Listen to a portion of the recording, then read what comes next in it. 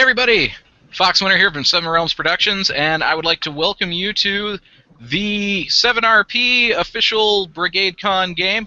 I want to quickly announce a couple changes we had to make, because we had such a small player turnout. We have gone ahead and dropped the rotating Dungeon Masters gimmick that we were going to do. Instead, I have staffed the party with members of 7RP.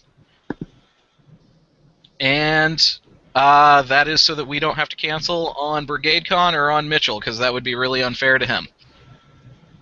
Alright.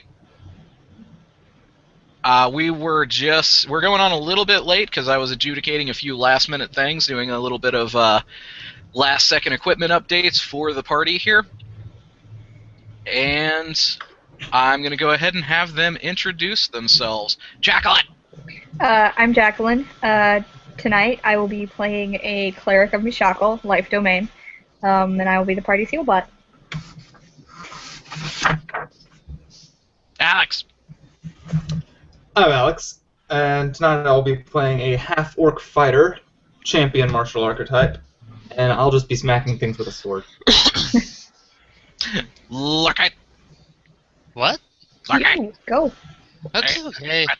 Yep. I'm Lorcaith. I'll be playing a Mountain Dwarf Paladin of the Ancients. And... Alright, I'm playing Grey Fullbuster. I am a human warlock contracted through demons. I hurl hellfire at things.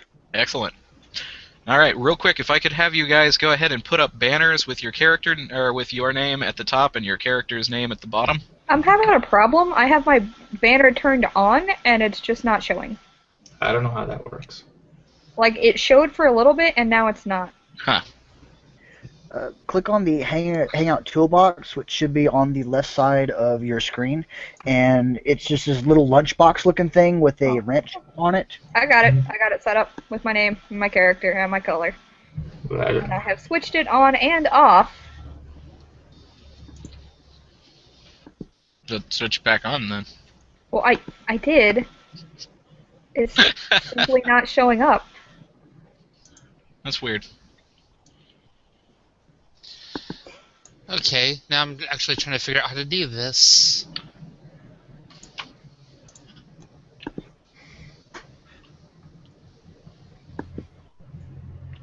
Alright, mine should be up. Yeah. Yes, yours is. Mine's still not showing? Nope. Curious. Okay. I have no idea why it's not. That's... If you're looking for it, it's Hangout Toolbox. It's an icon that pops up over on the left where you would select chat. It is it looks like a red briefcase with a wrench and a quote mark inside of it.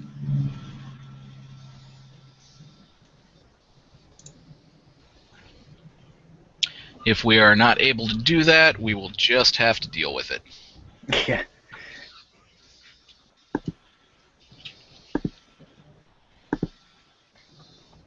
Yeah, I don't know why mine's broken, but it's just not working. Is mine on? Because it doesn't look like mine's on. Yours is not on either. Oh well. We will just have to, I guess, live with that. Just, you'll have to remind everybody what your character's name is every 14 seconds. Go. No. No. It's a really crappy character name. I named mine Anders. Once Dragon Age comes out Tuesday. Okay, mine should be up. Yep, it's there. It is. Yep, and it's mirrored. Yeah, there's a flip button right next to the There we on go. switch. It's fine. It's right to us. It looks mirrored to you. Okay, is it wrong now then? No, it's just on the other side of the thing. Okay.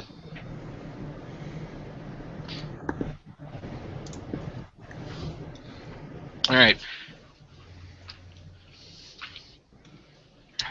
Throughout the realm of Faerun, there are very few heroes that grow to an extraordinary level of power that you have attained. Your legends across the land, possibly kings in your own right, possibly leaders of vast churches. As such, you are privy to some of the most secretive and sacred information that passes amongst the sages and amongst the seers. Among this information that has been brought to you, you have been hearing of extraordinarily strange things all across the land. Necromancers are becoming emboldened. Their spells act more powerfully than they should be able to. Throughout the countryside, the dead are spontaneously rising. Extraordinarily rare at first, now in greater and greater numbers.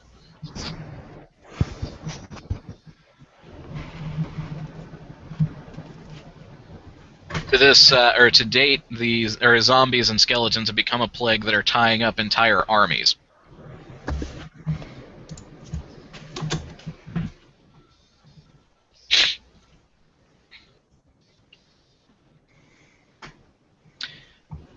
Also, spells that channel radiant or positive energy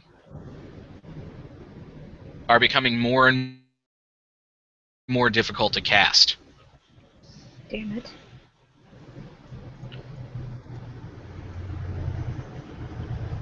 People have begun to come to you, asking you to take up your arms again.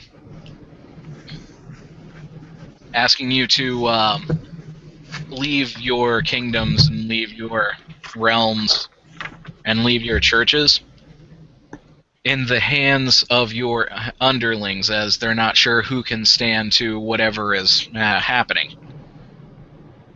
Great seers have come to you and spoken of a change in astrology, a red star that has appeared in the sky that seems to be growing steadily larger.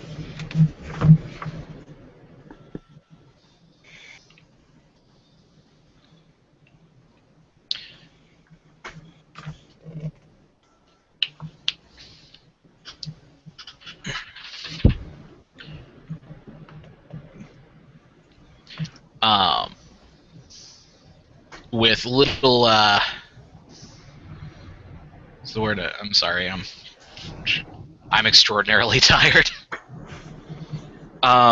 With very little option left to you, you leave your thrones and keeps under the guard of the greatest heroes of your realms, and meet with those whom in your younger days you adventured with.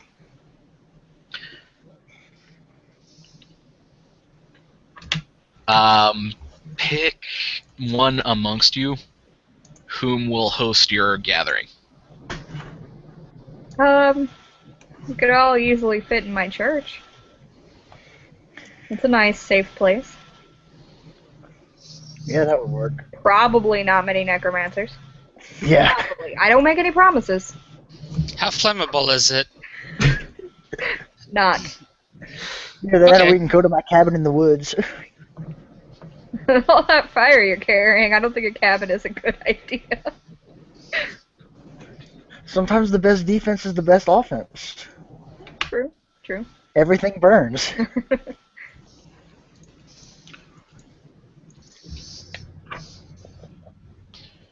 Right? By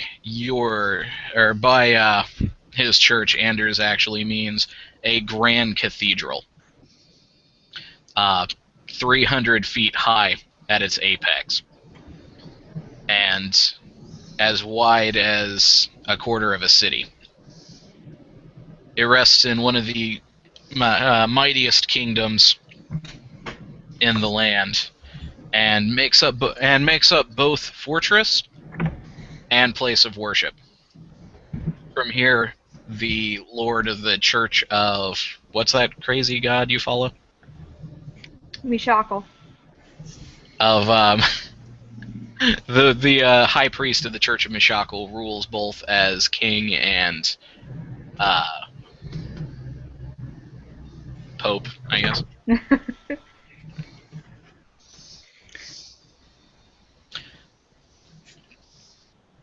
All right. Actually, I wanted to ask again: was I contracted through demons or the void, or because I asked you one about that? I can't remember if I was shot down or not.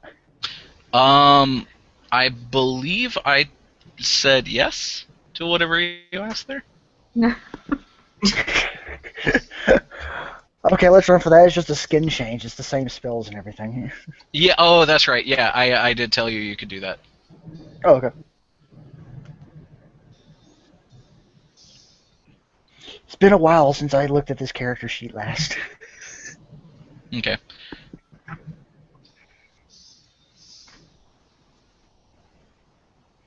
Alright, we meet up at the vast cathedral. Okay. You all are acquainted with each other, but it has been probably more than a decade since you last met outside of an official capacity, and then only in the most you would be allowed would be to speak in passing.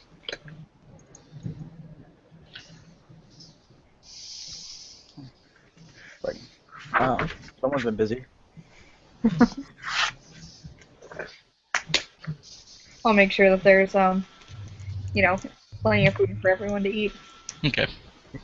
Throw a nice little feast.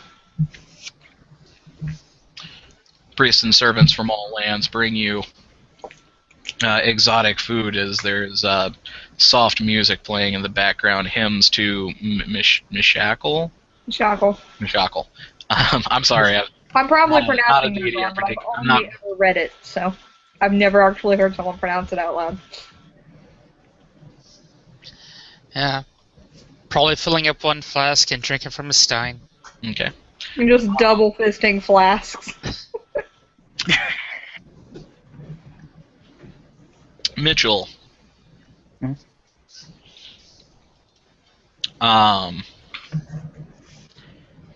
The lesser priests and acolytes and hangers-on of the church that serve seem slightly nervous in your presence, but are in no way being rude to you.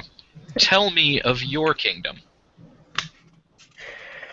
It's not so much a kingdom as it is a place I had carved out for my own little slice of heaven that people tended to give to me because of fear out of the power I had. I would say it's a rather prosperous, it's a nice little village up the coast. Okay. It's nothing too big. It's not like it's grand or has massive armies or everything. It's like people just stay away because I happen to reside there, and I'm scary. Okay.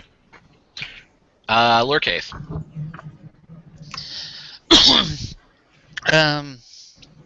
His lands would probably span underneath a mountain range. With the way his background is, I imagine like a vast underground river that has resources resting on its dark shores. So it's like a weird underground maritime fleet. Huh. Okay.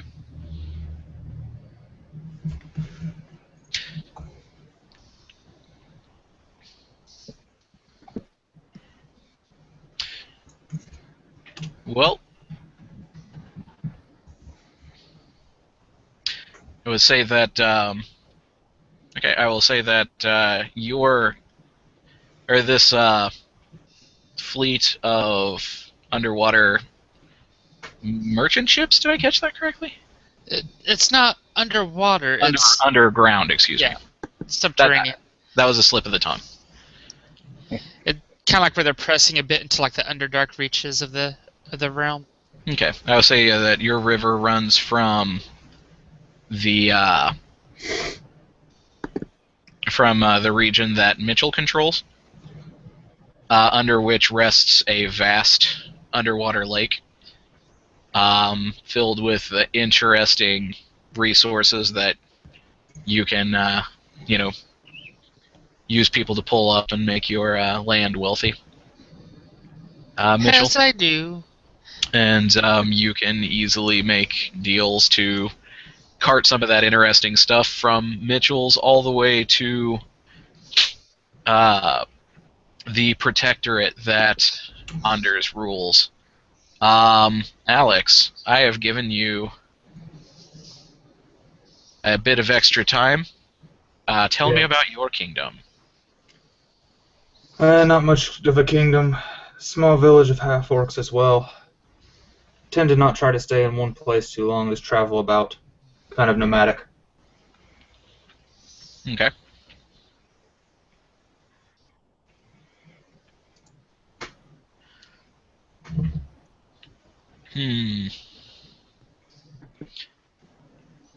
Well, once upon a time, back when you were all much younger and still carving your place out in the world, you aided, or you aided the other three in helping to carve out this land by clearing out that underwater lake and river, which was just lousy with aboleths everywhere. Salt.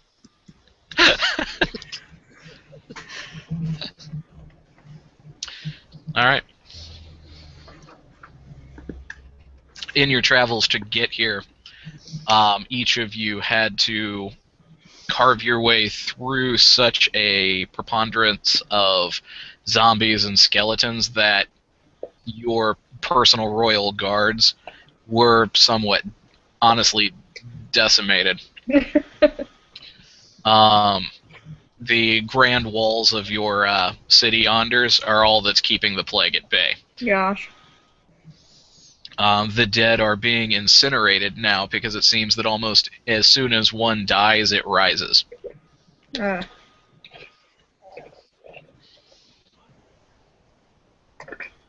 right.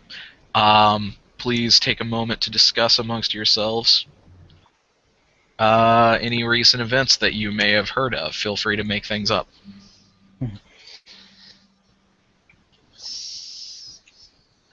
Yeesh, what could be so pressing that we've actually had to come out of retirement? Well, all the zombies, clearly. The aboleths are coming back as undead. Oh, not an undead aboleth. No. God. Oh.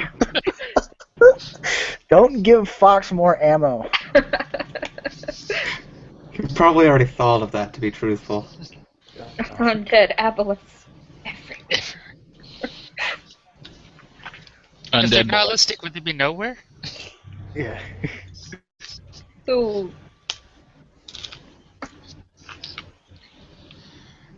And we can see the heavenly body, right? The weird Yes. new thing in the sky? You Okay. can absolutely see the red star. Okay.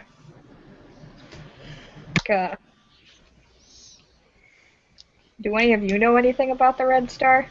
I mean, can I roll a knowledge check about the red star? This is the first time I've been in Absolutely. daylight for a decade or two.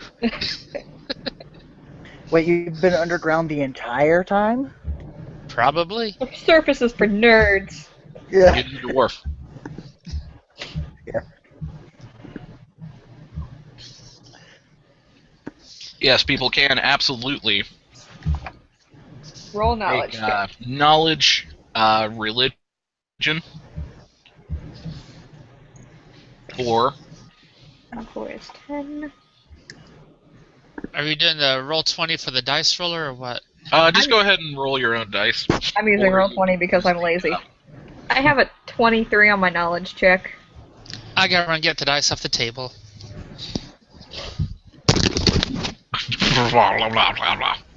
Crinkle, crinkle, crinkle. Yeah, I apparently don't really care too much about it. It's just the friggin' red star. I've seen a few of them, I'm guessing, at some point in time. What makes this one so special? I rolled a 4. Right on.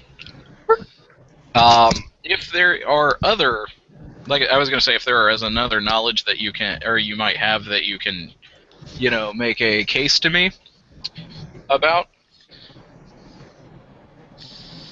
Possibly Arcana for all the undead going about. All of a sudden.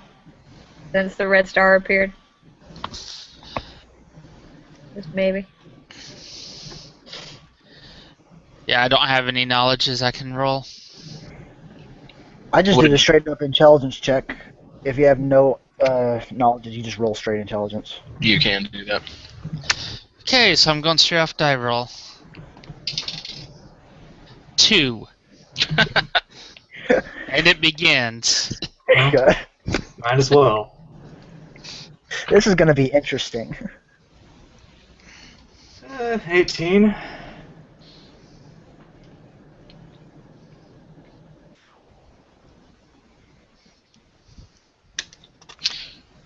Oh, well, the half-orc fighter rolled the 18. I got a 23. I rolled Oh. a 17 and only have 1 of intelligence. All 1 bonus. Okay. Alex. Yeah.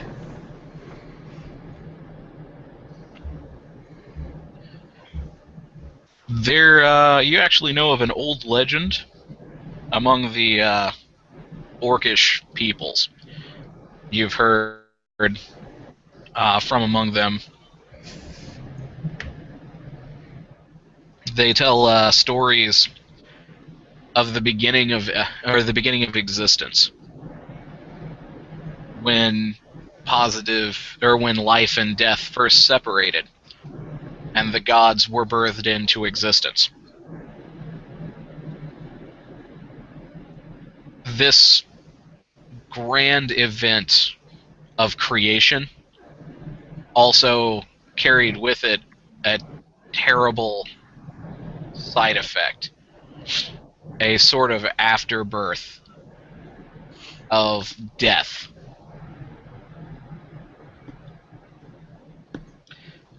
It's spoken of in hushed whispers that this side effect, that this accident, this unintended mistake of creation, is still out there somewhere, seeking out life to destroy and consume.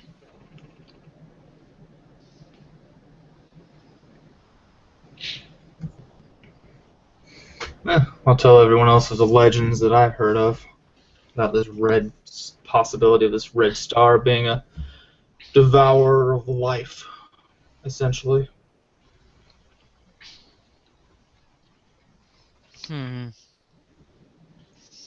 Jesse. Yeah. You got a 23 there, right? Yep. In ancient writings, turned up in the research of a lich that a lot of you overturned.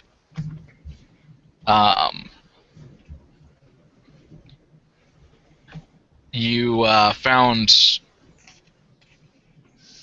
vague descriptions of a divine accident called the world-born dead. Alright. There's no consensus amongst ancient cultures as to what caused this to truly happen, but it's considered to be a force of primeval anti-life. Some theologians believe the appearance of the divine beings, the gods, came with the price of an equal alternate. The world-born dead would have caused its own death, and in a sense becoming the afterbirth of creation. Wasted material left over from the formation of the gods. In other words, even the gods of death would not be unlife as pure, as this would be pure negative energy. And does it speak of a connection between that and what's happening in the world right now with all the rising dead? Well, if it's true that such an agency or such a thing exists and has agency, it might stand to reason that its very presence would raise the dead from their graves. Alright. And if it is what they speak of, then perhaps it's possible that such a thing would be large enough to be seen in the sky.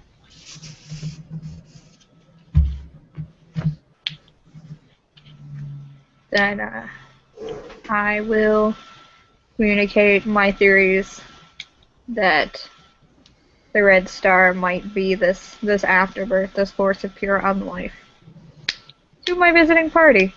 Because, you know, who doesn't like the discussion about that during a nice happy feast? Plagued by the undead outside. I sure know how to throw a party. It ain't a party till the undead show up. Well, they'll have their day. They're waiting. They're waiting outside. Very polite. They're not. They're trying very, very desperately Come on, let us in. to get inside. Not without ID. Yeah.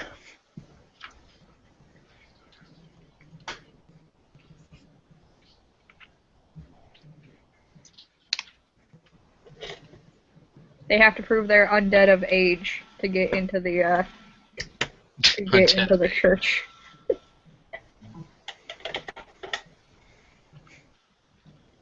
So, if this is this force of pure unlife, this afterbirth of creation, the question becomes, how do we stop it? My usual answer is burn it with fire. If that doesn't happen, burn it with more fire. Whoa, it's way up in the sky. That just means I gotta aim real careful.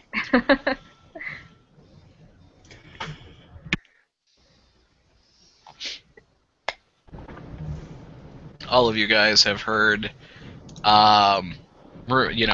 rumors from a preponderance of doomsayers that are sure that it's the end of the world. Well, it likely will be if it gets close enough. Which is probably a detail that, goes without saying. Yeah. But it is pretty out there. It's quite a preponderance of the end times is nigh. At this point, even amongst reputable scholars. Yeah. With all that hubbub, actually, I'm taking a look at something real quick.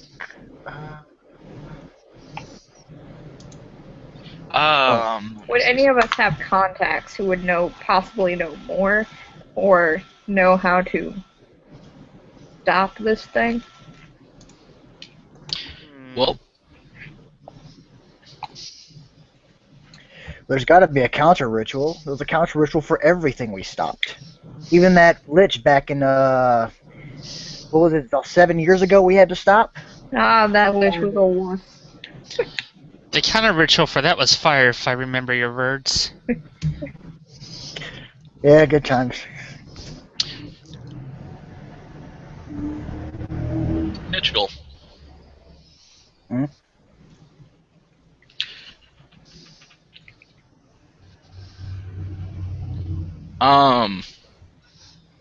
Give me a knowledge arcana roll. No problem. That is to say, give me an intelligence arcana roll. Sorry. 5th edition. That is a grand total of 21. 21. Okay. I have proficiency.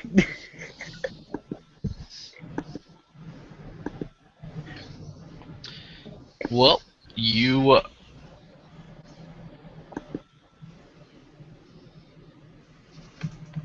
actually know some information as well. Oh, lovely. Some things begin to spring to your mind as everybody else is talking. Your propensity to... I'm sorry, can you go ahead and run past me again real quick what your pact is? As I believe you wanted to customize that slightly.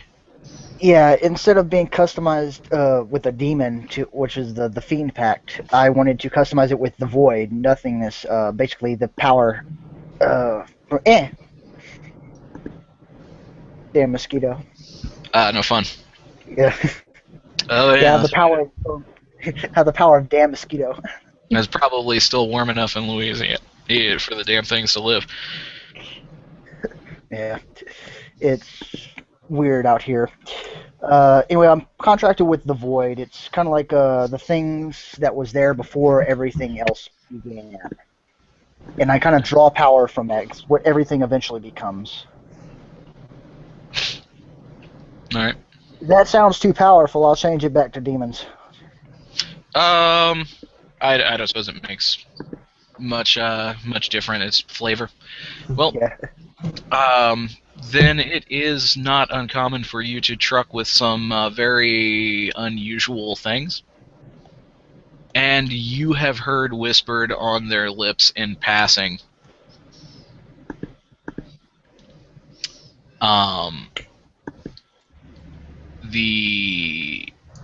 Whispers of an enemy of Orcus. Something that predates all existence. Obviously not the void.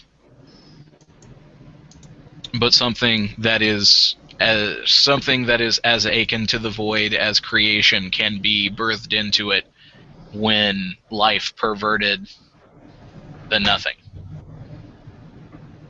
Cool.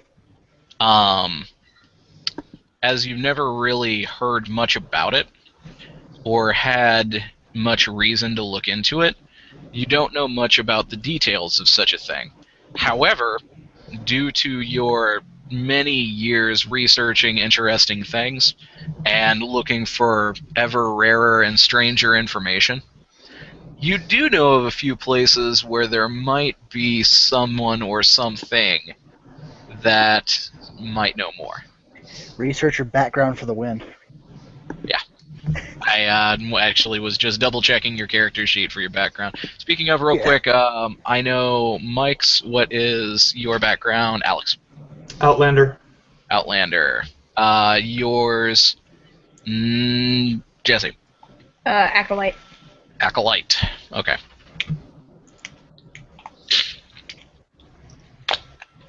Alright. There are a couple ways that you guys could go about doing this. All of them are extraordinarily dangerous. All of them, then. What's new?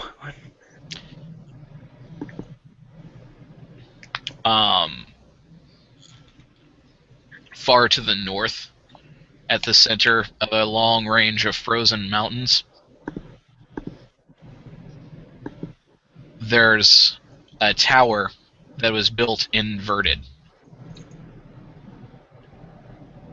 In that it does not reach up into the sky of this realm, but it reaches into some abyssal realm. Well, that sounds like a good place to start. It is ruled by an archlich. Ooh. That sounds like loot. This creature is largely ignored because it wields terrifying power and never seems to actually bother anybody. It's because he's so remote, maybe possibly sending out minions throughout the world to move things, but never in such a way that's so obvious as to tie back to it, and mostly to just gather information in this world and many others. Far to the east, at the center of a great desert, there is rumored to be there's rumored to be a creature known to modern scholars only as Mother Hiss. And no one is certain exactly what it might be. Some say that it's the oldest dragon. Some believe it to be an abyssal fiend. But like the archlich of the north, it doesn't leave its domain. But it's rumored to be able to answer any question of anyone who seeks it and manages to leave alive.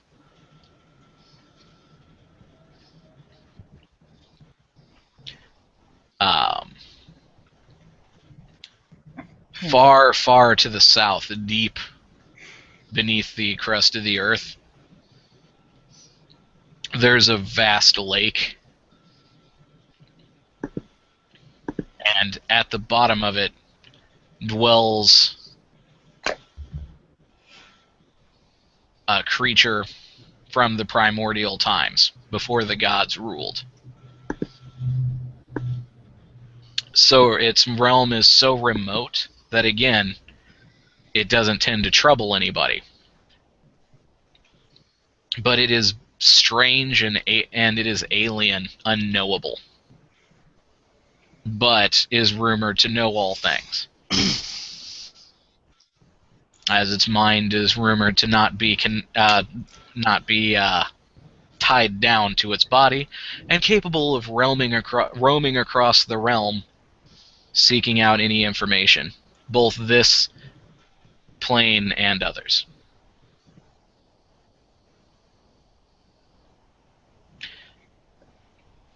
All of these are, of course, legends. They may or may not be true. Alright. So I'm just like, is this really what I'm thinking of? Is it? Hold on for a second. Mitchell, I'm unable to understand you. Yeah, I'm getting really bad pixelation in the sound from both of you guys. Like, I cranked my bandwidth down and I'm still having trouble. I'm getting that also from you, Jesse. Okay. So our internet sucks is what we're discovering. Yeah. It is a possibility. Because all I have open is this Roll20 and Skype. Let me check my thing. All right, Mitchell, would you like to try that again? Can you guys hear me a little better now that I'm speaking up? Yes. The Yeah, problem wasn't before- your volume, it was that we have really bad internet. We live in the middle of nowhere, and it was just the bandwidth was so low, your voice was just randomly coming in chunks. Right. Oh, okay. Yeah, I was trying to whisper this and trying to roleplay, but if it's not picking up that bit, I'll just speak up and say it normally. I was kind of just saying, like, is this what I'm thinking of? Is this really it? Crap. Okay, guys, I think I remember something from all the times trying to research my own power. Remember how hard it was for when we had to fight that idiot Zycon who decided to resurrect a dragon and put an invisibility spell on it? There's 3 things I found that have about roughly the same level of difficulty we had during that fight. To the north is an undead lich with some funky tower that's supposed to have notes and research based on this.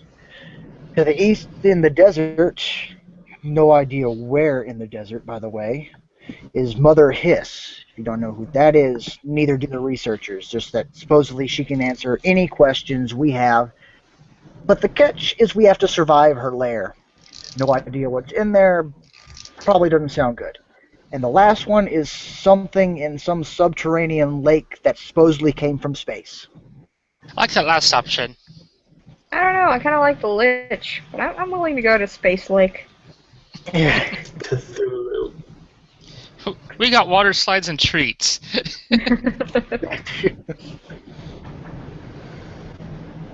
We'll be able to catch a nice boat ride on the way out. Hooray!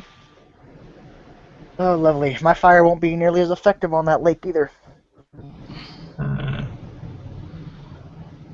Okay. So you guys really want to go for the lake and see the space monster? Yay, Cthulhu. Yeah. Can everyone bring a spare set of cultist robes, just in case? Technically, all I'm wearing is the tattered remains of what used to be my old suit, which is just these bottom parts of a robe. That's about it.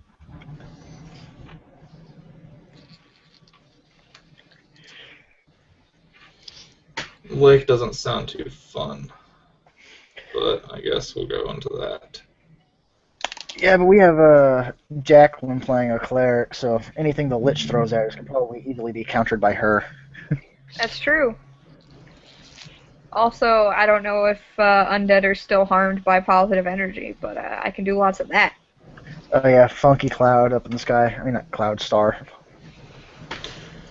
That's no moon. Yeah. Boo. What? Yes. Yeah. Oh, shut up. That was a good reference.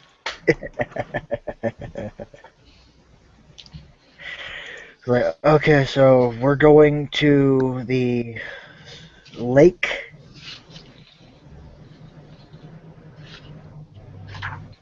All right. Well, I suppose the easiest way to do that would be to use the fleet of ships that. Well, hang on. I may have an easier way. You have scrying. Well, I think I actually do have scrying, but there's something else I want to look at real quick just to make sure. I haven't looked at this spell in a couple days. Why can't I alphabet? E, F, G. There we go. Nope, never mind. It's the same plane. I can't do a gate.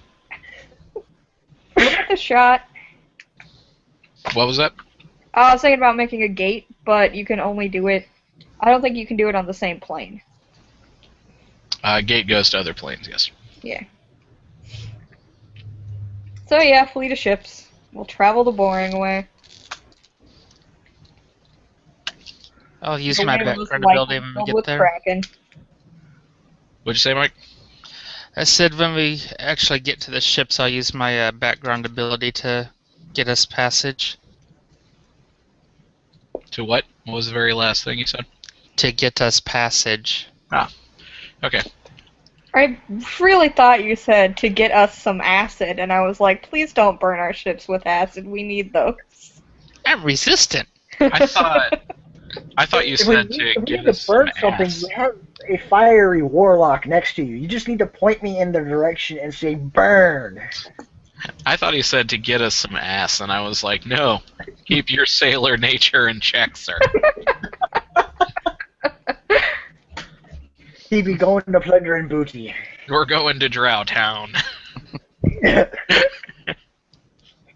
Oh, this is awesome. I just got notified. I got tickets to see there. Oh, right on. Mike, I'm now officially disappointed in you for not doing a pirate accent. There.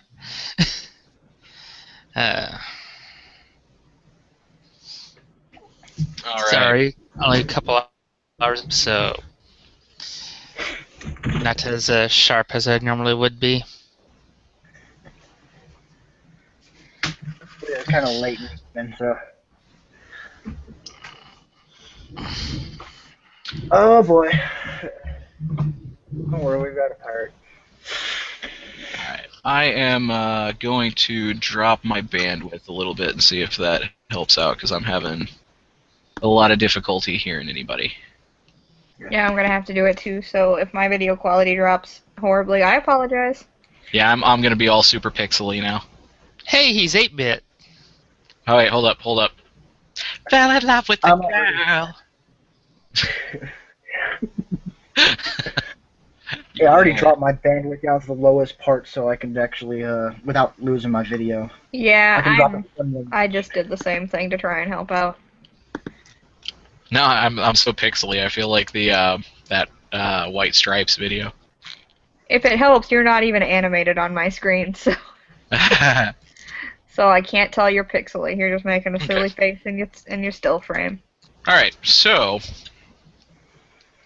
to keep things moving along, you guys have traveled to meet up with a fleet of dwarven ships that travel a vast underground river. You're easily able to tell them to give you passage, Lorcaith. Damn Skippy. And you guys set off. After a couple weeks of travel, however, the sailors are beginning to get fairly nervous because they're starting to realize where you're taking them. We won't let any harm come to you, we promise. It's becoming more and more difficult to keep their morale up. because you guys are actually, in fact, taking them deep into drow territory.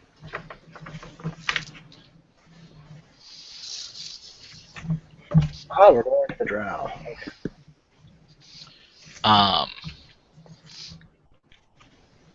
You haven't really had any trouble with them. In some cases, you are seeing some on the banks or passing by and other things and catching some dirty looks, but there hasn't been any attacks made on you. However, you're beginning to get to a point where you think you might be leaving their territory, which is really what has the sailors nervous, because you guys are going into a place where people don't go. You're asking them to travel where there be dragons, essentially. Here there be dragons. I should be happy. Dragons have really good loot. They have the best loot. They really do. But I'll hold prayer services to try and keep morale up. Do a little thaumaturgy I can to kind of ease their minds. I'm still looking Okay. for my old tricks using prestidigitation, change the color of the mainsails now and again. Awesome. What are you doing? Sorry. I was gonna say I just had like scenes from Apocalypse Now going through my head, like the different boat scenes.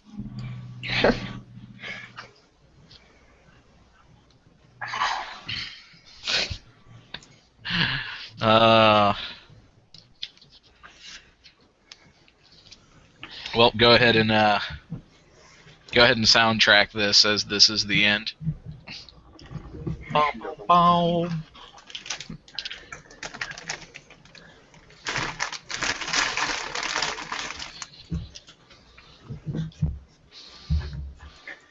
we talking about it's the end, or this is the end of the world as we know it?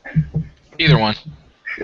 I was thinking this is the end by the Doors, since he was talking about Apocalypse Now.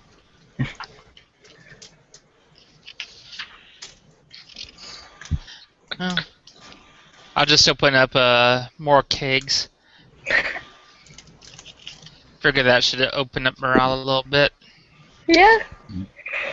Or it'll just excuse me. Or it'll just leave us with drunk, angry sailors. Yeah, you know what? That's gonna actually go a ways towards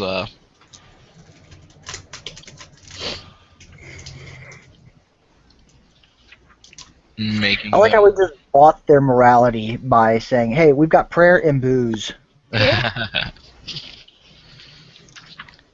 First Baptist Bar and Grill. Yeah.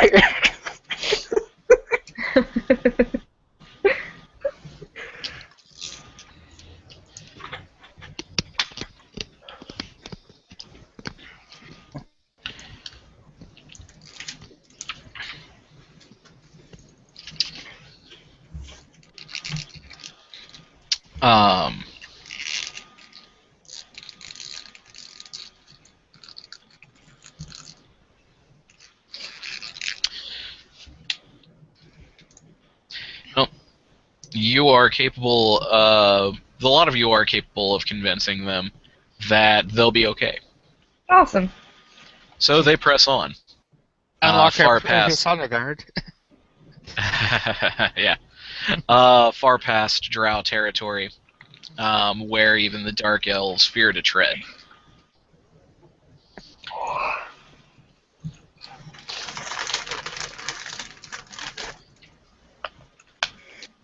Man, y'all two making me sleepy. Sorry. Yeah, sorry, man. We only a number of us only got like 2 or 3 hours of sleep, Oh wow. and then had to run around and get that panel put together and do the filming today. So that's why I'm running a little slow. Yeah. Oh yeah, that's I right. hope- You guys had that panel. I Yeah. thought about stopping for coffee and then I forgot. Plus traffic was bad. I figured you wanted to get home. I really did. Traffic was so bad. I was not happy about it. I had one of those jerks that keeps slowing down and speeding up and slowing down. Sorry.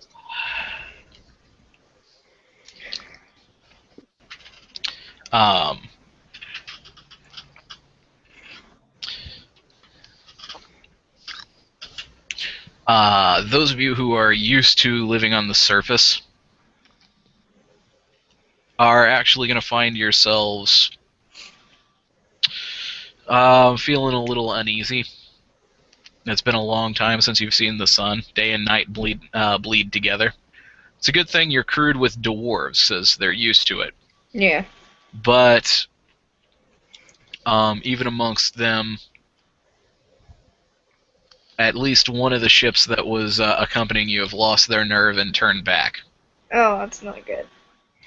There are 3 vessels remaining, carrying your supplies and yourselves, and they're beginning to tell stories among themselves of shapes in the water, and eyes watching them from the shadowed banks. That's not good.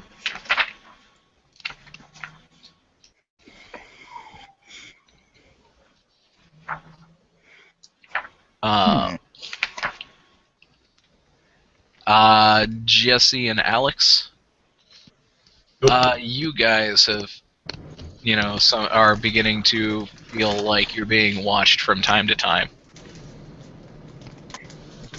and kind of seeing things out of the corner of your eyes or as far away in the light.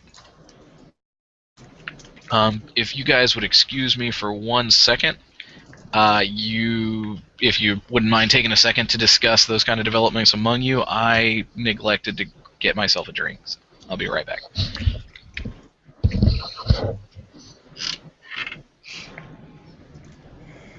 Stupid eyes watching from everywhere. Well, they'll stop soon. Yeah, and they'll start eating us. I got you, you little Eat bastard. us. Oh, if you wish, we could just take this to the shore and walk. We could stop the boats. I can mark this boats as a sanctuary for where to recall, and we could just go the rest of the way on foot and hearth back when we're done. Well, I have this wonderful thing called levitate at will. Technically, I can float my ass all the way there. Fair enough. I'll be back in just a second. The wife messaged me for my plates. Okay. Oh, I wish we had potato chips.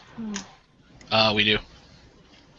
Are real potato chips or Doritos? Because those Doritos. are very. Those are not potato chips. A, You're they're not corn potato chips. A, they're corn chips, and B, they're gross. But Doritos are significantly and scientifically proven to be better than potato chips. Science is wrong. These are the nacho style Doritos, so not what science is talking about there. Not the Cool Ranch. No, not Cool Ranch, or spicy, sweet spicy chili, or Well, Mike's AFK. I'm gonna go get the ibuprofen. I will be right back. on top of the TV.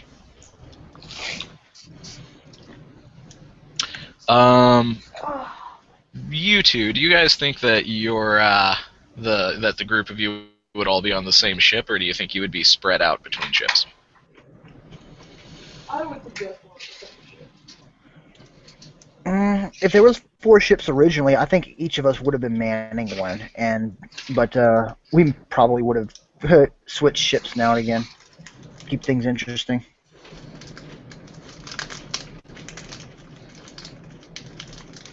What do you think, Alex? Yeah, I'm not one for water travel. I'll stay on a ship with someone else, kind of sit on a higher point, just watching out.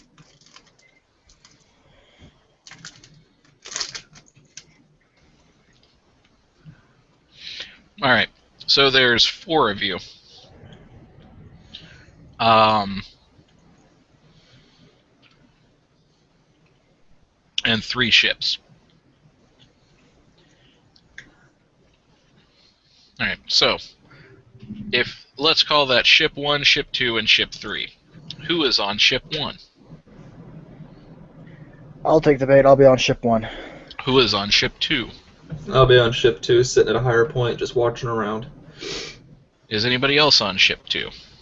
Or Nobody ship else. Nobody else is here. 1? Dang it. Just call out for her to pick a number between 1 and 3. Are you back yet? I'm sitting down. Hang on, I don't have my headset on yet.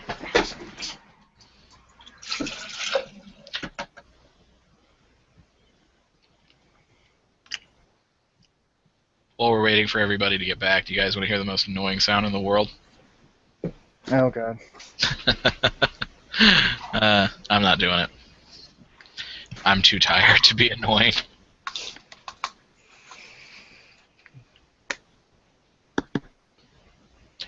Alright, there we go. That's a horrible sound. Stop it. I'm apparently not too tired to be a liar.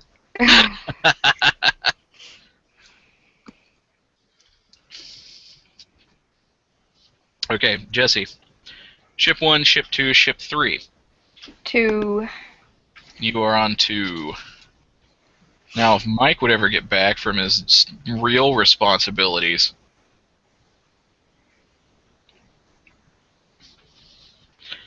we could determine if he's on ship 1, ship 2, or ship 3. You could text him. He's probably got his phone. I imagine his phone is still plugged in where he left it since he went upstairs. Oh, fair point, fair point.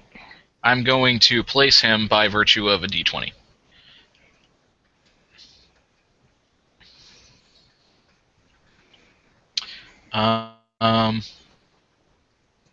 Actually, let's make that a d6. That makes more sense. Alright. Mike is also on ship 2 with Jesse and Alex. Yay!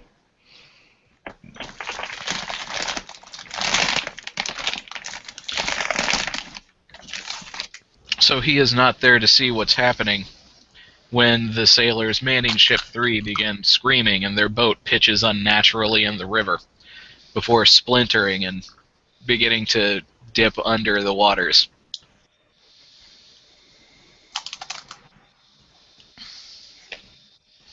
What? Oh, there's Mike. Hey, Alex, can you hear us? Yes, my mic was muted again. Ah, gotta be careful. Also, sorry? What? I was about to say, also, your picture was frozen, so for the longest time I just saw you doing this. That's creepy.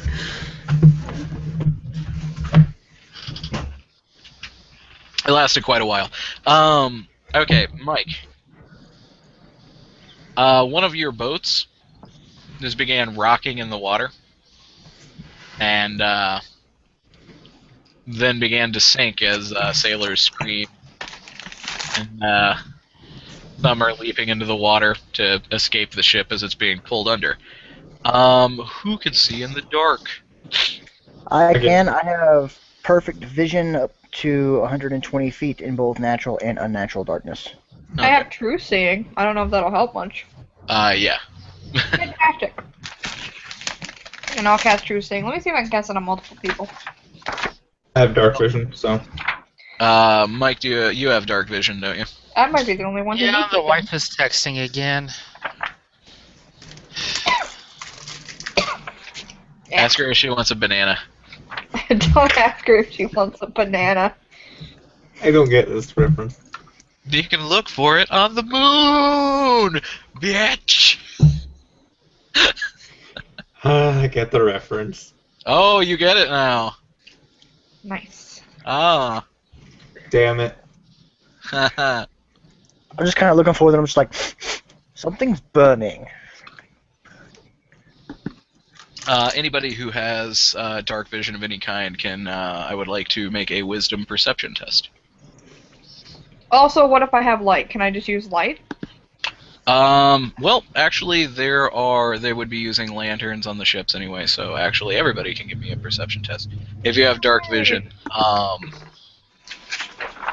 you'll have an easier time. Not enough to give advantage, though, just I will be taking it into account. 17. 18. Total of 20. 15. Don't be that guy, Jesse. What? Gotta have one better. I'm sorry. What'd you say, Alex? Total of 20. 20? Yep. Mitchell? I believe I got a 15 total. Okay. That is good enough for all of you guys to notice a very long black tail wrapping the bow as it snaps. And huge reptilian claws gripping whatever the rear part of the aft? I don't know ships.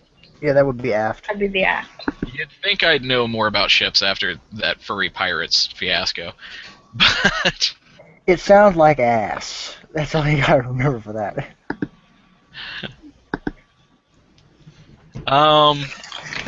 it's okay. It's too niche. But you basically pulling this thing over towards you guys and then bringing it under.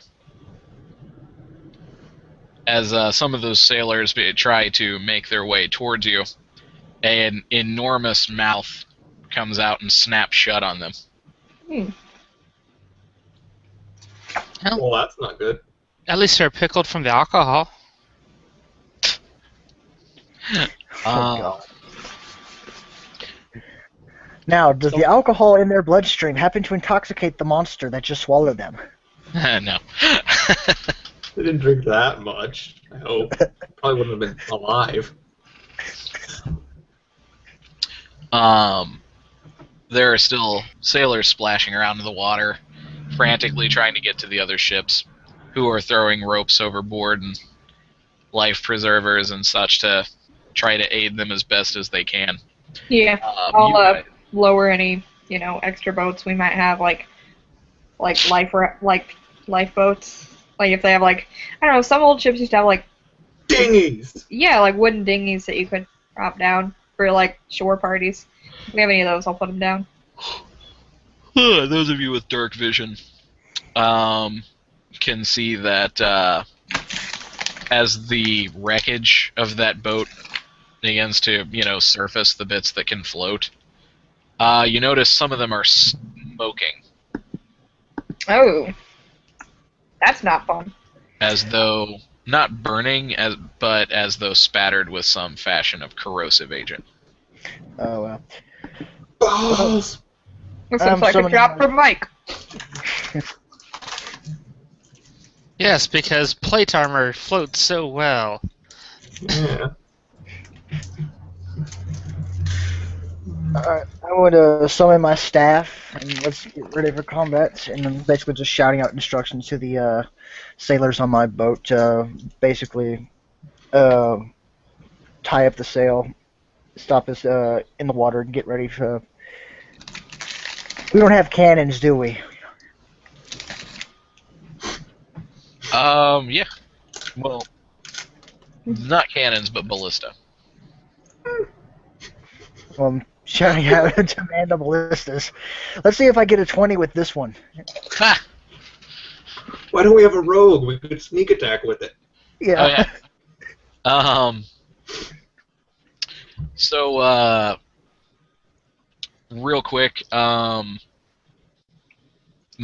home party here, or my home troop, meet the gentleman from my other Horde of the Dragon Queen game who natural 20'd the ballista into the blue dragon's eye. Nice. And meet Jacqueline, the one who snuck attacked that dragon with a I did ballista. sneak attack that dragon with that ballista. It was great. And then I shot it with a fireball. and ran away. Not a critical, but it was a sneak Yeah, attack. then they ran away. Like That dragon was like, I'm out. both of them. The dragon was not dead, and they were like, I'm out! Yeah. It was, however, incredibly angry. Yeah, I bet.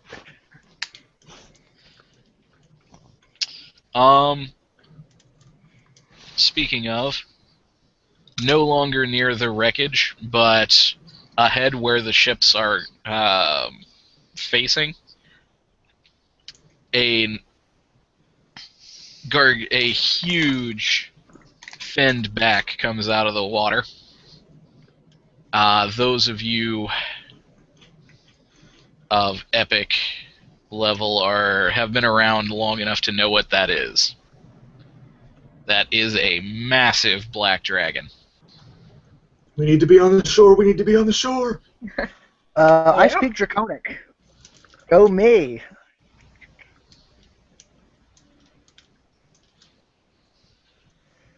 Right. I shout out in Draconic. Black Dragon, identify yourself. As instantly eats the entire boat in one gulp.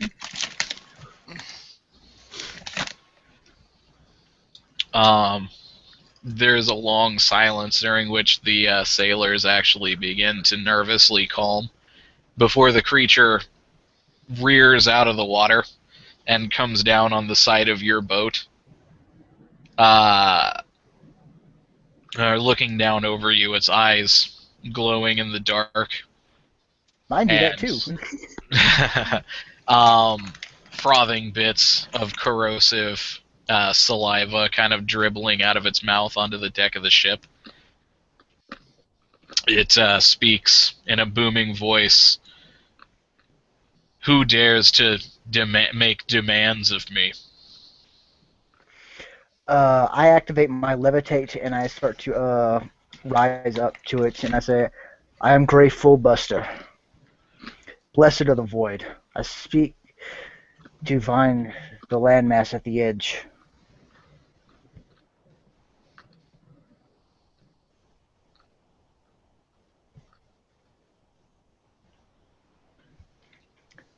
Can you hear me? Yeah. Yes. There. It's like, what business do you think you have with me? Like that you can make demands. I'm not That you making can demands. I'm command me simply, to identify myself. it is simply courtesy. All we wish to do is to make it to the edge. With safe passage.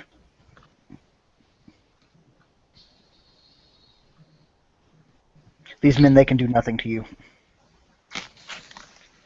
The dragon furls its wings and kind of leans back. Of course they can do nothing to me.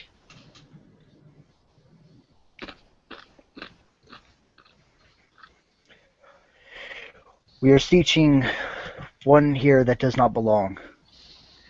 There's been a new star in the sky, red as blood, is causing mayhem and death upon this world. We need answers.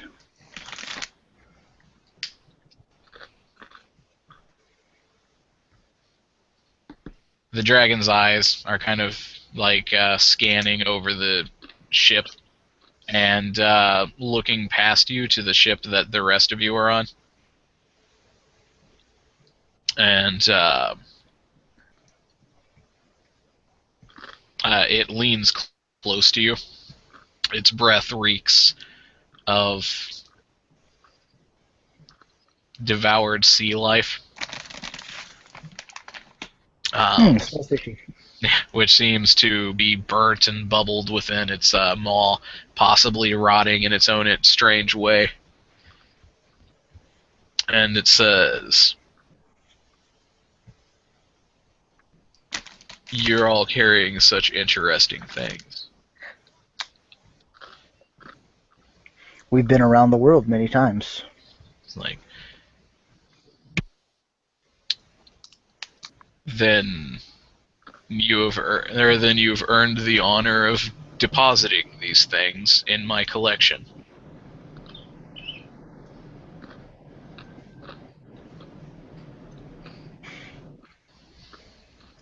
Like, it isn't much.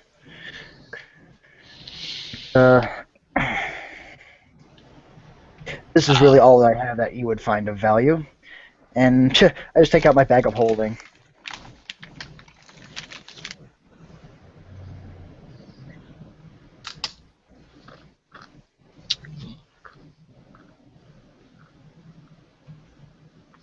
It's like, such is like very interesting creatures. Like, I think I'll hang your bones from the wall of my cave. It's like that those who come near will tremble to see what I have done. Why would you wish to do that? You know nothing of our powers.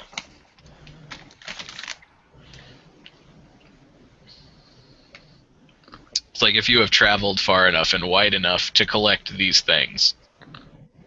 It's like then you would make as good or as fine an ornament as the little trinket that you hold before me. And I like again rears his head back, and it's like, favor yourselves, die easily.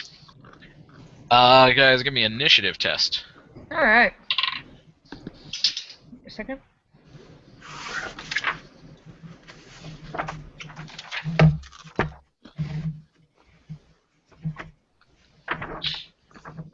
$17 because I rolled a 9. I don't have an initiative boost, so. Dexterity. Nat 20, actually. In chat, I got a 14. Of course, I would race that. Sorry, guys. That's alright. How dare you sneeze? 14, 17, 20. 15. 15. What is your dexterity? Huh? What's your dexterity? My dexterity is 16. Okay. Your dexterity modifier is +3. Yes. Yeah. Okay. Alright. So, that is going to be Jesse starting us off, unless you wish to hold your action. Give me a second. I might be able to do something fairly useful here. Actually, I love big level 20. Let me just make sure this isn't a ritual. Conjure.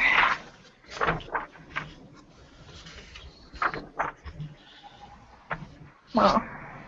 Go faster. That's actually not that great. Alright, I'm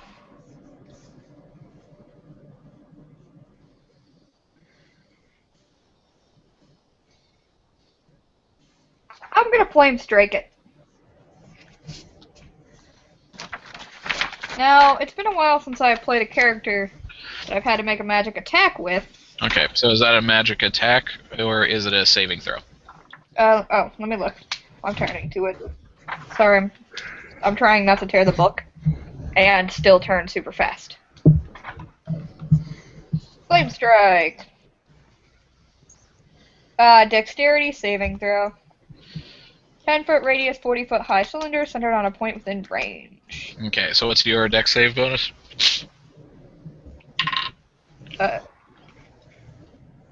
Never mind. Okay. Because I know your wisdom is at least +4. It's +5. Yeah, 20. Okay. So it is physically impossible for that roll to succeed. Really? Alright, so full damage. Sweet. Alright, let me roll this up. 8d6. Right? Roll it up and describe what happens when your spell strikes the dragon. Alright, so that's 28 damage. Basically, Anders holds up his holy symbol and points it at the dragon, and a roaring, spinning column of flame and holy light comes down through the darkness and strikes it square in the back.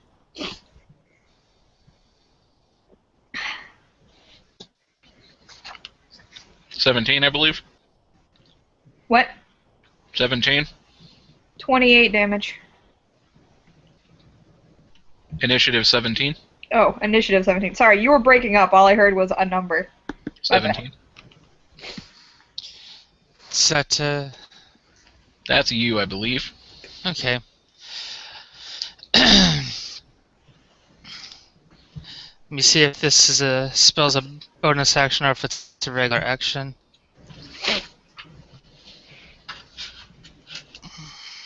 I'm gonna strike my initiative down. I thought I had a bonus, but I don't, so it'll just be a 12. You have a dexterity bonus, don't you? Oh, it is. It does go off dexterity. I hadn't played enough characters to know much. Okay, I guess it is 15. I'm sorry. I'm just getting mixed up. Okay. Hey, it is a bonus action.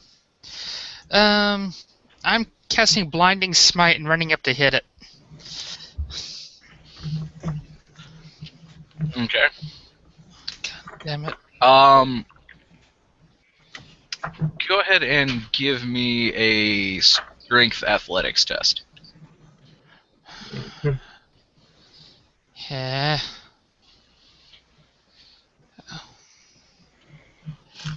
Well, at least I'm proficient, so shouldn't screw this up too horribly bad. 12, 15. 15? Yeah. What did you roll on the die? 6. Ah. Yeah, that sounds about right.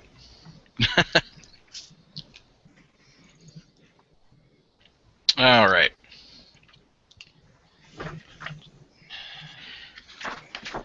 Okay, Mike, you pump your furious little dwarven legs and leap from the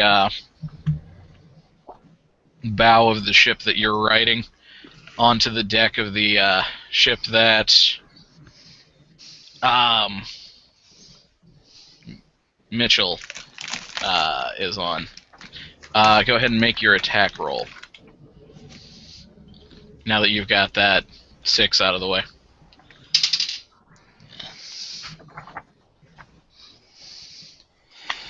It looks to be a 23. That is a hit. Please Okay. describe what happens when your blow lands.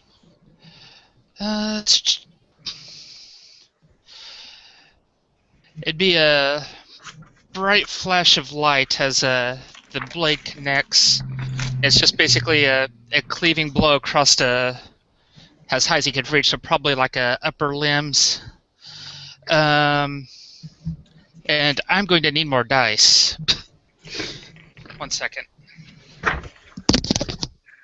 You know the damage is bad when somebody has to get up to leave to go grab more dice. Oh yeah.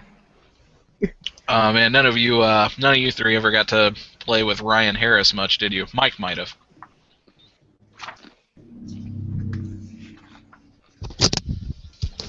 That just made me think of Ryan. He needs to make a Constitution saving throw or be blinded. Nice.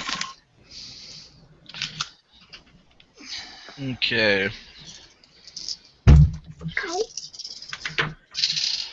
Alright, that is definitely a save. I doubt you're, out of curiosity, what is your saving throw? Hold on a second. That should be, let's see, you're level 20, so that should be 14 plus your charisma bonus. Hold on. 19. Okay. But that's 23 damage. As extra attack, is that a bonus action or is that part of my attack action? That's part of your attack.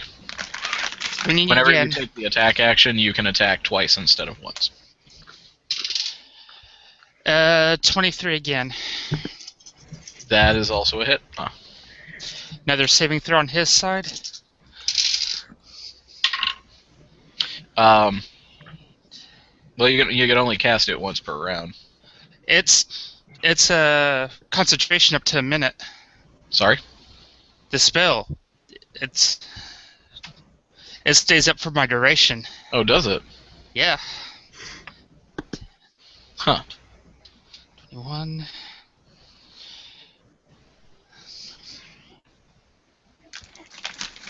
Wait, no, it is the next time. Never mind. My bad. So, sorry.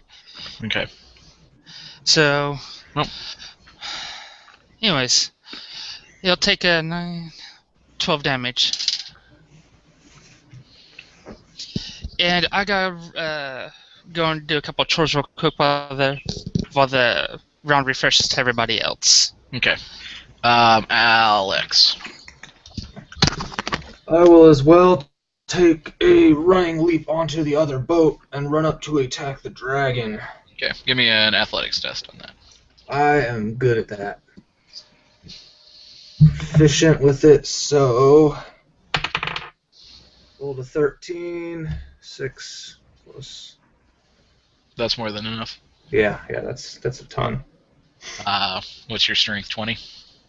21 because the Oh, no yeah. giant belt, and plus my remarkable athlete thing when make a running long jump, the distance covered increases by number of feet equal to my strength modifier. Oh, yeah. You're champion? Yes. That is a very fast, very powerful build. I wanted the critical range. Yeah. That crit range is frickin' redunculous. Sick house. What is it at level 20? Like 18, 19, 20? Yep. 8. That actually starts at level 15, though, so that would have been something I would have been able to do for a while. Okay, let's see. Now, first time playing a fighter of this type, so I need to figure out exactly how things work. You've got multiple attacks, too. That's what I was thinking. Since 20th level, I get 4 attacks per 1 attack action, correct? Correct. So if you want, just go ahead and roll 4d20. All right. So I have 4d20 sitting around. 1, 2, 3. Where's number 4? Oh, there you are. And I'm trying to remember exactly on the +2 longsword. That's +2 on the damage or what?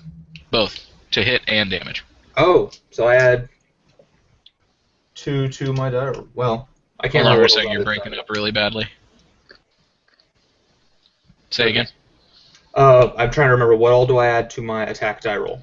Your strength bonus, Strength bonus, your proficiency bonus, efficiency, and your magic item bonus. 8, 13 plus whatever I roll. Tell me how many of them are 22 or higher.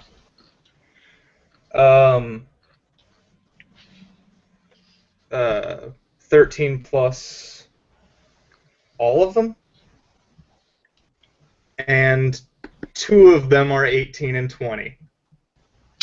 Oh, so that's 2 critical hits. Yeah. And Alright, 2 well, let's resolve them first, because they do double damage. And I'm trying to 100% remember how things work. Okay. Do you, attack, so from my race, so I gain an additional die onto that. Okay, what is the damage die on your weapon? It's a longsword, right? Yes, so it is a D8. Okay, so that's a D8. So immediately you get 3d8 instead of 2d8 for your criticals. I don't have many D8s. That's the annoying thing. It's one of the ones I don't have many of. I figured half-orc fighter champion is retarded. It's mean. The rest of my freaking. So how many did you say it was naturally? 3 or What? 3d8. 3d8. Okay, that's And then that weapon does a d6 what, necrotic damage? yes. So you get 2d6 necrotic damage added to that. Okay, and with my savage attacks, I roll one of the D8 again and add that to the damage. Correct? Yes. Okay. Wait. Okay, I'm back. Savage attacks does what? It's the racial savage attacks. The one let's that see. you roll an additional die with it, right? When you score a critical hit with a melee weapon attack, you roll one of the weapon's damage dice one additional time and add it to the extra no, damage. that's why you're throwing 3d8. Oh, that's why. Okay. Okay. And normally you just throw 2d8. Okay, sorry. New to playing a fighter. Question real quick. Has Perfect, anybody that's within not a fighter, 30 that's What's that, Mike? Has anybody within 30 feet of me been subject to having to make a saving throw or been hit with magic? Not yet. Not yet. Well, I mean, Okay. the dragon has. the dragon's been hit by magic. I mean, Okay. allies within 30 feet of me have Yeah. +5 to their saving throws, and magic damage is weak or resistant. Okay, so the normal damage, that is 16, 22, and 8 necrotic. And then the +2 for the magic of the longsword and the +2 for the dueling. So that And then would plus be... 5 from your strength. Oh, I forgot strength added into the damage. Yeah. So that's how many do you total have that's above 22? It's above 22 for attacks. Oh, all of them. Okay. So right away, let's just go ahead and do 9, 18, 24. What is that? 36? 7, 9. No. 9 times 4, is that what you're trying to just add up? Yeah, bonuses? my brain just shut off. That's what? That's 9, 18, 27, 36? Yeah. Okay, so just, alright, right away, 36 damage. And then you did how much on your first critical? That's 8. 22 and 8 necrotic. So 28. Huh? 28 total, and the second critical? Is- Or was that both criticals? No, I was confused why you said 28 because it was 22 normal and 8 necrotic. So you said 28 and it confused me. Oh, 30 total then. Yes. Sorry, 66. And the second critical is 10 necrotic and 16 normal.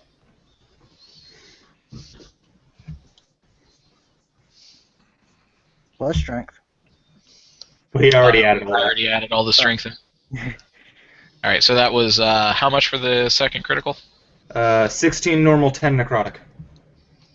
What? 16 normal, 10 necrotic. Okay, so that's another 26. And then for your regular damage, that's 1d8 and 1d6. Yep. 6 necrotic, 6 normal. 4 necrotic, 4 normal. Okay. Alright. That makes it the dragon's turn. And the dragon is not at all happy about that furious flurry of blows. Hee.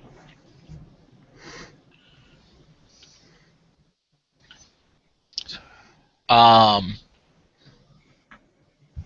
as you guys have run up and started chopping on it, and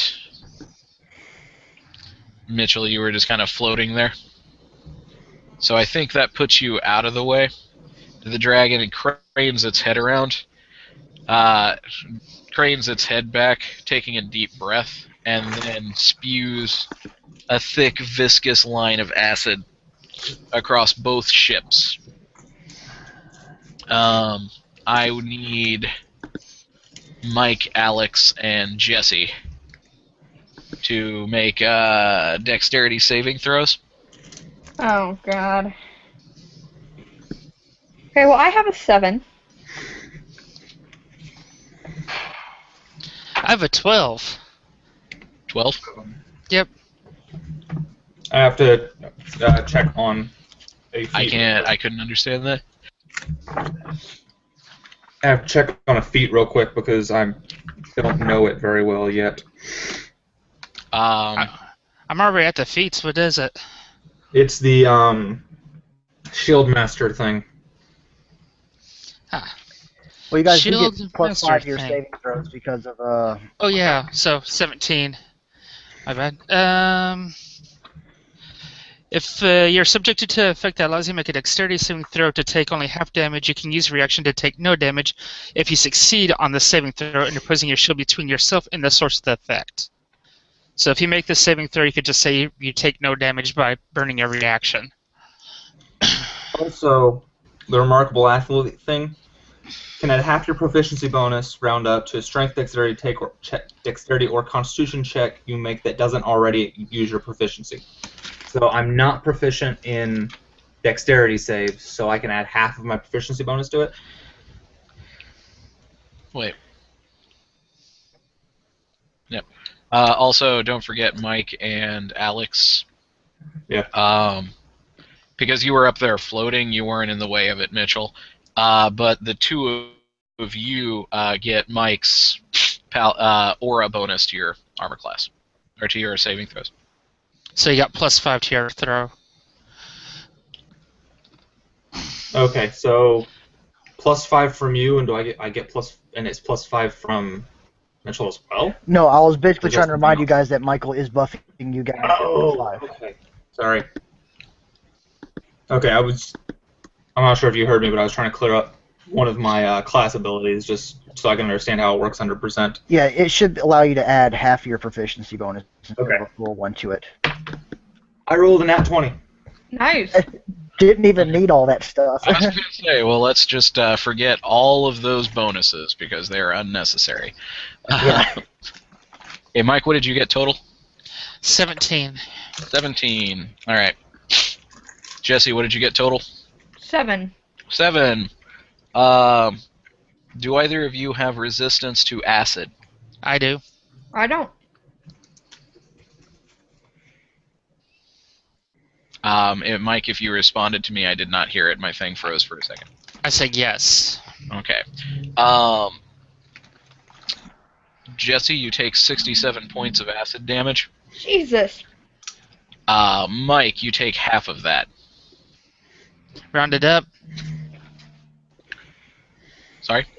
Rounded up, right? So 34. You take Yeah. 43 points of damage. Why would you round? Because it was an odd number. It said 67 points. I thought I said 66. Yeah, he said 60. Nope. Oh. I said 67. Ah. Oh. Okay, so And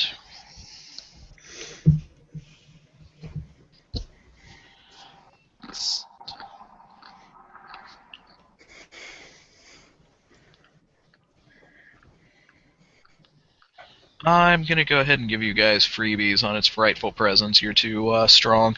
Your crew, however, is cowering below deck, which is probably best for their safety. Oh, we can't have him man the ballistas and see if we can get a critical and hit its eye? All right.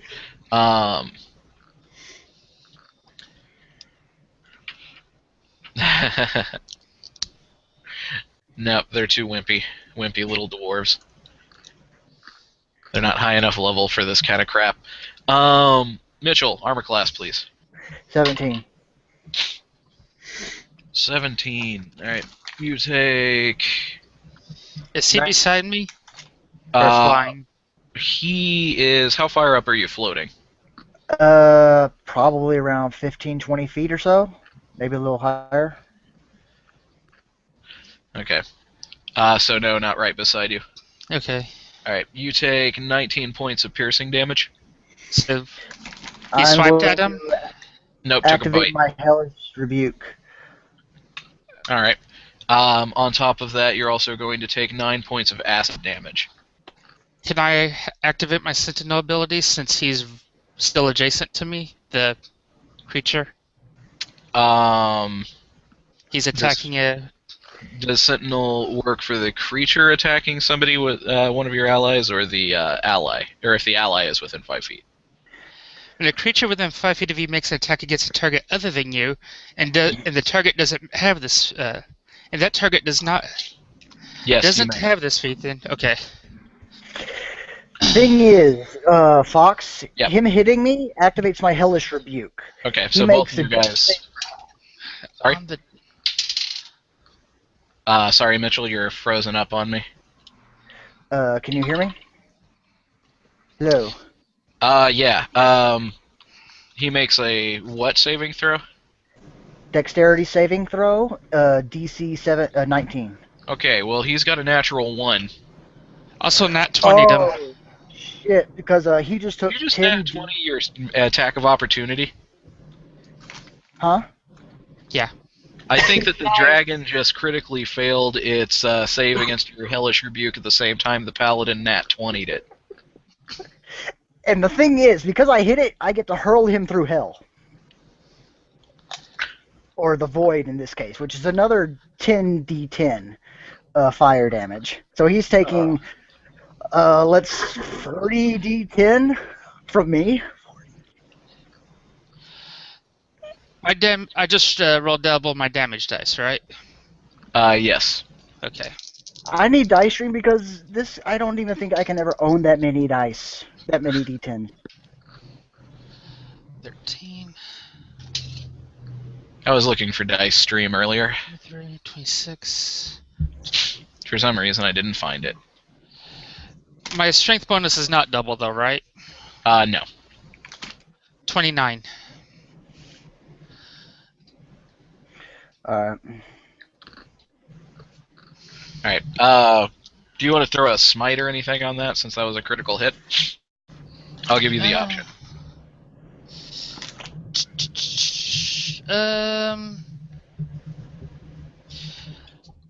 Sure, I'll drop a level 1 smite, so that's what, another 3d8? Yes. What did you do, Mitchell? He critically failed my save against that, which means I basically hit him with my Hellish Rebuke, and since I hit him, I get to activate, it's only once per day though, my Hurl Through Hell. Uh-huh. Which is another 10d10, and since he critically failed, that's 40d10. No, it just means that you automatically hit with it.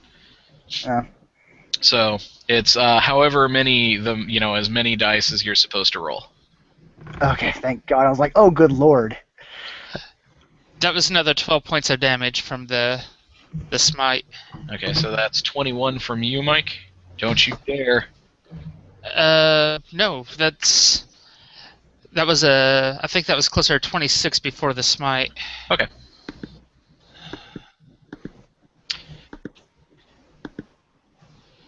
So, burned 1 spell slot there.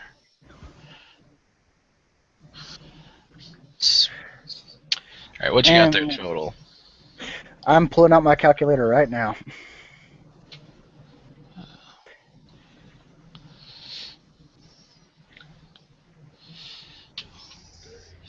While he's doing that, I'm going to go ahead and throw laundry in. Since when did this turn into Palladium? Oh, one more thing. Since I did him with an opportunity attack, his the dragon speed is 0 for the turn. Nice.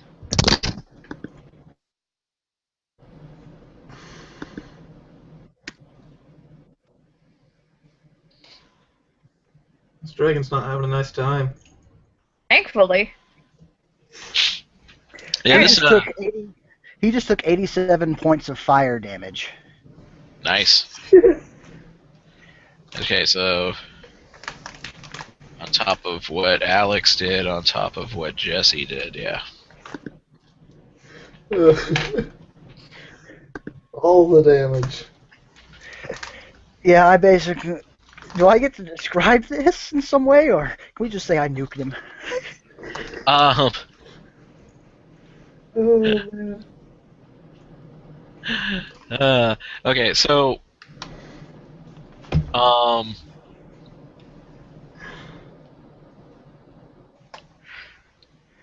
go ahead and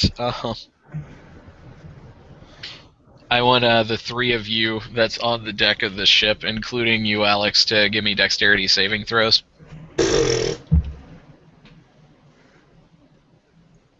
Wait, can you repeat that?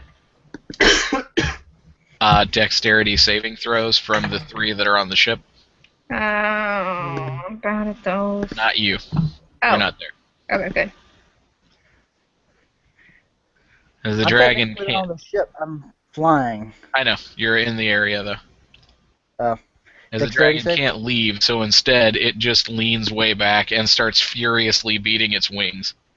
I would like to say this for 1 round. He is currently experiencing just what the void is. Yeah. It doesn't want any of you close to it. No, I mean he's no longer in this realm. He's in another realm for 1 round. I thought it was for one turn. Or for Yeah. one action. Or is it? Does that like actually take it out of the fight for a full round? He takes out of the fight for a full round. It does? Oh, Yeah. Okay, cool. Really? That's weird. I banished his ass for a round.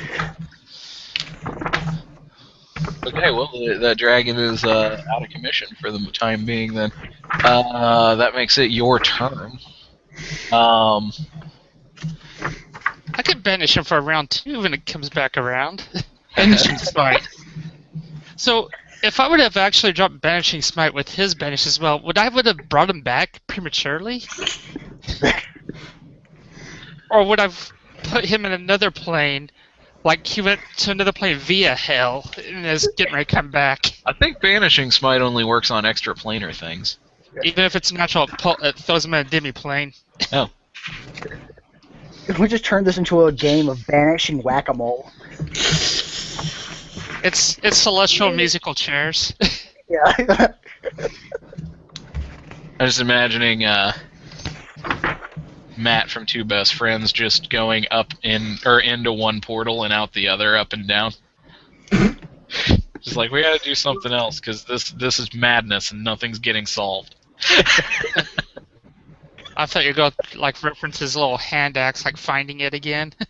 So, do Michael and I get to describe how we do this? Or are we just skipping the... Yeah, go ahead. Describe away. Alright. Well, as I see the momentary lapse in his attention, I'm just gonna pretty much bring the axe up right on his inner thigh, just pretty much trying to carve off like a chicken leg.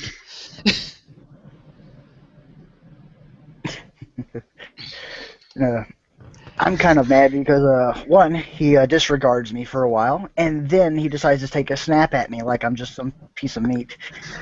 I was like, oh, you shouldn't have done that. I just throw my arm to the side, it completely catches in some type of black fire, and I just like, and I spin around, this massive blade of black fire appears in my hand, I slash it down onto him, and it just extends out for like 600 feet. For rising up as if trying to devour the heavens. And with it, he's gone. Just for the while. Huh. So he returns at the end of the next turn, it says. So would that be at the end of your turn now or the one after? That will be after his next turn, which would put whoever it is... He was the last of the turn, or... Can you read the exact wording to me? Jesse has my book. Okay, I'll bring it up right now. Sorry, I need it for my massive spell list. Well, I'm right next to it, so if you want me to read it, I can. But I just opened it up. Still got that new book smell. When you hit a creature with an attack, you can use this feature to instantly transport the target through the lower planes. The creature disappears and hurtles through a nightmarish landscape. At the end of your next turn, the target returns to the space it previously occupied, or the nearest unoccupied space. If the target is not a fiend, it takes 10d10 psychic damage as it reels from its horrific experience. Damn. Nice. Okay. Recharges on long rest. Yeah. So, I guess I will take advantage of this short intermission to, let my shield float and double hand the axe as I'm looking around for any other threat. Okay. Whose turn is it now that we're kind of doing everything? Well, it would actually be your turn. Okay. I'm going to activate, since I know where this guy is going to pop back up, Dimension Door and teleport myself 500 feet up. That would actually put you inside the rock ceiling. You guys are deep underground now. Well, wherever the ceiling. Actually, how far up is the ceiling? I should be able to see it with my dark vision. It is about 45 feet above you. Oh, I'm not going to bother doing that. That'll be a waste of a spell. I'm going to get back onto the deck of the ship, probably on another side, a little bit away from the other guys. No, I'll probably actually be next to the paladin because, yeah, I get that buff from him for saving throws.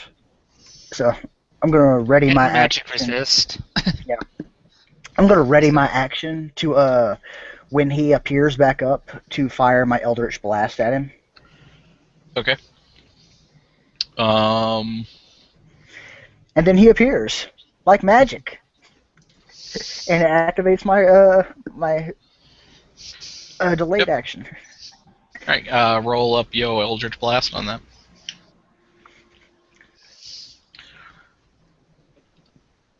Uh, 17 plus my attack bonus is 11, so that's a 28 to hit.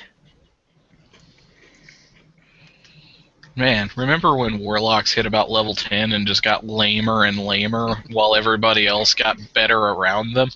Yeah, I hated Not that. anymore. Yeah, No, they seem, I like Warlocks now. They're a lot better balanced. yeah. They're Does not that hit? weighted.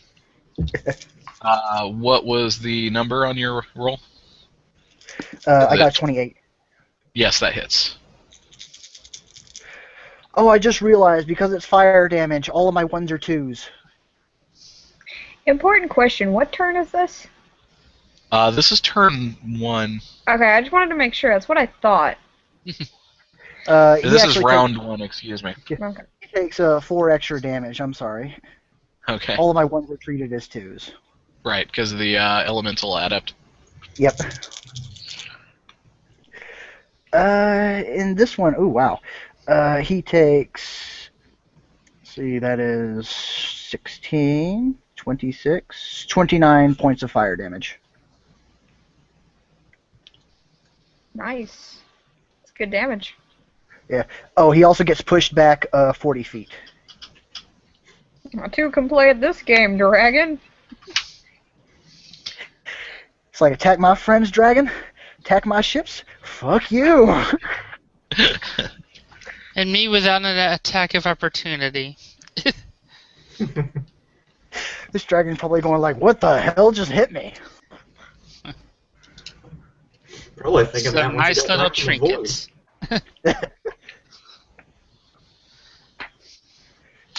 Okay. Let's see, Jesse, you had a 20, right? Yes, I did. That makes it your turn.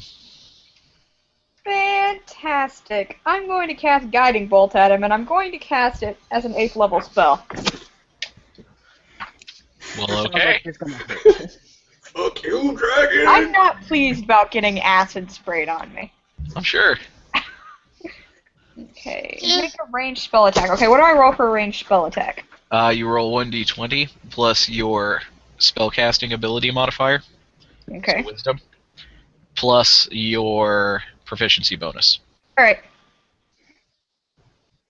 Oh, that's terrible. I have a 17 to hit. 1 second.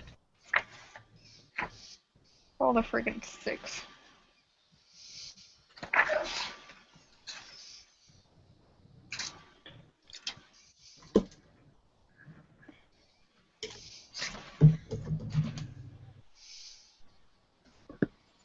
Have you spent your inspiration yet for this? No, I have not. I can do that. Oh, by the way, in case I forgot to mention it, everybody is going to begin with inspiration. Oh. Alright. That is nice to know. So I can spend my inspiration for advantage, right? Yeah, sure, why not? Well, I've never actually used an inspiration I've been given. Yes, that's what it does. You gain Okay. advantage on any d20 check. 25 to hit. That's different. Okay, good.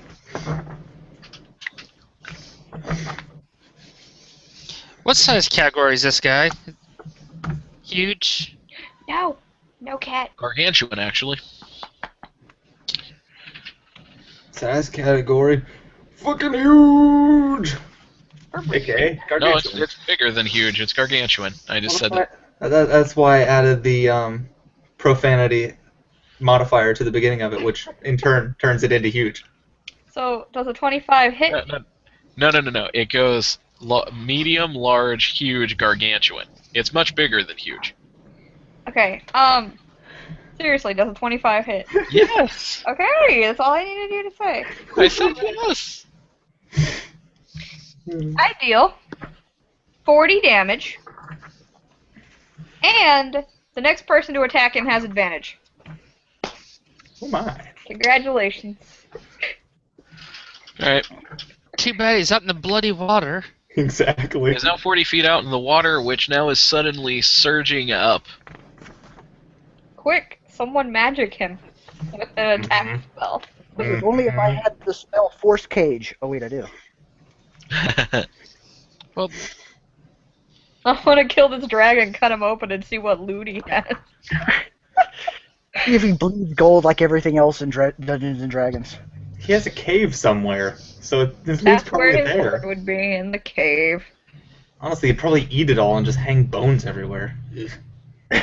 Acid would melt it. the wave is actually so high that the river rises to smash your boats against the ceiling of the cave. Dex! I need everybody to give me strength tests. Athletics is applicable. Damn it, I'm also bad at that. So You got What a are you bonus. What? Wait, no, mine's a saving throw. So, I have an 11. 15, 21, got a 7. 24. 28. Okay. Anybody with a 15 or higher? You are not knocked prone. Sweet. All of you, however, or like those of you who are onto it, are basically able to get a hold of something. The others of you are caught in the water. Great.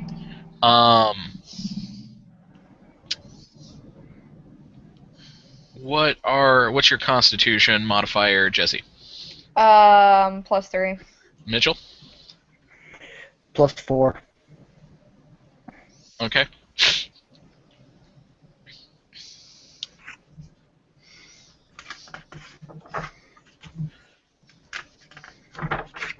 Okay.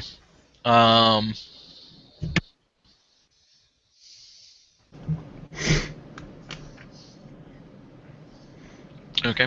A lot of you, one way or another, find yourself being swept furiously through the cave by this huge surging tidal wave of water as the river rises and beats you all around.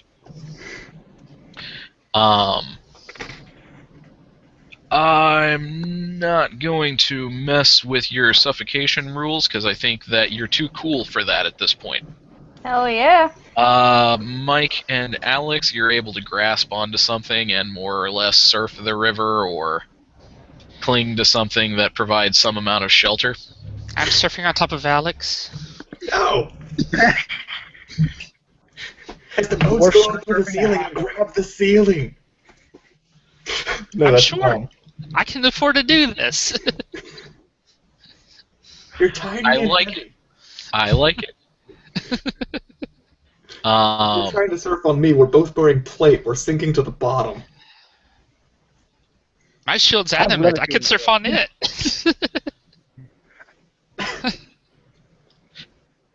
Alright, the big difference here is those who succeeded on their saving throw are eventually getting swept to the right as this river branches off into two smaller bits. The other two of you are being swept to the left. Hey, I would like to point this out. I have the healer with me. Yep. I can heal too. Oh, gee, thanks. You're better at it, but Damn right. Y'all need me. And if things get really bad, I have my Survivor class feature. If things get really, really bad, I don't mind becoming a cannibal. If things get really bad, half work can't be that untasty.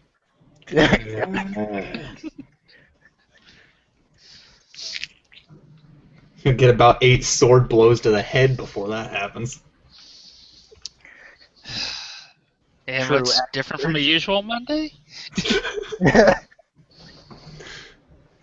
It's not Monday? That's the difference? Even better.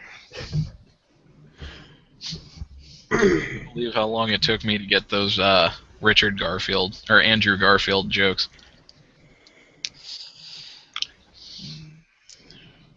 Wait, Andrew Garfield loves lasagna.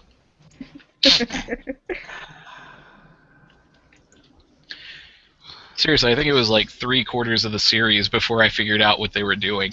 Yeah, Garfield Wait, the cat you're joke. telling me that Andrew Garfield hates Mondays. Alright, come on, let's go. We need to get out of this situation and kill this fucking dragon. Okay. Eventually, Alex and Mike, the shattered remains of the boat that you're clinging to, and the extremely tired remains of the orc you're riding,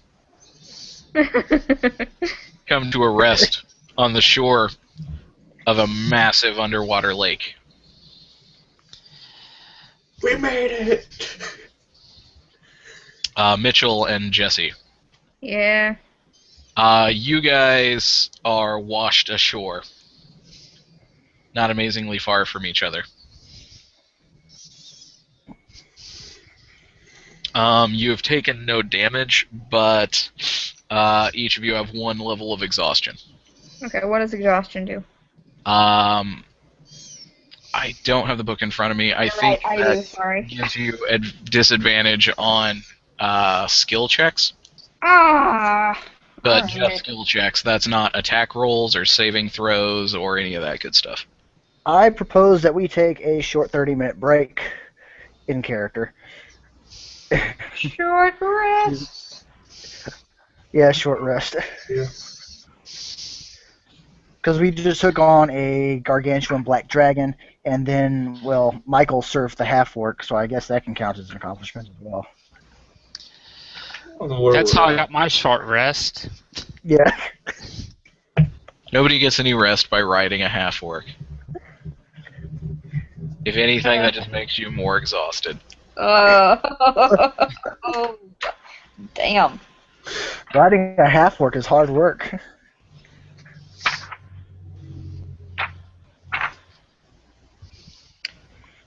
So I think we can take an hour to rest to see if we can get rid of that exhaustion, which is a short rest.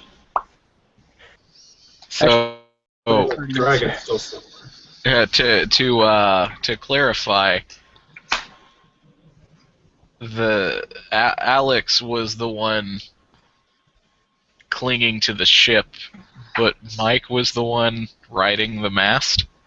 Can we move on from this? Please. Let's not We ship can fan this. fiction later. I don't ship it. I don't. And the fabulous Mr. Fox strikes again. I'm And going to Fox is start pretty writing cool. the fan fiction tonight. As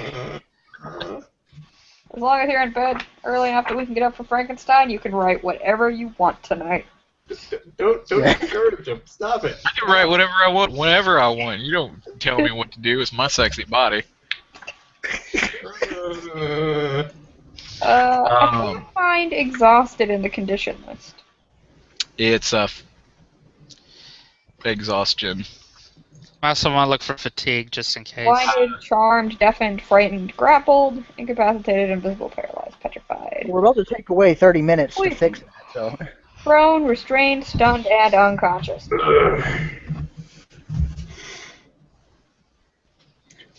I will return momentarily. Alright. But we are taking a short rest, correct? Yeah, short rest is an It's an hour. hour. Yeah. And we can expend hit dice to regain hit points. You can. Before we take a short rest, I'm going to cast heal on myself and get all those hit points Now back. you guys know that a short rest will not restore any of your spell slots. For a warlock, yes. That's Oh, one of the reasons. That's what I absolutely loved about the warlock. Wait a minute, I got so few slots, but a short rest repairs them all. Awesome. Then I'm just gonna down 67 hit points. Fuck it, I'm just gonna cast heal on myself, get 70 back. 5. Might as well go big or go home.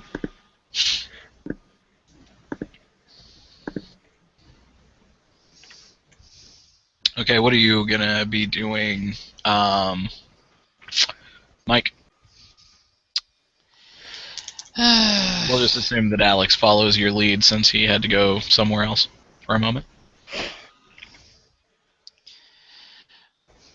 Well, I'm gonna survey this beach, make sure that it's at least for the momentarily safe.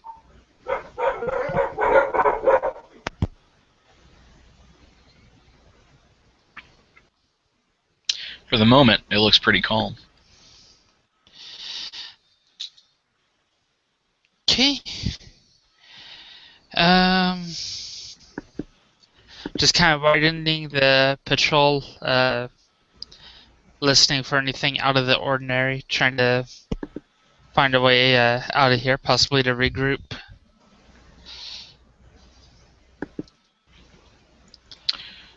All right. Can you tell me that again? Basically, I'm just making larger and larger semicircles as I'm patrolling, just to get a breath of what is actually out here on this beach. Okay. Since they're resting for an hour, I'd say you guys can probably find them, especially if you guys light a campfire or something. I just realized the dragon took 20 extra damage from me. Huh. Okay, so, yeah, Alex's character's on fire. Can you see us now? I was actually talking about the people taking a rest. Oh. Alex's character's on fire. Can we see them now? I'd say you can probably get around to finding them around the time you guys finishing up your rest.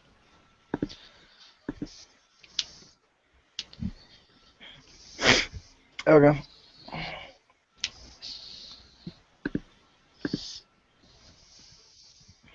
How goes it? Surprisingly refreshing.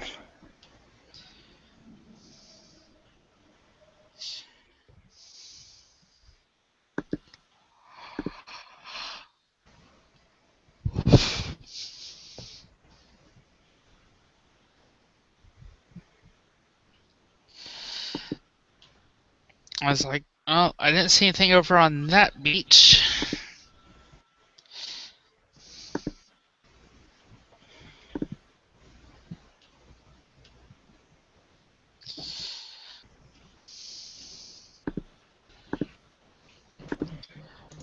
You guys begin to notice the water being disturbed around. Always fun. My eyes can detect magic up for to Pete's 120 feet away from me.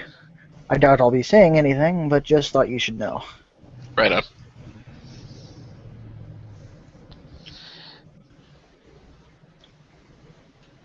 After some amount of time, the disturbed water begins to bubble with hundreds of strange lobster-like creatures rising up out of the depths.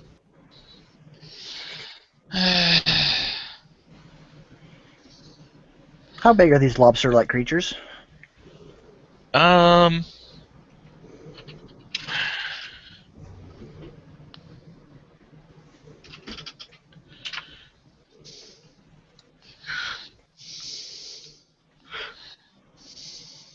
Ugh, sorry. They are large. They each have 4 strange legs, 2 arms ending in huge pincers, and worm-like tentacles swirling How many about of their them? mouths. Hundreds. And oh, good lord. But and they're just crawling up onto the beach towards us, correct? Yes, they're cautiously approaching. Okay, because if they were going to attack, I was about to lay down a wall of fire. Let's go drop Ice Storm.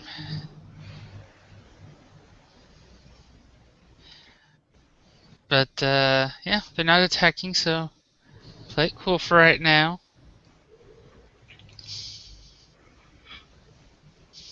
Yep, if you show the slightest bit of hostility, I'm going to get my burn on.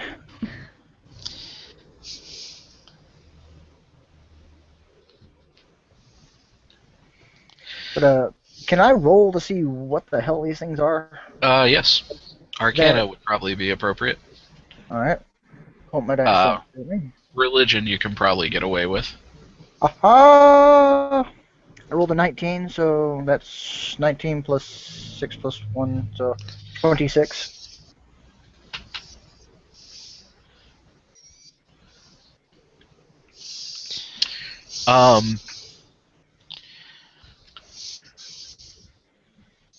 In old legends and ancient texts, they speak of a bizarre creature crafted by the slithering abominations that ruled the world before the gods wrestled control of it from it. These monstrous aberrants referred to their dark servants as the Chul. Oh, terrible. Chul? After some time of seeming to study the lot of you, they begin backing away, receding into the water.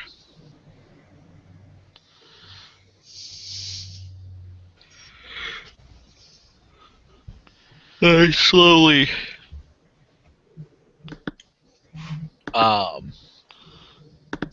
the gentle waves start to churn and part, and what appears to almost be an island starts rising up in the lake. I don't think we've ever seen this happen before in our times. Nope. Not that you can immediately think of. As it rises, We can cross this off our bucket list. Saw an island come up out of the ocean. as it rises, it begins turning around in place, slowly revealing 6 gargantuan eyes, barely poking up out of the water, as the waves around it are beaten and churned apart by thousands of various sized tentacles.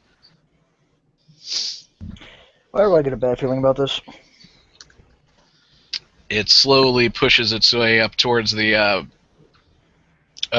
shore, barely revealing the upper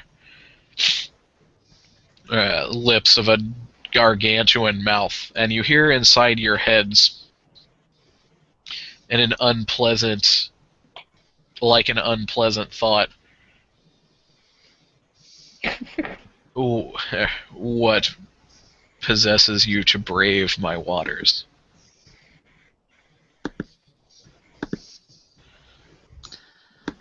I have a voice in my head. Does it speak back to him?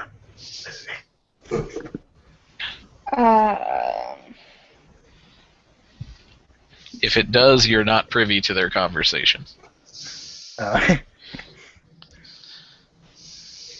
I'm going to...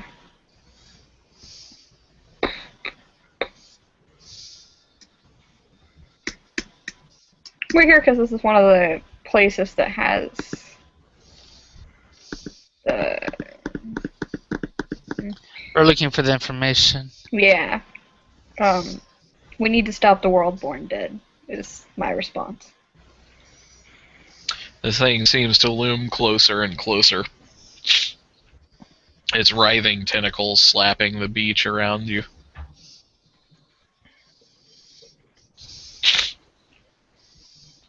It's like, so you would come to me for knowledge?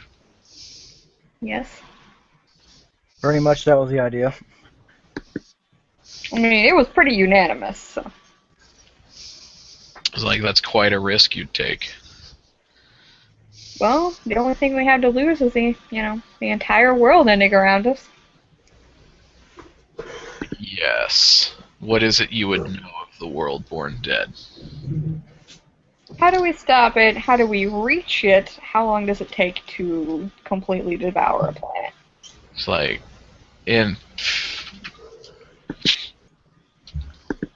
like, as it approaches, it will grow close enough to devour this planet. It will take all life from it. It will leave it a husk of slithering,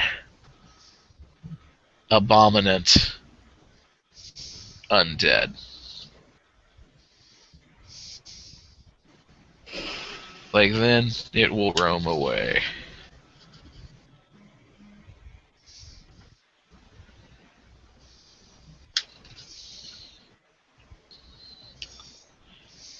It's like, if you wish to stop Atropos, as it is called by those of us who are old enough to know,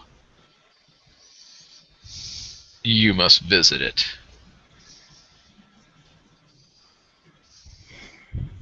How does one visit?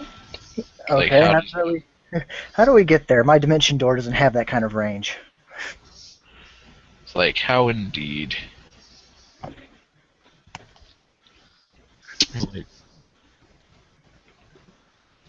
far to the west is a gate.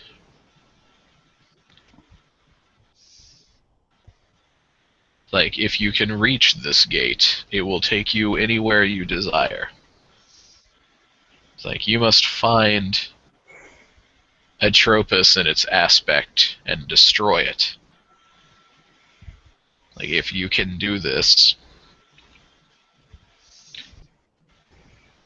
then you will bury its will for some time, and it can be banished.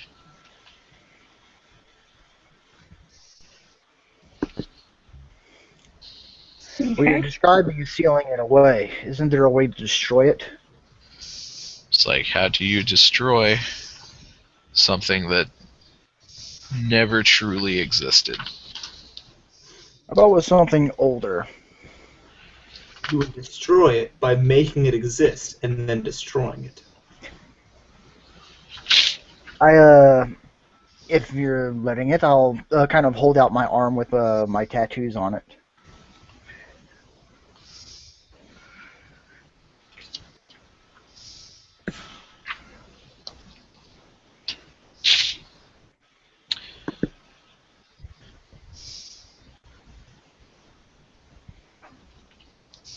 It's like, perhaps that could destroy it. It's like, but perhaps that could unravel all life with it.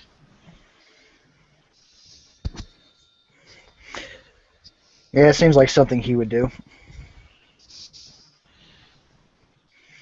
Well, we've got two options. The safer one, where we can seal it away, but it can come back. Or we can take a risk and, I don't know, find some way to boost me up.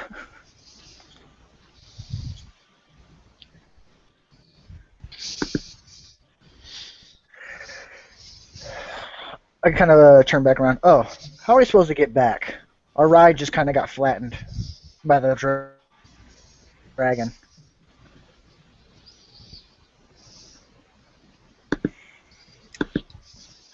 I mean, I can fly because I'm awesome, but I don't think they can.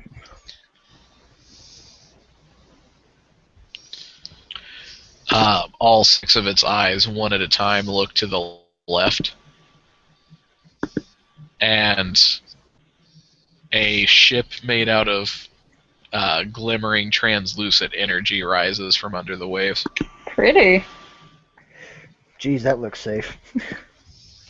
But is it a trap? I don't think so. This thing seems to just want us to leave. Hello, detect magic at will on site. It's quite magic. Probably magic in essence. It is magic itself. It's all magic. In its purest form.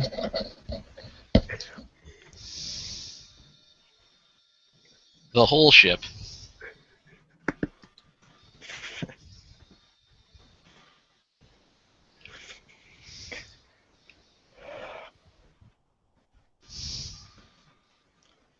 I'm just kind of like, all right, we have our heading. Anybody else have any questions for the... What are you again? It whispers a name in your minds that you'll know you'll scarce be able to remember, let alone pronounce. Even if we have the keen mind ability? As I have that feat.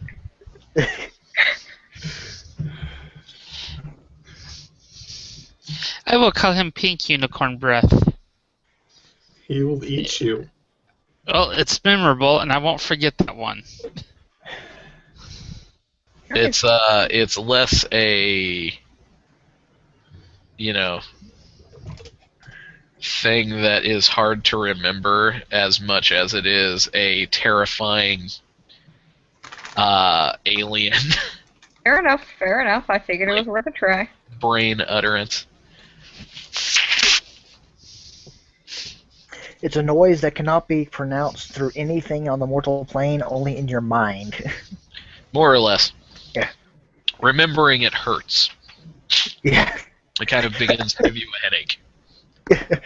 Ow, this thing is making me think to try to remember its name. I hate thinking. No one makes me think thoughts. Yeah. No one makes me think my own blood.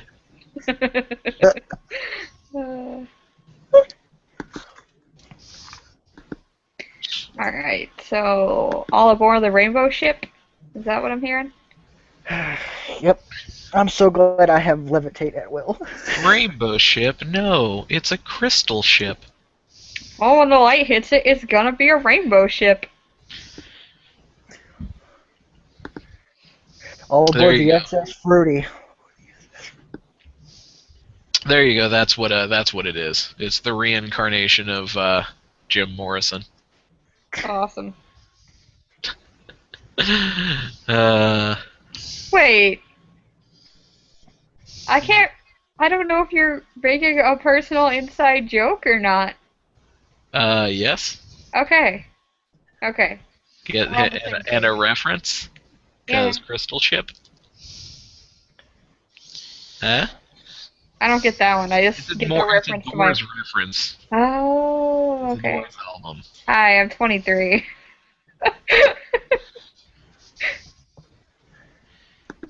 Hi, you're 20. Shut up and run your damn game. All right, the ship carries you back to the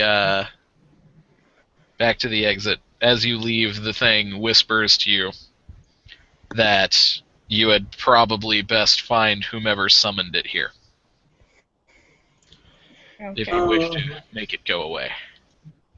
Great, we have an anchor point we gotta find and dispose of. Another great lich idea. How many of these are we disposed of?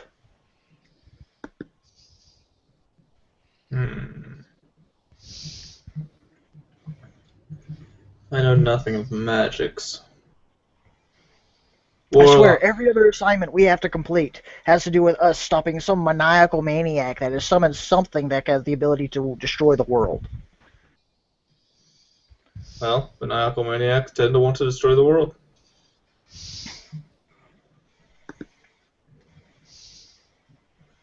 Don't get any ideas.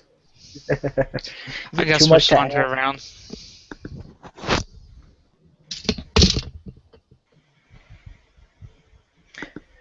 While he's doing this, I'm going to get myself a glass of water real quick. It seems like a fair time to run to the bathroom. Alright. Everyone break Okay, short break. for a second. Knocks over half everything. I'm gonna sit here and drink. My orange soda.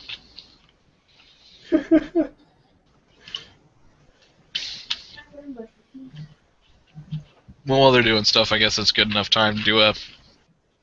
I'll do a shout-out. It's not just an orange soda, it's an orange Faygo. It's a shout-out to both Juve Carmichael and GM Juice.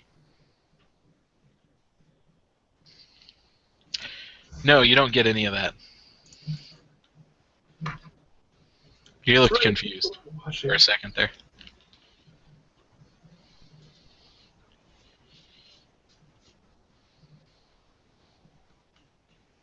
There's 3 people watching. There are. I don't know how to tell who they are, though. I don't either. I was looking at that earlier. Let's see.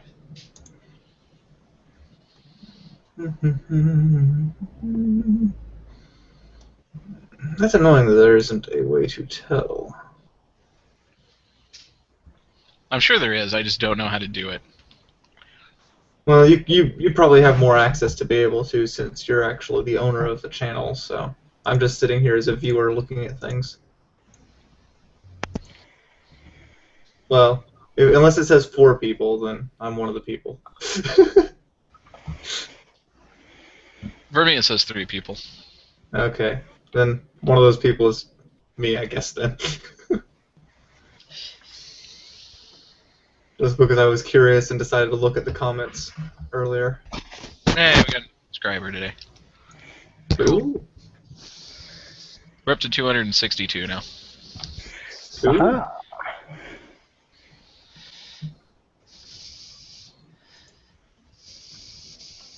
Ooh. A couple of them should be from friends of mine that I showed at my local college when I showed them roleplay roulette. Oh, cool. Thank you.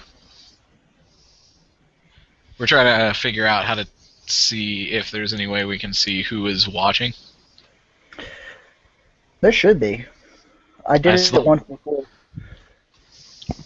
Like I was saying, I'm pretty sure there is. I just don't know how to do it.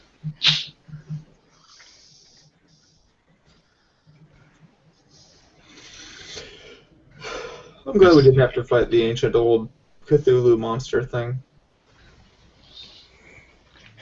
I really don't want to fight that. Huh? What'd you say, Fox? I said, you know what it is, don't you? Kinda. An aboleth. Oh, it was a giant ancient aboleth? Yep. That entered my mind just when I thought that. I was just like, this can't be an aboleth because Fox isn't that predictable. I'm super predictable sometimes. I didn't know aboleths were that big, or was that just a special aboleth? It's a special aboleth. They're not supposed to be that big. They're, like, large most of the time. Okay. So it was like aboleths are essentially Cthulhu monsters. Yeah, more or less. Okay. It's the aboleth that's been Cthulhu-sized. It's a high-ranking Cthulhu minion. Yeah. From what I see, it says 3 are watching. I saw that earlier, but it might be all of us. We're the only ones watching. No, it's fluctuated back and forth. Alright, well, since they're taking the time to watch, I suppose we should hop back into it. Yeah. Alright. Well, I guess we could do like Barker's game, just go off on a 30-minute to an hour tangent on what's going on in the world. That's usually how our games go. Yeah. Or we'll spend like 2 hours talking about some movie we saw. Some movie they saw like 4 years ago that I have no knowledge of, and I'm just sitting there like, The worst part is So I just that- watched... Sorry? I was like, so that Guardians of the Galaxy. I love that movie. I still haven't got around to watching it. I watched it last night. It was pretty great. ow. I'm afraid that I'm going to hate it, and everybody else loves it. So I'll be stuck with yet another movie that everybody else loves, and I'm just like, well, it's not a good movie. Oh, you're that guy. Well, it's okay, except I have so many friends who, like, won't accept as a response, and then get mad when I dish it. We're down to 1 watching. I see 2. Like I had seen it had gone back down to 1, and then it went back up to 2. Will get me a drink of water. I'm almost about ready to pass out. Well, don't do that. Don't pass out. Yeah, it's only 10:30. Well, Mike didn't get any sleep. He had to work overtime Oh, yesterday. that's right. I forgot. That's why we And couldn't then he go. had to get up with his wife and tiny babies and Tiny, watch them tiny all babies. day while she was at work. Oh crap. Yeah, so basically he got to come home, go to sleep for like 2, maybe 3 hours, and then watch the kids. So he's pretty tired. Probably more tired than we are. Yeah, I bet. 'Cause, Definitely. I know if I had to watch babies for any amount of time, I wouldn't be doing this. I would be like, sorry, used all of my energy to not murder them. It took all my effort to not do what I always do when babies cry. Leave them in the garbage. That's terrible. You're terrible. It's like, damn, Fox, are you like a huge fan of Cyanide and Happiness, or? I actually am kind of a fan of Cyanide and Happiness.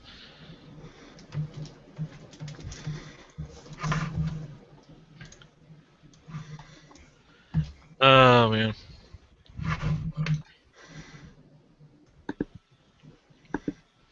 So, going and getting a glass of water is probably a good thing. It'll get him a chance to walk around and wake up.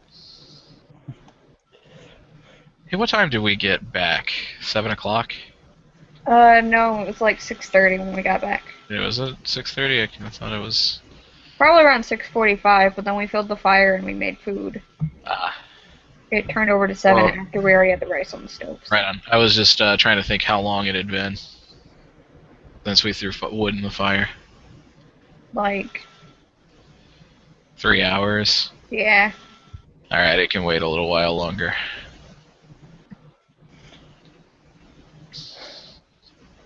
Okay, so I believe that you guys were given clues to take a journey to the west.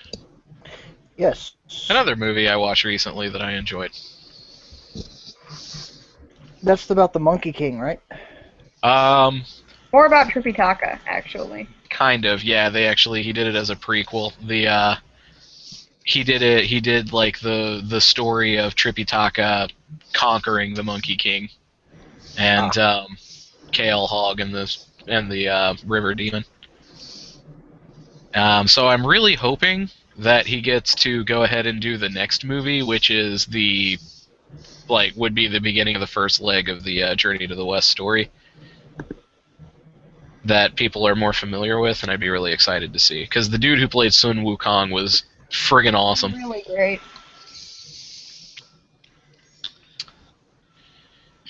Anyways, you guys aren't going to get Buddhist manuscripts. You are going to find a gate. Yep. Well, I think one is significantly more mundane. It's hard to say. Yeah. Of course, we could also disregard these things and think it's a trap and go to one of the other areas that we thought might have answers. But I'm thinking we're just going to be going to the west, right? It's up to you guys. You can take any course you wish. Well, it said we need to figure out who summoned it Yep. and take them out. I don't know how we go about doing that, though. Yeah. All we know is the direction to go in on where to find it. Actually knowing who summoned it and stuff, we don't know anything. And we do know there's a location for a Miss Hiss that is able to answer any questions if we survive her lair. Where are we at right now? We're currently deep in the South Underground past Drow territory.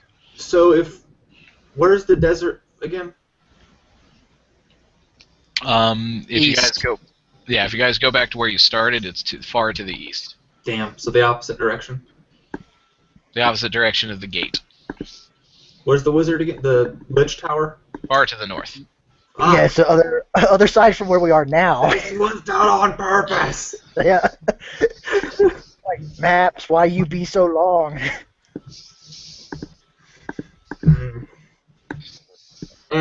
If someone summoned this thing, they'd probably be guarding the gate so that people can't get in and stop it. So That's what I was thinking. I was gonna say you could visit Morka, but she rests 10,000 miles south of the southern or north of the southern Oracle.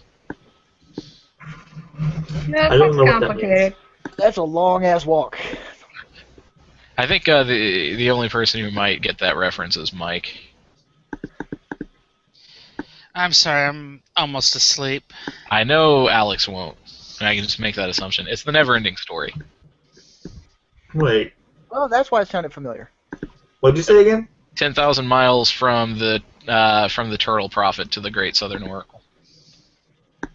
I haven't seen that movie in years. I don't remember. You've seen that? You've seen a movie? I love the never-ending story stuff. It's a good movie. The first one is. The second one, not as much, but it has Jack Black. Also, that immediately made it less great.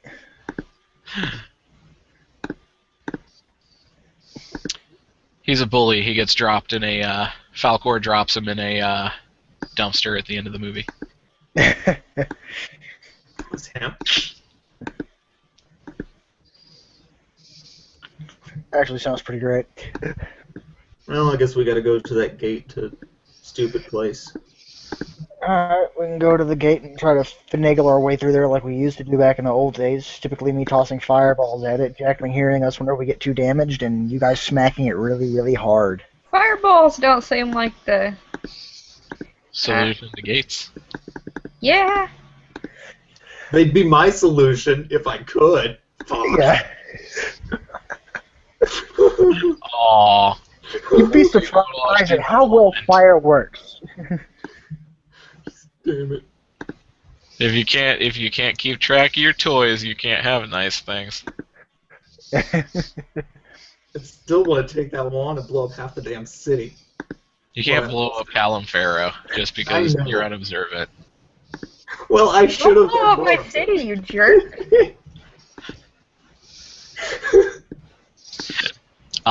His character lost a wand of fireballs to some pickpockets. Really? Yeah. It's okay. It was a found item, not an item that was purchased. If it was purchased, I wouldn't take it away from him like that. Like he's seething about it. He's still so mad. That happened months ago. Fucking damn it. Hey, everybody's got to learn to hate the Kinder somehow. They're not really Kinder, they're just halflings. Like Fox was on a mission that day. He wanted you to hate the halflings.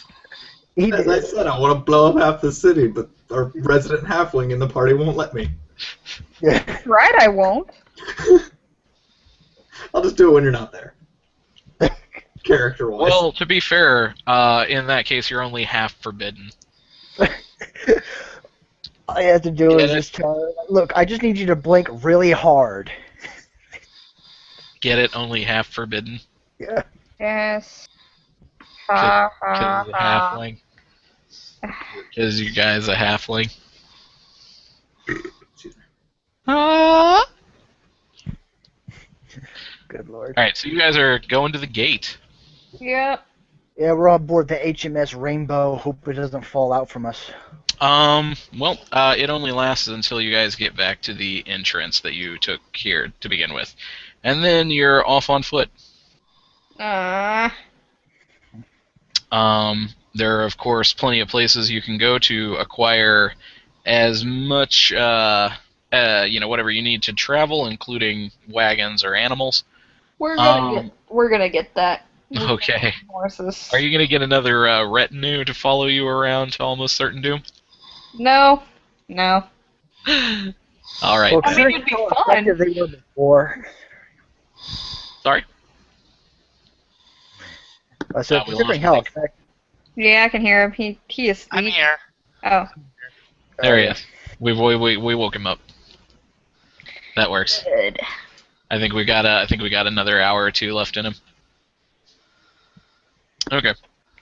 Well, I suppose we should probably hurry things along then. Yep. All right. Just tell me if we get a long rest or not while traveling. Oh, yeah, it's gonna be weeks.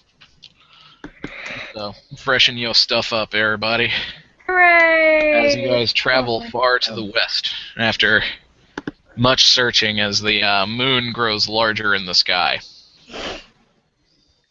Our moon or the red star? The red star, Okay.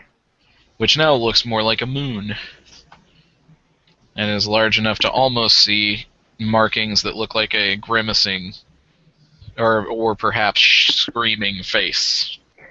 It's not a moon, it's a space station. Okay. We need to find a magical instrument and just go back a couple days in time and we'll be fine. I hate that reference more than the Star Wars references. This is how you feel every day, isn't it? What, that, what, the rush of infuriating people?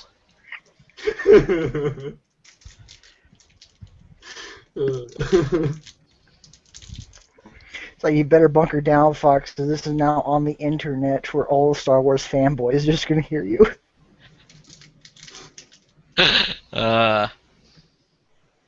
That's okay. I thrive on being annoyed by trolls.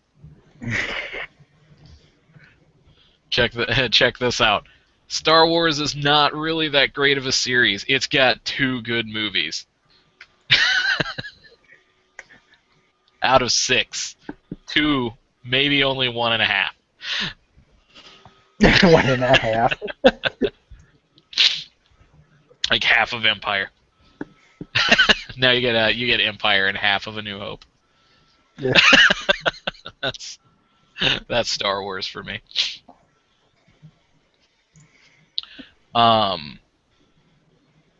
for real though, I'm actually really excited to see the new ones, because well, frankly, Disney. Like, after what Disney did for Marvel, I'm really interested to see if they can save Star Wars. Yeah, that's true. I mean, they made a good Iron Man movie. They may have literally sold their soul to the devil to pull that off. Yeah. Either that or God just decided, like, look, I'm going to touch this for you.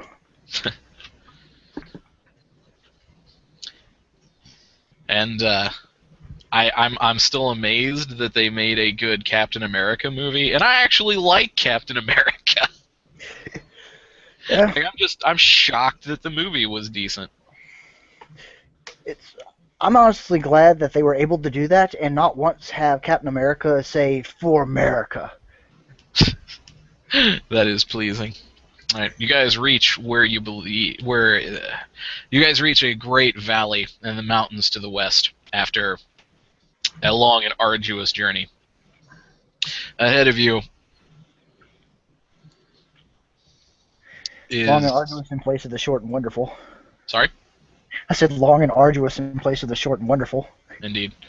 A massive ring of segmented stone carved with ancient runes that are still there even after who knows how long, or how many years of the weather beating against it.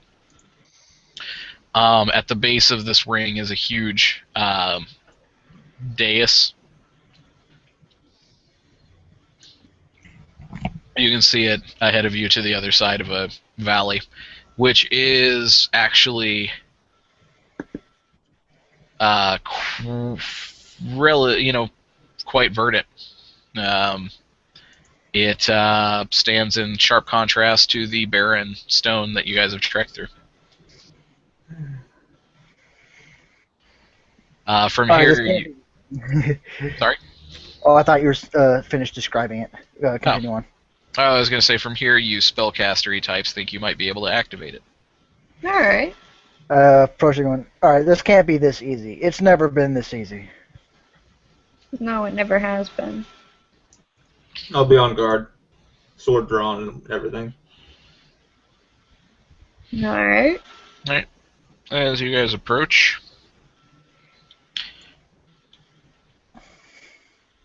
you the creature in the lake did mention a guardian, didn't it? I don't remember that, but I could be mistaken. Didn't say nothing about Guardian. The Guardian to us. Oh no, all it said was if you survive to reach it. Yeah. Fair enough.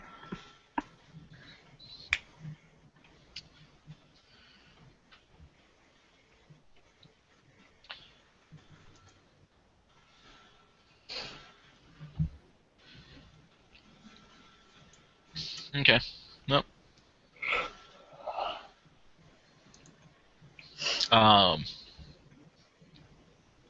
Okay, you guys begin to cross the valley or the mountains around it. I would like to look and see which looks like it to be the safer path. No, the valley appears to have it appears to be a relatively sparse forest that seems quite healthy. As I said, in contrast to the barren rock around. And it looks to be relatively flat-bottomed. At the very center of it is a huge stone formation that has like spine-like ridges shooting off in all directions.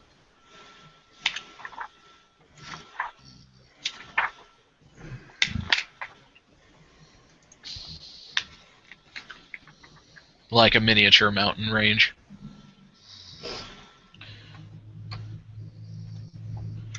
I'm fine going either way.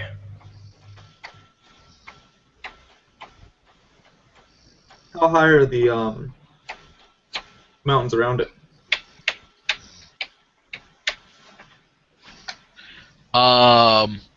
Immense. They're Does it form something similar to like a crater type thing, or is it? yeah, it's a deep valley. There are like there's a hilly areas that are around the base of it, which you could take as a path. The ground is less even and is far more up and down than the valley, but there are no trees there, and then the mountains themselves are jutting cliff faces thousands of feet high.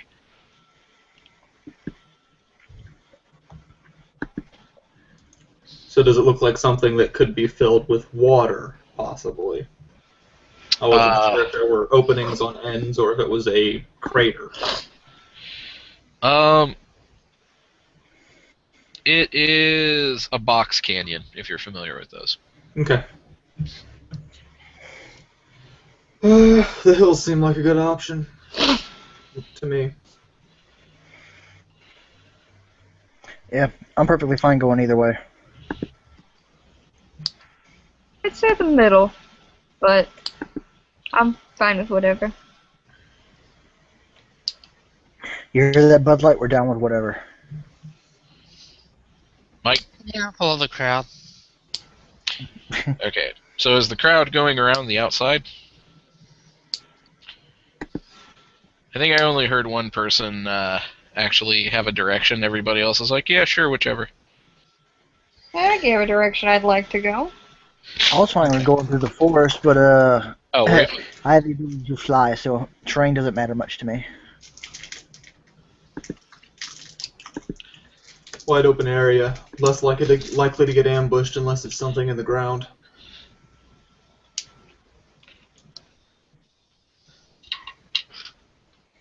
There's got to be something guarding this. I'm sure there is, but if there is, we can kill it. We're very good at fighting. Still better to be cautious. Survive more. I'm not saying don't be cautious.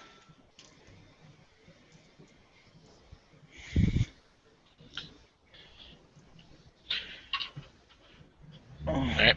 So are you guys going through the middle or around the edge?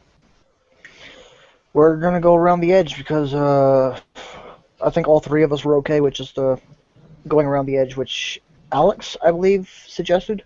Okay. Yeah. Alright.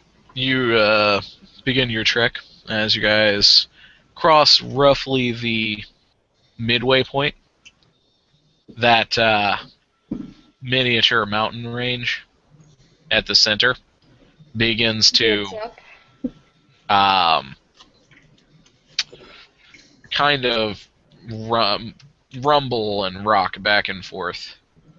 As it does, rocks are falling as the ground all around you tremors and shakes. Slowly it begins to rise, kind of uncurling, and it just seems to keep going up higher and higher into the air. Great. Like unbelievable in size. It's Well, stands on its What? You're saying, well, that's interesting. Does it look like bone or actual stone? It looks like dense flesh underneath. It has two great horns sticking forward from its head, Beautiful. and a massive stone-like carapace covering its back. We either came across a Trask or this is some weird funky giant titan. Dear God, don't let it be a Tarask.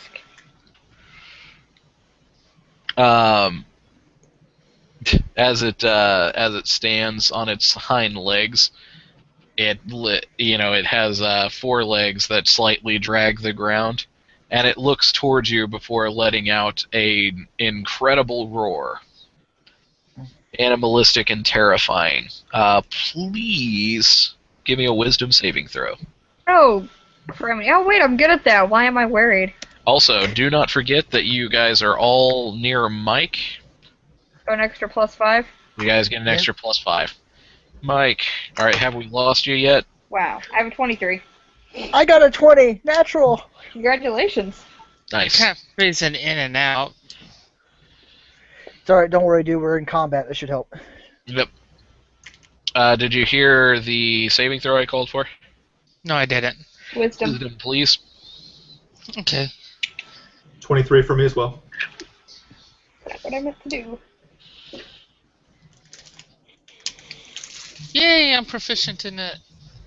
Yeah, me too. It's a great thing. It's all... Still rolled a 7 on the die. Actually, I think all of us were proficient in our wisdom saving throws except Alec. 15. I rolled a 2. Ow.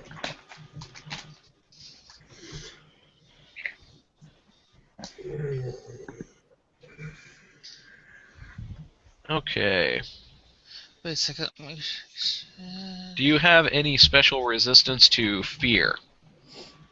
As a paladin, I you should be believe- immune to it. Yeah. Okay. Then, Mike, you did not need to succeed. Anybody with a 17 or higher Yes. does not suffer any kind of fear. Woohoo. Alright, if you guys would like to give me initiative. Yes. 18. Wow, 12. 22. Damn, nice. Rolled a 12. I'm willing to bet Mike goes before me as I do not have a dex bonus. Ow.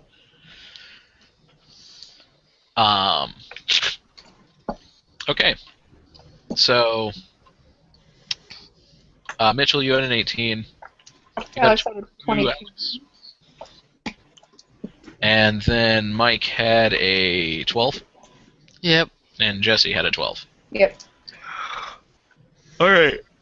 Alex, you will be going first. How far away am I from it?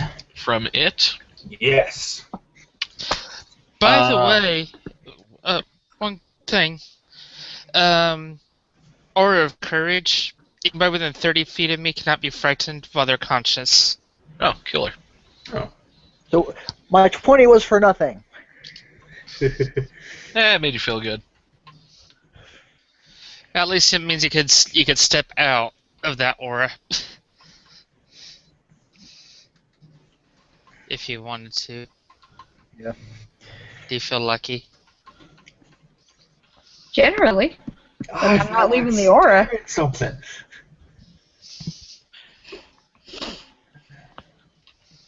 Okay, so you are about 120 feet. Fuck. Actually, yeah, about 120 feet from it. You are about 500 feet from the gate. 120 feet away from what? On the big East thing. that rose out of the valley. The Wait, what we're that only 500 rose? from the The gate? beast.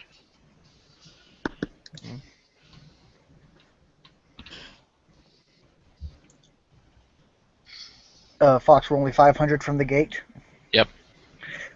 First thing I say to everybody grab hold. Oh, grab hold. That would have been. I would have just hold my action until the point where we can do something, because I'm far away from this thing. I'm not going to be able to do anything for a while if I try to run at it. So I'm just waiting. Okay. Because he would have to wait till his turn to say something like that. So 18. Okay. Let's see. Alright, then they have time to grab you before Alex has time to grab a hold of you. Before the beast charges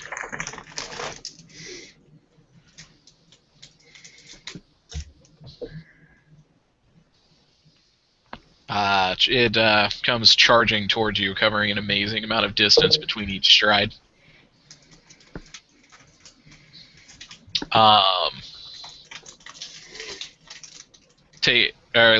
Reaching just close enough that its incredibly long arms can reach towards you. Let's see. 1, 2, 3, 4. Jesse. Yes. The thing reaches forward, striking with each of its arms at you. Ugh. Armor class 20. Do. You take okay, this is 2 strikes. 28 slashing damage each.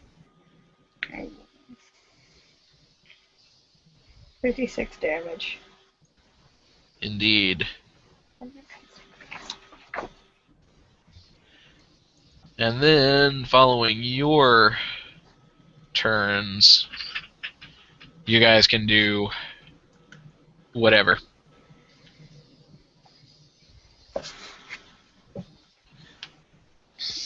Alright, you guys are going to grab onto me. Yeah. Sure. Okay. Activate Dimension Gate and teleport us right in front of the gate. Okay. That's what, 500 feet? Yep. Alright, you reach the gate. And I don't think I have enough of an action left to try and activate the gate, can I? I would say probably not. Yeah. But just grab the hold. Sonido! And we're off. Alright, the beast is barreling after you, roaring with rage that you escaped it. Who's going to attempt to activate the gate? I will. Okay, give me a...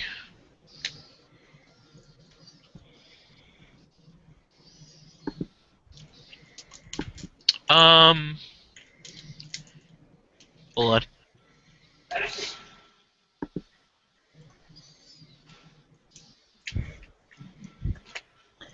That one actually looked like it hurt. Yeah, I'll be back in just a second. What's wrong? I just saw a huge sneeze. At least that's what it looked like. his face exploded. It happens.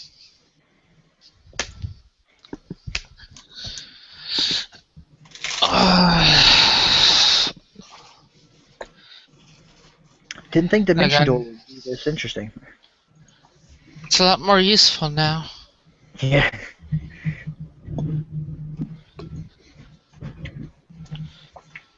So, are we fighting one big thing or a bunch of small things? One. Really big. One really, really big one. Like mountain-sized. All right.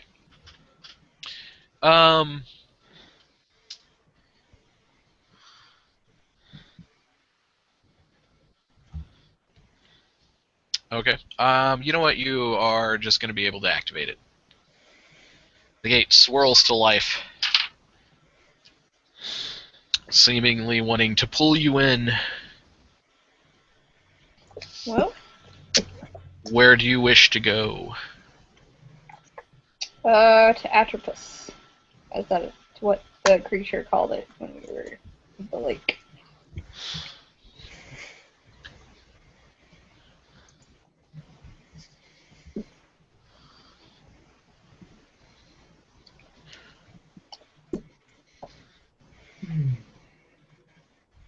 So, are we going through or what? Yeah, I said the destination. I'm waiting for a response or acknowledgement. The world around you disappears in swirling yellow light and magical energy. Yes. And when it clears, you find yourself in a vast wasteland. Lovely.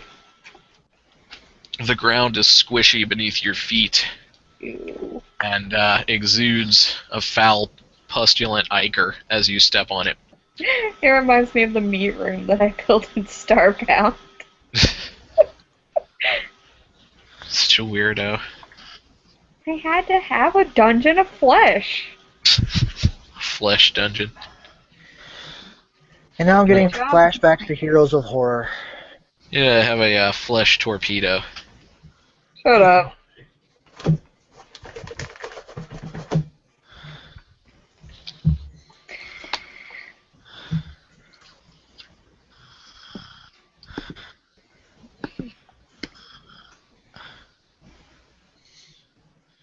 Alright, so we're on Atropos.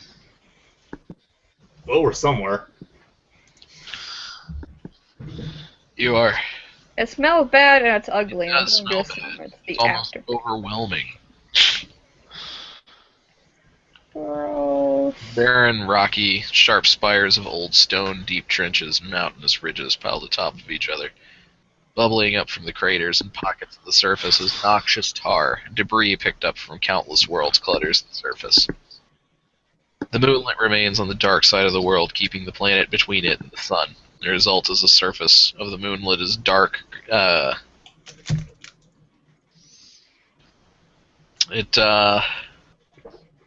You guys all find you have the following benefits. Plus 5 speed, Ooh, plus 10 bonus on strength checks. sweet.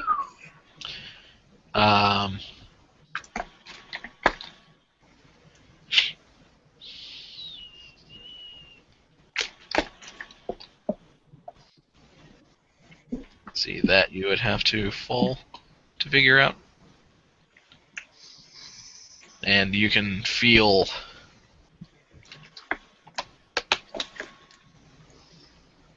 just utter negativity, Jesse, Alright. just permeating this place. I can fix that up. So where are we going now? This smells like my first attempt at cooking. Well, we don't actually know what we're looking for, we just know we're here. We need to kill something. We could just start stabbing it. We don't want to stab the planet. It's made of rock. Doesn't make sense. It's Give me enough squelchy time and I'm and pretty full sure I of can burn. ichor. It's not made of rock. You just said it was made of rock. It's bubbling up and crap too. There are a few features ahead of you. Are any of them a map? No. Damn it. No tourism on the world born dead. Foiled again. hell? We need an information stand. We do. Customer service desk. There are, you can see in the distance, a great sea of bubbling black ichor. Near it is a raised area that then falls off into a massive crater. A crater seems like a good place to start. Hey, Warlock, you think that stuff's flammable? Could you repeat that, man? You think that stuff's flammable? Ah, crap, everybody's cutting out. Can you type that in chat? Sorry, I kind of conked out there for a moment. It's alright, we're on Atropos. We're on the moon. We're on the world born dead. Let me know when it's my turn. Severely lacking in information stall. Thing is, even if it isn't flammable, if it has resistance, it doesn't have resistance, so everything is technically flammable to me. Mike, it will be your turn whenever you choose to do an action, because you're out of combat right now. Oh, Fox, I was probably going to use my levitation to rise up into the air and see if I can find any other features around us, aside from what was obviously in front of us. Oops. Shoot. Alright.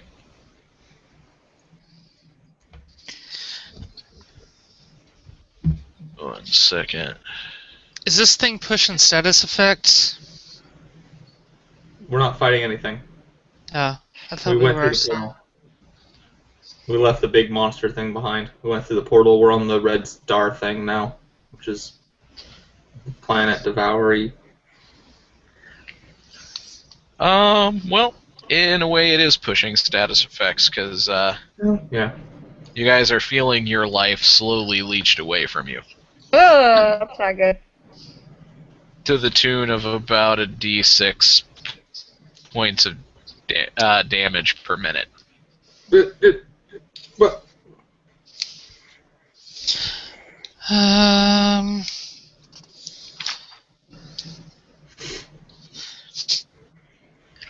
To answer your question, Mitchell, there are a number of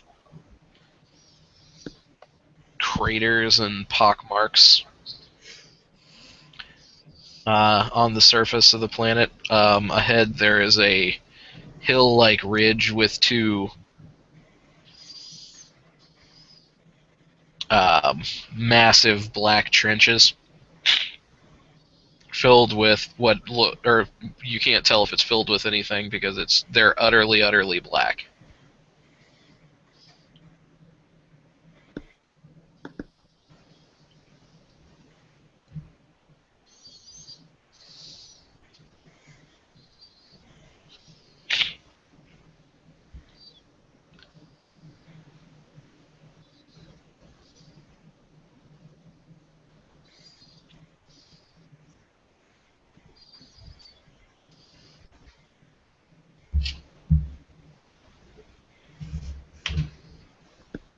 So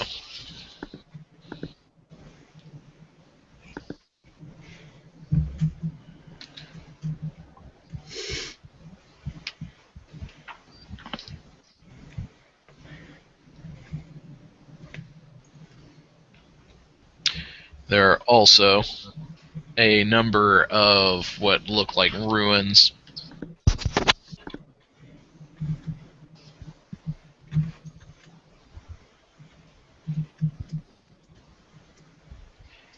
things that looked like they had been smashed into the face of the planet rather than built there.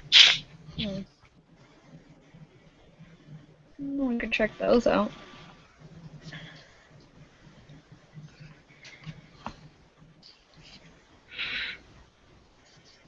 my guess, they'd be from civilizations that we'd have no possible knowledge of. Worlds that we've never even dreamt imagined. Dreamt existed, not imagined. My brain doesn't know how to words.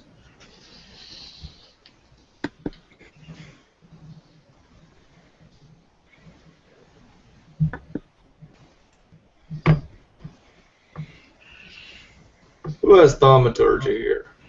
I have thaumaturgy. Well, more in character knowledge. Yeah, you magic users can make your voice really loud.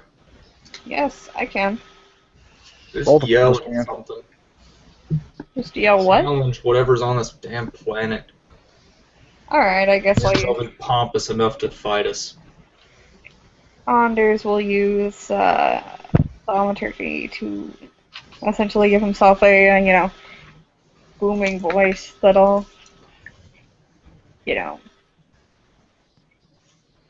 traverse the space around them, issuing a challenge to the planet. Or whatever resides on the planet to come out. The essence of this damn place. There seems to be something of a response far ahead of you in one of the ruins. The one dude sticks his head out. No! Fuck you guys! A response that feels like a challenge. Or a challenge back.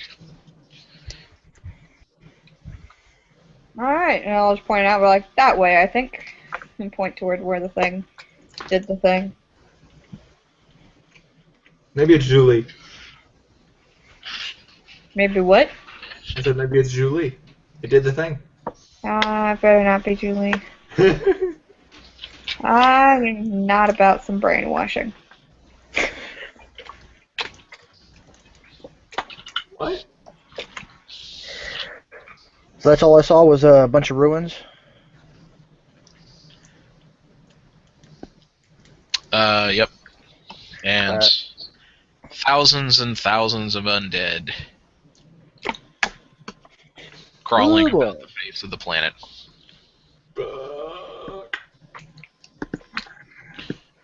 Most of them. Can you repeat that? You cut out a little bit for me. I said thousands and thousands of undead crawling about the surface of the place. Oh, this is my specialty. This is like taking me into Ravenloft. Yeah.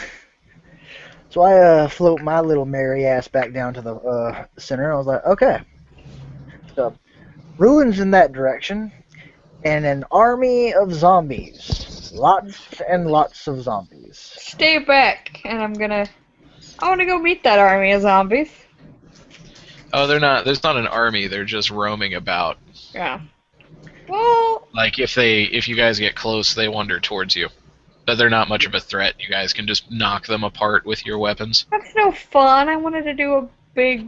Now let's go over to those ruins where you. Let's go to the ruins.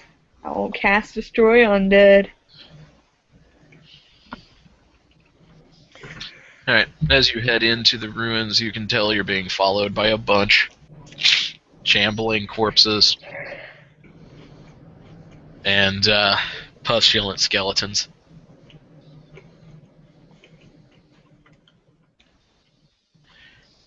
As you enter the ruins, bones blanket the ground with heaps of skulls staring into the emptiness of the void. Breaking through the debris is a pair of old pillars and the scattered blocks of a ruined structure. An altar of scattered blocks, or an altar of black basalt with pale yellow veins stands intact.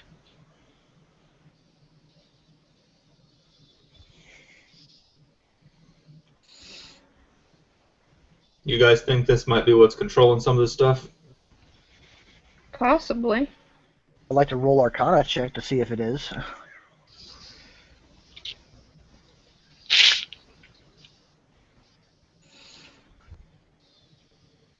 Well, you certainly recognize one thing. The altar is exuding a massive,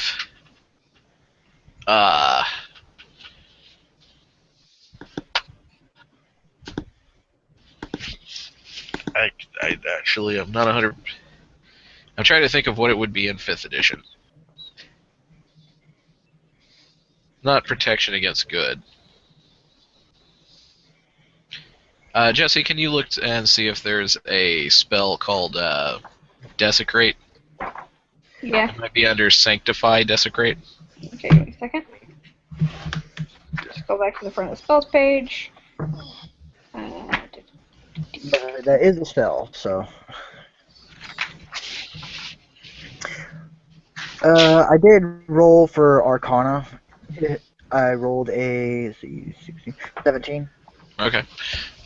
You recognize the effect. You said there is a spell called Desecrate. Hi. No, I didn't see it. I'm looking for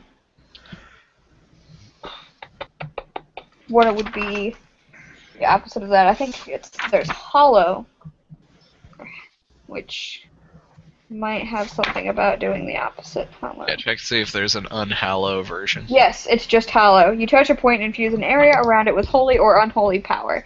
The area can have a radius of up to 60 feet, and the spell fails if the radius includes an area already under the effect of a Hollow spell. The affected area is subject to the following effects. First, celestials, elementals, fae, fiends, and undead can't enter the area, nor can such creatures charm, frighten, or possess creatures within it. Any creature charmed, frightened, or possessed by such a creature is no longer charmed, frightened, or possessed. You can exclude one or more of these types of creatures from the effect. Second, you can bind an extra effect to the area. Choose the effect from the following list, or choose an effect offered by the DM. Courage. Affected creatures can't be frightened. Darkness fills the area. Normal lights, as well as magical light created by spells of a lower level than the slot you used, can't illuminate it. Daylight, bright light fills the area, can't use magical darkness. Energy protection, affected creatures in the area have resistance to one type of damage of your choice. Energy vulnerability, affected creatures in the area have vulnerability to one damage type of your choice, except for bludgeoning, piercing, or slashing. Everlasting rest, dead bodies can't be turned. Extra-dimensional interference, affected creatures can't move or travel using teleportation. Fear, affected creatures are frightened. Silence, and tongue. Alright. So it encompasses both consecrate and desecrate with that. Nope, it is the center of an Unhallow, then. Oh, look, I have this wonderful spell called Dispel Magic. Yay!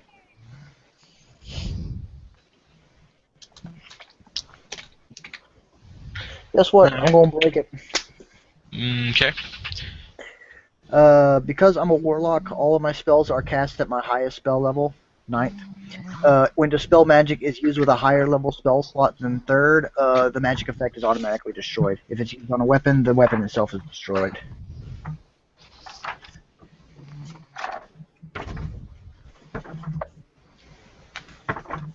Alright, what is the resistance on that? I don't think there is one. I use it as a higher level spell slot. Jack has the book. Dispel magic. Choose one creature, object, and magical effect. Any spell at 3rd level or lower on the target ends. For each spell of 4th level or higher on the target, make an ability check using your spellcasting ability. The DC equals 10 plus the spell's level. At higher levels, when you cast a spell using a spell slot level of 4th or higher, you automatically end the effects of a spell on the target if the spell's level is equal to or less than the level of the spell slot you used. Actually, with the warlocks, the slot level spell only goes up to 5th for warlocks, unless there's a class ability I don't know of. Oh, okay. Thank you for reminding me of that. So it's up to 5th level, and any higher than that I have to roll. In that case, I will need the ability test that was mentioned there. I'm glad I had been researching warlocks for a possible character, or I wouldn't have known that. Yes, thank you for reminding me. What do I have to roll for that? It is DC 10 plus the spell's level. You have to roll your spellcasting ability. Which is charisma for you. So D20 plus charisma. And I don't think anything else gets added. Unless proficiency, I don't know. I do have proficiency in my charisma rolls. That's a saving throw. Yeah. So just straight charisma. Alright, so let's hope this works. And that was a 16 plus 5, 21. That's good enough. The magic around it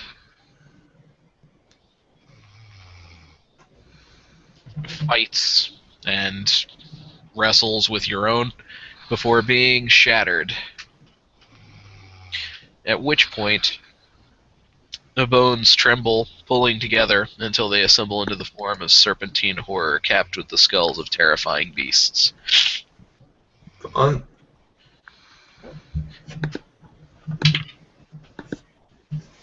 And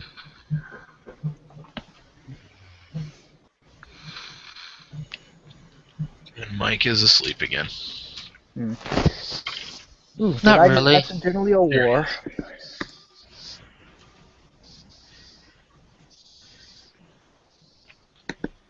Okay. There are 3 of them. Nice. They look like the skeletons of dragons. Oh wow.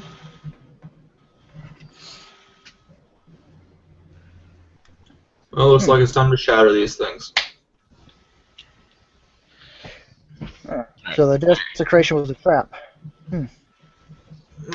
Possibly. Well, they just got pissed off that you got rid of their magic. Or their boss's magic.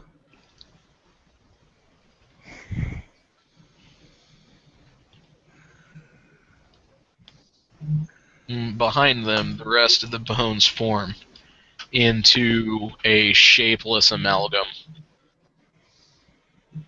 You putting a d20 in the camera. Yes. Alright, let's have everybody roll initiative. Boo. Mike, wake up and roll initiative. I'm awake 15. somewhat. I rolled a 7. So plus 8, 15. Okay, what did you have, Jesse? 15. What did you have, Alex? Total of 20. What did you have, Mitchell? 11? Okay, so 20. Okay, so you said there's 3 of the bone dragons. Yep, and a giant pulsating mass of bones jutting out with like bony pseudopods and clawed limbs in every direction. That thing looks terrifying. I'm gonna go attack that. I'm gonna attack the hell out of it. Well, that's gonna be 4 attacks. Which one? The big, ugly thing that I don't know what it is. So. Okay. In order to get to it, you'll be charging through the area of all 3 of the skeletal dragons. Just to warn you. Realize that. Okay, I didn't realize they were standing in between it. So Yes, I guess it it'd is be a better idea to attack the dragons instead. That thing will probably fuck us over. So the dragons are not all around us, they're more in one direction of us. They're kind of in a line in between you and the boneyard. I'll attack the one closest. Okay. That would be... What do I... My bonus is... It was 13 plus whatever I roll. Okay. That took a long time to catch back up. It froze there for a couple of seconds. Oh, I'm sorry. Didn't realize it. Oh, that's alright. I was just trying to remember what I add to my die roll proficiency. 3 plus 6. Plus 2 from your magical enhancement. Okay. So that'd be... 8. Yeah, it is 13. Okay. 13 plus die roll. As long as you didn't roll a 1, you hit. Oh, okay. One of those is a crit. Okay. So I'll get the crit out of the way first. So that's all of those are levied against one opponent, right? Yeah. All right. So right away, that's 36 points of damage. Roll up your crit. That's 3, 8, 2, 6. Correct. That would be 12 normal, 7 necrotic. Nice.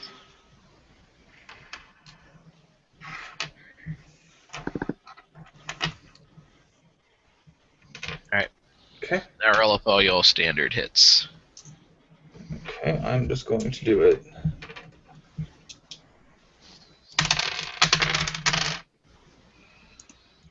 Three standards would be a total of 9 normal and 13 necrotic.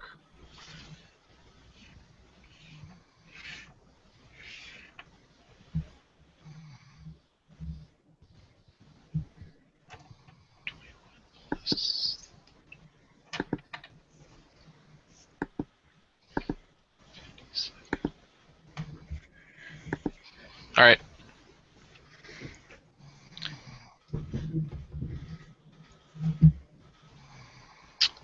Let's see. Then the next initiative was what?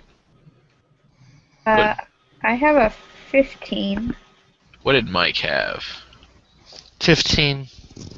Okay, so that would probably make it Mike's turn. Yes. Okay, what all is out there? You said 3 skeletal dragons and a massive monstrosity made of cobbled bones. Well, they're gonna hate me.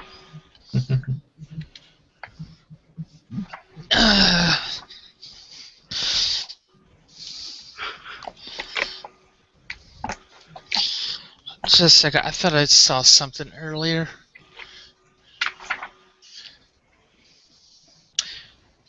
I like how Mike. I like the shot of Mike just looking back and forth down right at the bottom corner. It's almost like it almost looks like a shot from VHS. Kinda, yeah.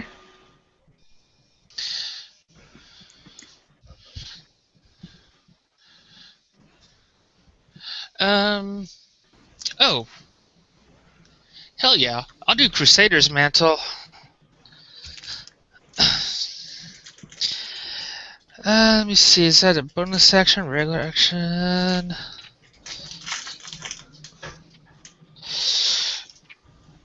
Is it a candy bar action?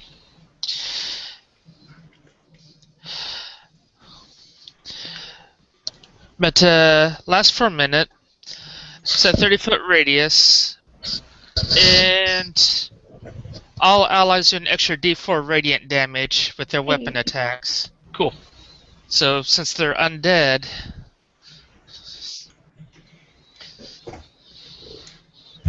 they might have either vulnerability. Yeah. But that's my action. You said it was a bonus action for the shield? Yes. Okay, yeah, it's floating. Okie dokie. Jesse. Yes, my turn? Yep. Okay, let me see here.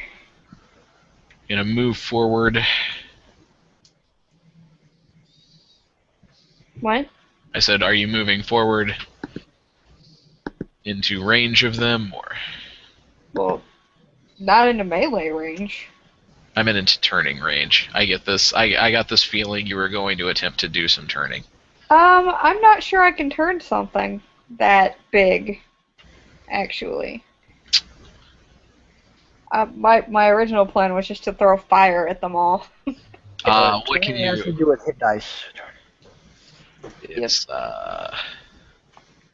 Looking back to click section. Do. Wait. Druid cleric. Quick thing. Features. Channel divinity. Turn undead. You present your holy symbol and speak a prayer, censoring the undead. Each undead you can see or hear within 30 feet of you must make a wisdom saving throw. If the creature fails, it is turned for 1 minute or until it takes damage.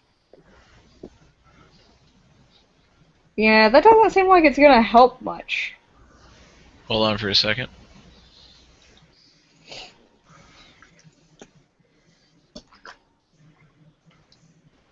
Let's see here. Well, you're also higher than 5th level.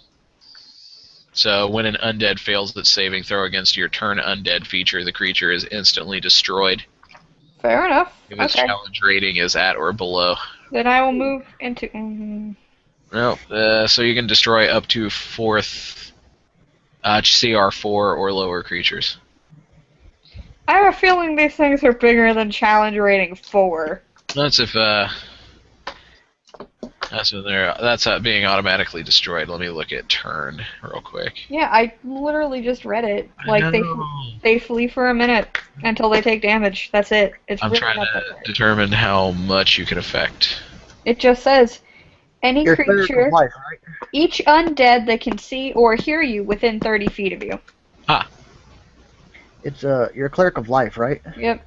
Don't they get special turning stuff to undead? Bonus proficiency, cycle of life. You get bonus to healing spells. You can channel divinity to heal the injured. Blessed healer. They Divine strike. I can do an extra 2d8 of damage. Nope. they don't. Okay.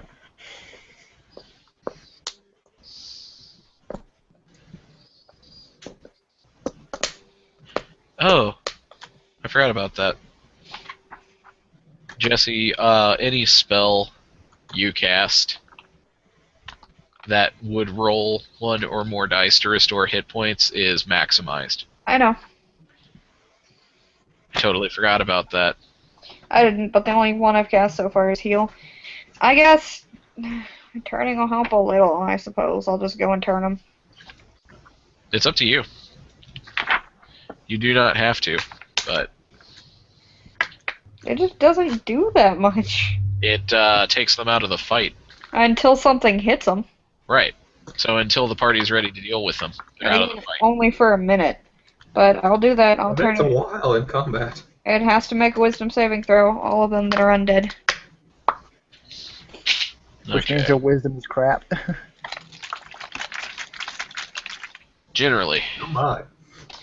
It's 10 plus my wisdom bonus, which is 5 plus whatever. I don't know what Your else. proficiency bonus. So 6. So they have to beat a 21. It's Actually, that's pretty good. is 8 that plus mod plus proficiency. It's 19, the same as my. 8. That's right, it's 8. unless not 10. turning has a special thing. No, it doesn't. I read the whole spell. Alright. I didn't know if you were looking at something that I didn't remember. Okay, so they're against a 19. Yeah. Let's see here.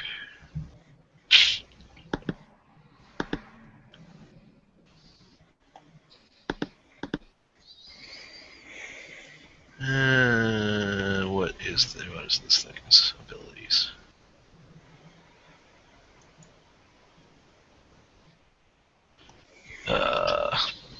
Sorry, they're really good at hiding ability scores in 3.5.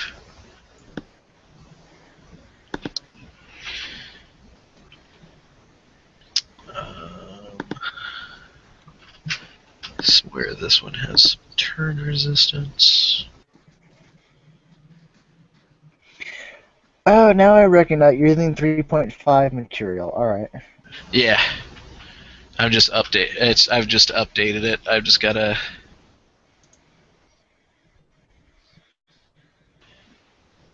Like, just scan through these gargantuan stat blocks to. Man, this makes me appreciate 5.0 so much better. Every so often, I just gotta go back and just be like, wow, this was super overcomplicated. Yeah. As much as I liked 3.5. For Pete's sake. That is not fair.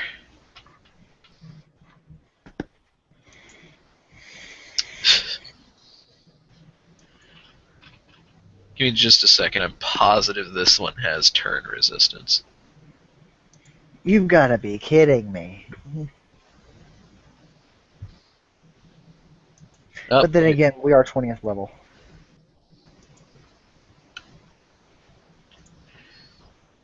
seriously, does it? Okay.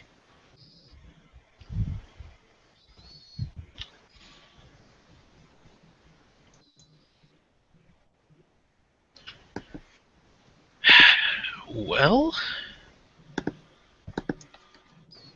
I am not surprised that you were capable of turning the skeletal dragons, but I am utterly, utterly shocked that you were able to turn the boneyard. Well, I'm awesome. So, Hella awesome. Mitchell, that makes it your turn. And any kind of attack you make against them, the first attack has advantage.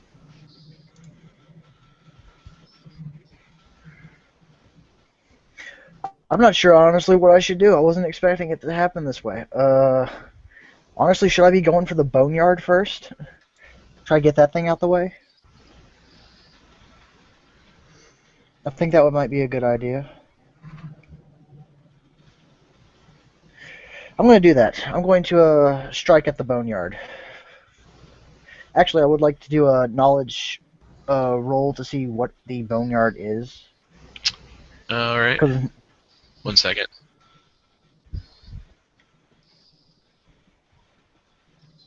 Okay.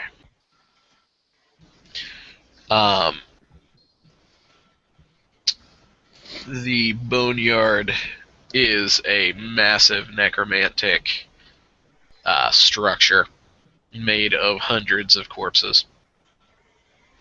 And this particular one is much larger and more powerful than one would expect of such an abomination.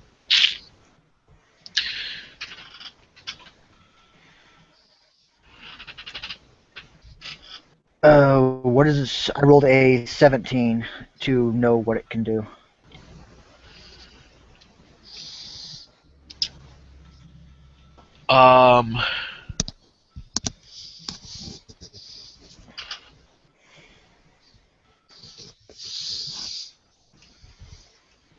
Well, if it can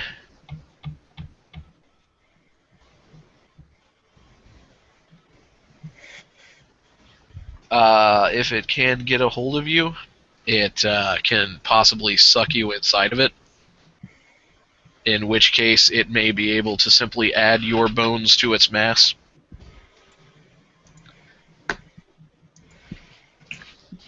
Like a balloon and something bad happens. For the most part, they're just really tough and nasty. So I'm going to attack the boneyard with my scorching ray.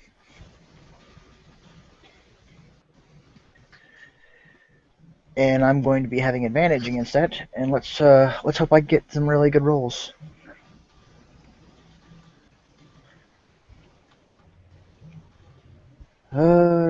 Do.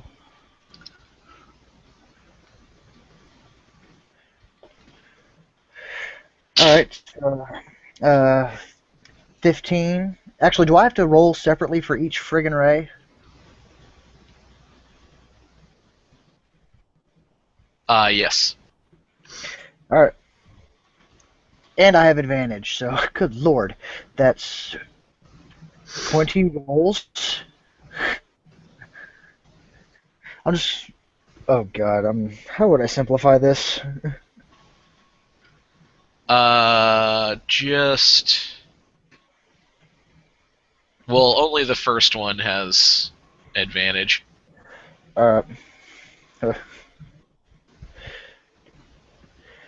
Okay, glad I got that advantage one out the way. See, the first one is 15.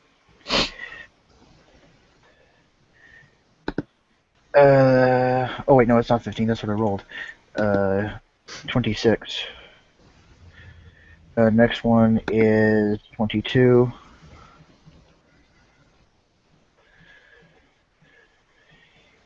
That's another 22.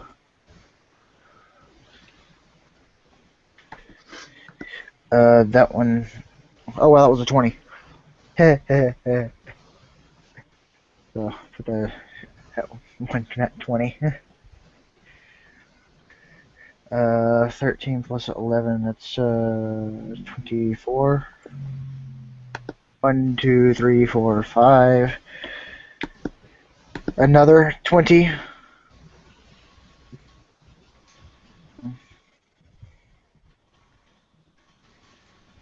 Uh, 22.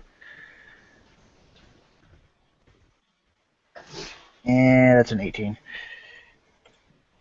I really love my attack bonus. Oh god, another 20. I'm not sure about these dice because I'm going to roll a 1 so soon.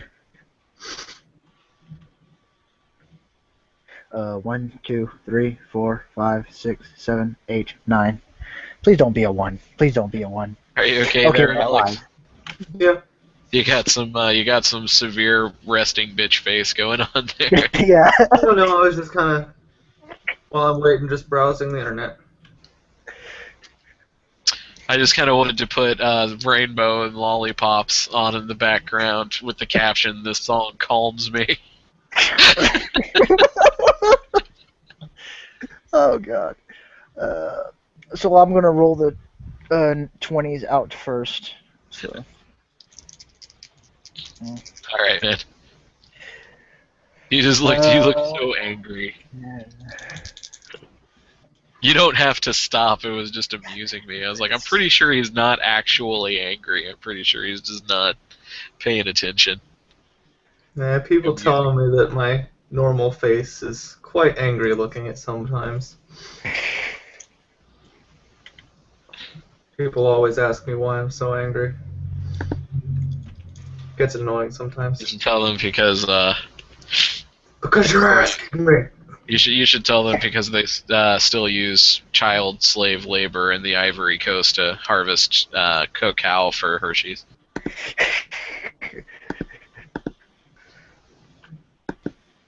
Here's the damage for the criticals.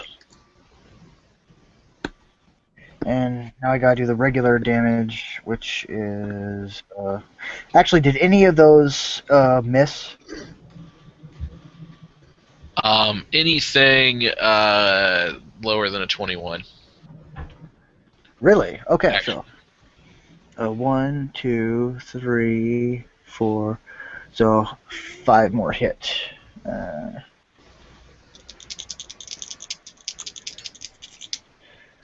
Let's see, it's 7.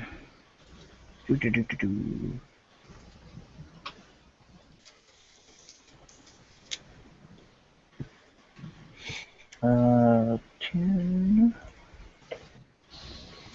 Do you want to go for the whole loadout, or you want to just take the average damage since it's so many dice? I've already gotten halfway through it, so... What in the world does that much? My brain's spaced out and I have no idea what you used on it. Scorching Ray. Yep, a ray. Scorching Ray. Huh. So, those last 2 lines here are my damage. Let's see, 16.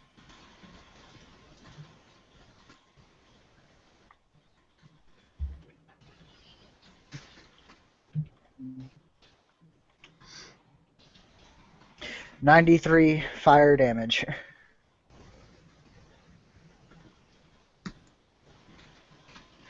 Of course, I only have 1 spell slot left.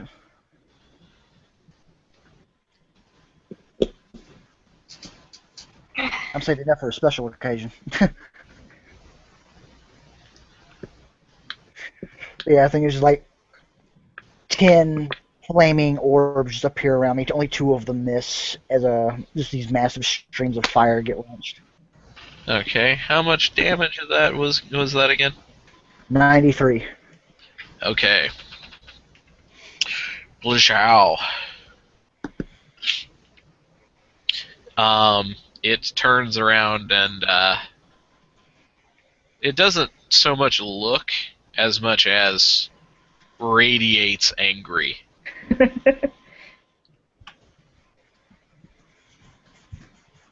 Don't make me hit you again. I'll hurl your ass through the void. Um,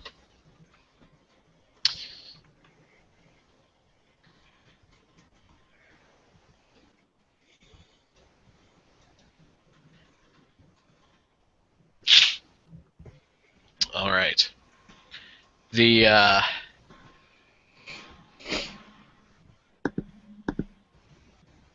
right. Those are the dragons, I believe, are going to be running away. Yes. Yeah, they got feared. The big guy, however, is turning to come back towards you. Mm. Oh well. At least we can take him on by ourselves without having to worry about 3 stooges coming after us. Yep.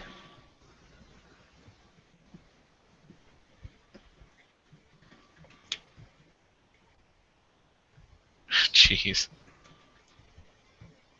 Okay.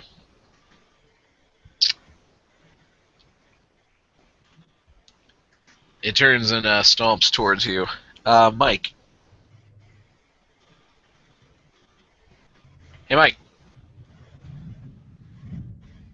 Yeah. Oh, there you are.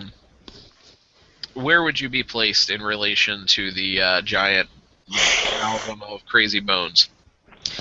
I'd probably be pushing into melee. Okay.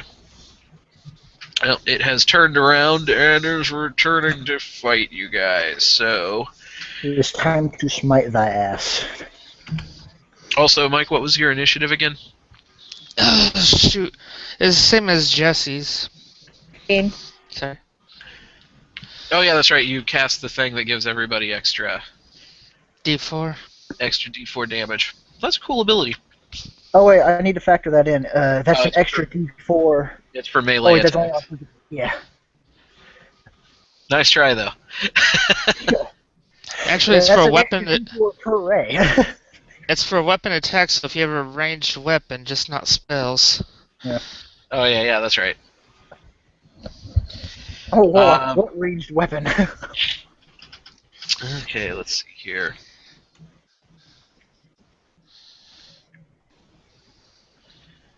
Huh. Mike, even or odd? I'll take God. Alex, Uh, we're armor class. 21. Oh, Oh yeah. no such luck.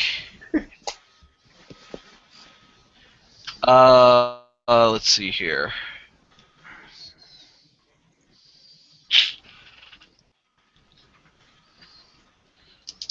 Hey, just a second, I gotta roll some damage on you.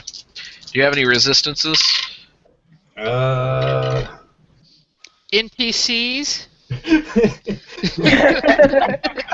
Cannon fodder. Bone The abomination. armor master reduces some damage, but that's it. Yeah, it gives you damage reduction 3 Yeah, for reduction of slashing and 3. piercing. Yeah. Is this an actual attack or magic? It's an actual bite attack. Okay. Oh yeah, you have definitely the damage reduction against that man. It is piercing. Okay. So -3 to whatever it is. Okay. It is 49 points of piercing damage Ow. after the -3. That doesn't sound nice.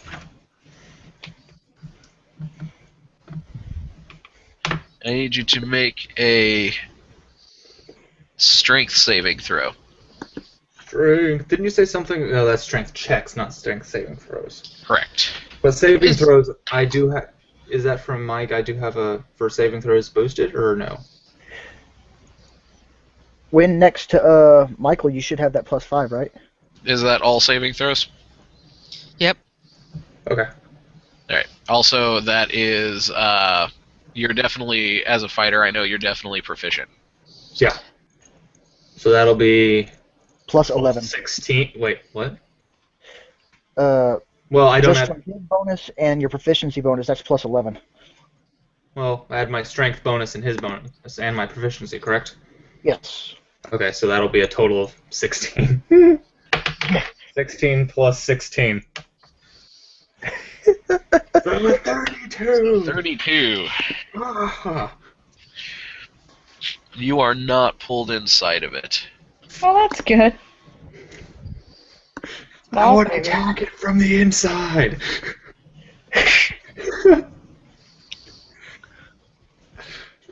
Just climb inside and use all my attacks.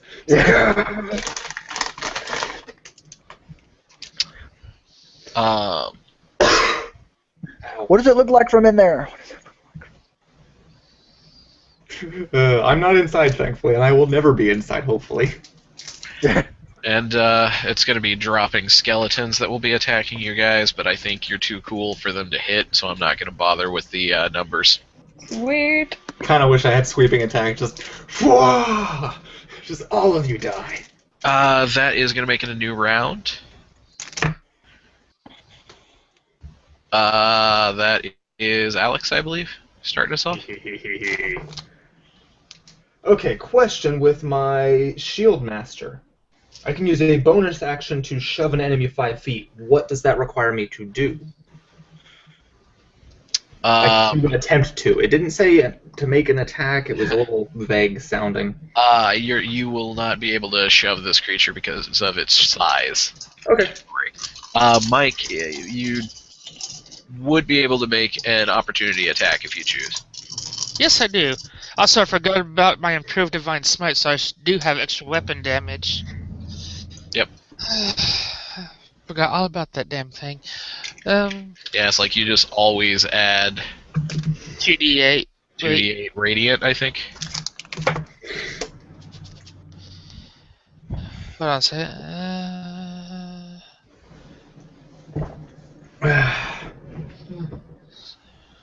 That was a d8. Sorry. Also, everybody, as you're fighting, Yeah. there is something of a rumbling in the ground. And that distant, that great crater you saw? The gigantic crater that's Yes. kind of deeply murmuring a litany of dark obeisance to Atropos. Also, the ground the world is getting bigger and bigger behind you. By the way, it was a 17 to hit. Total? Yeah. That is not a hit. I'm sorry. No, you're not. Let's see. Alex, I believe we were doing your turn there. Okay. I was just waiting until Mike resolved what he was doing. Oops. My 4 attacks. Damn it.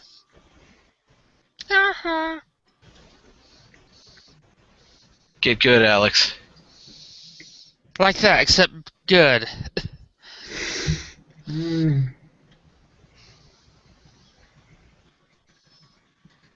17, 18, 22, 30. Can you go through those one more time? 17, 18, 22, 30. 22 and 30 hit. Okay. Don't forget you get an extra d4 damage on each of those hits. Okay.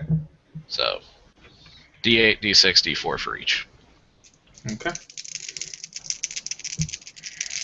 And you did 96, Mitchell? 10 d not 96. It was 10 raised, 2d6 each.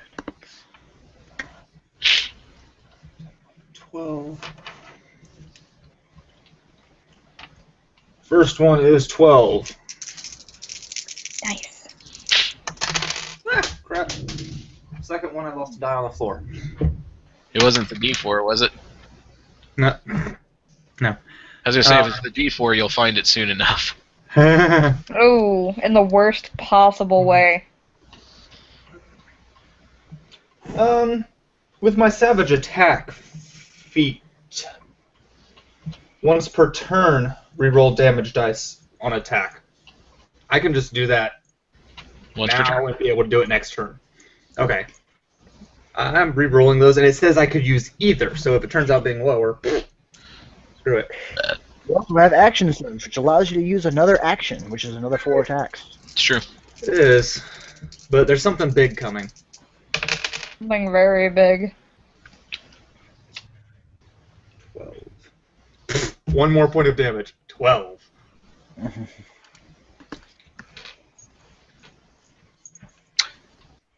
Okay, so that was 24 total.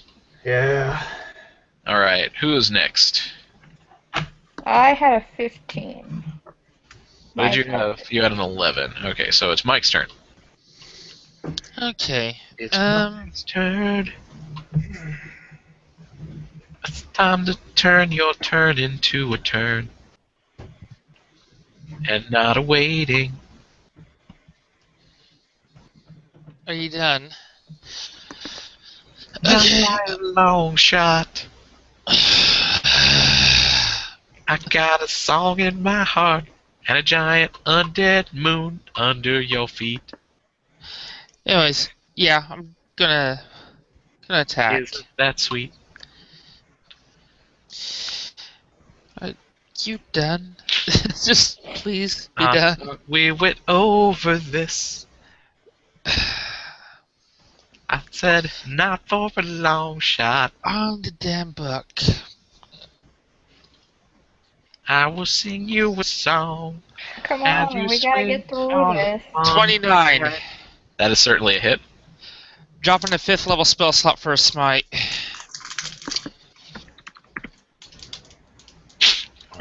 10, 6. I'm gonna bring the damage. Actually, are these things vulnerable to radiant? They're not.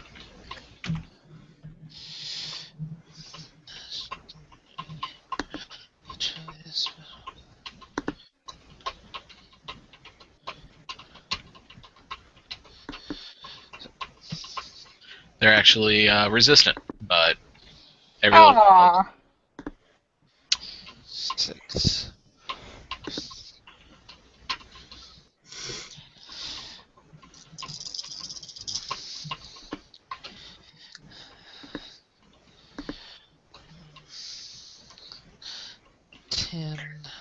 Oh well, I just realized it's midnight for you guys right now. Yep. Yup.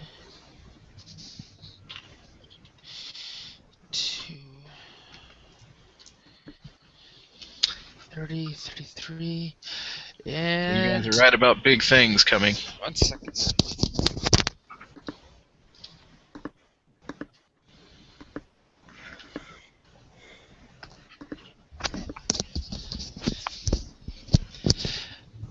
$37.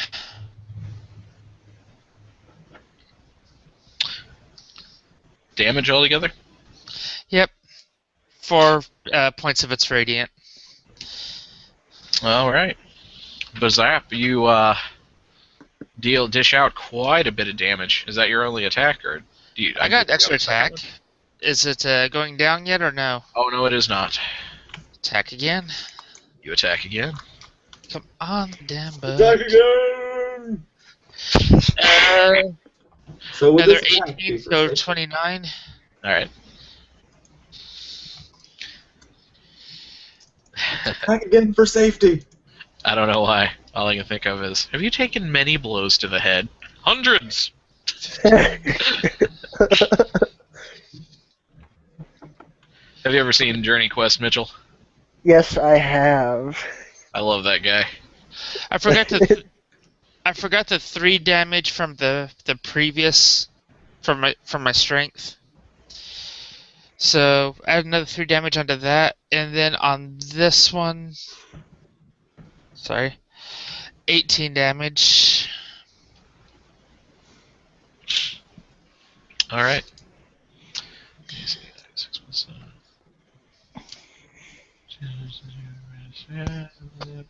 All right.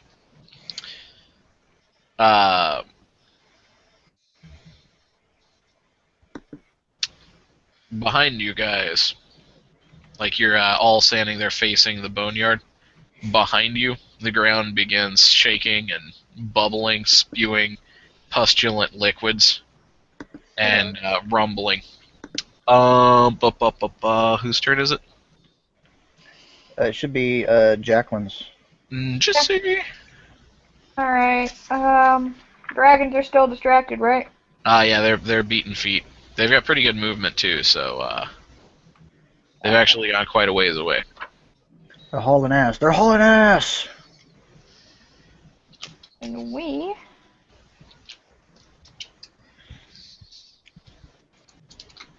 I'm going to cast... Wait, is anyone within melee within the boneyard? I am. Okay, then I'm not going to cast that spell. As well as me. Yeah, I don't want to accidentally kill you guys. That would be Why, bad. What would it be? Firestorm. Yeah, I don't care. It's gargantuan. You can hit the ass end of it without even coming close to the rest of the party. With all 10 blocks. There's also the fact that I'm immune to fire. True. Alright, if it's gargantuan, then I'm going to try that. I'm going to cast Firestorm. Let me find that. Alright, so the location, variable schematic, 150 feet. A storm made up of sheets of roaring flame appears in a location you choose within range. The area of the storm consists of up to 10 10-foot cubes. Each creature in the area must make a dex saving throw. Ignites flammable objects. Alright, so I'm going to set up the perimeter to hit the ass end of that gargantuan boneyard and not my party. Okay. Roll your damage. A dex save. Okay, 7d10. Okay, definitely did not pass that. Fantastic! I keep assigning the big cool monsters this red d20 that I've been using, and it keeps rolling in the 2 and 3 range. I don't add my charisma, or I don't add my wisdom to that, right? It's just straight dice? It's just straight dice, unless it says otherwise. No. Alright. 47 damage. Says otherwise, 47 damage. Yeah, and if any part of it's flammable, it catches. So. I believe that actually is on the verge of destroying it. As the ground behind you guys is rising as though some great monstrosity is burrowing out of it. It's Mitchell's turn, I believe. Yes. Kill it. I'm going... Kill Yeah, I'm it with going to more try. fire. All my spells are fire. I know! I specifically asked Fox if I could make all my spells damage fire, and he was like, sure! Yeah, I was like, sure, why not? I'm going to use my Eldritch Blast on it, because fuck it. No sense in, there's no sense in the DM being a rule lawyer when it's a one-shot. Yeah. Well, it even says in the book that you can modify your spells to have whatever damage type it is, just within range, and it's specifically for DMs. So Yep. don't be afraid. 13 plus 11 is... actually, what's 13? 24. Okay, that is a 20 hit. I get to roll 4 ray damages. Good lord, I'm becoming my cat. I'm sitting here playing with a rubber band. I do that at work all the time. At least you're not laying on somebody's arm. I could be. You better not. There's not enough room for you. That's why you just gotta make the room. No. Gotta. You have to take the embodiment of the cat and force the room to be there. Well, no, I lost my rubber band. It went behind the. Computer center. Now I'll never see it again. Well, now you have to try to knock everything over to get back at it if you're truly being a cat. No, I'll just go find room in the territorial area, or in the territories of Jesse's arms. I'll do some trail whacking and some bush blazing. He took 49 points of damage, and he gets pushed back 40 feet. All right, that is definitely enough to finally destroy it. As behind you, I incinerate and I get bonus temporary hit points. oh, cool beans. Let's see.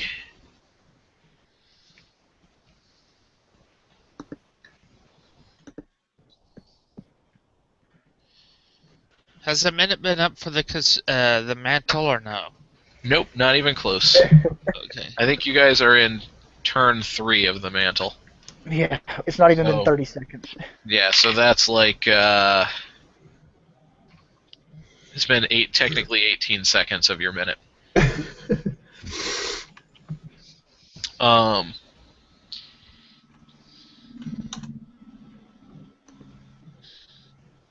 Over a towering, gargantuan monstrosity of undead flesh with long, scrawny fingers ending in massive claws and a huge, bloated carcass of a body. Soulless, glassy black eyes. Small spines around it. It undulates as though inside it crawls with massive worms. You summoned my ex-wife. Ew. Did you come with the support check? For your support checks? I don't think you ever actually had to pay alimony, did you? No. No kids with that one. Yeah. He's capable of destroying the bunker under the bunker, doing thousands of points, thousands of dollars worth of damage, costing around so and such million. I call it the ex-wife.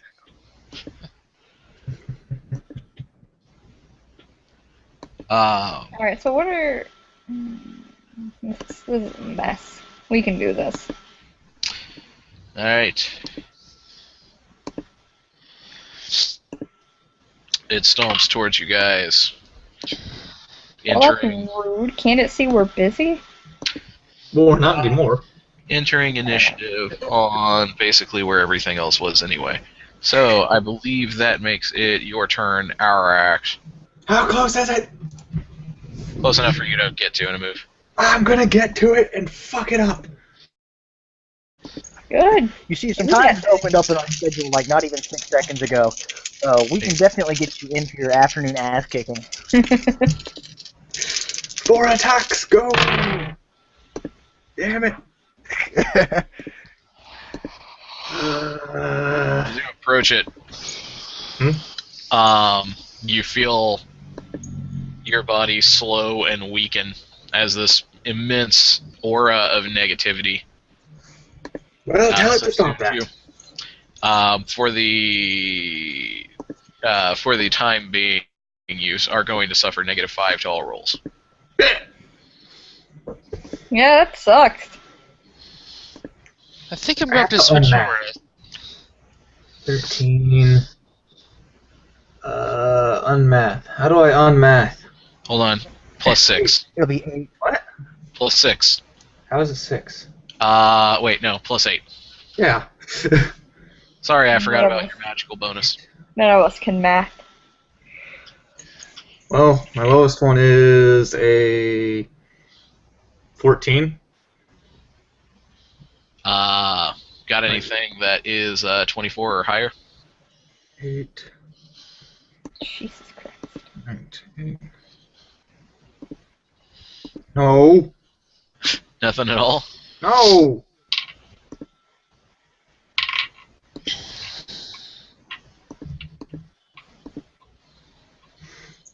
No, I don't. My highest was a 21. You're not. You're finding it yourself incapable of chopping through its mighty armor insofar. I am fucking action surging this bitch. Good, yay, action surge. Another 4! Those were even shittier. Oh no. Oh. Damn. I'm sorry, dude. Michael? Okay, I'll go ahead and do Elder Champion as I'm coming up on this thing. So, Oh, okay. Yeah, alright. So, I was actually imagining his pack being done with a Kelpie. And now, here comes the per diems. Yep.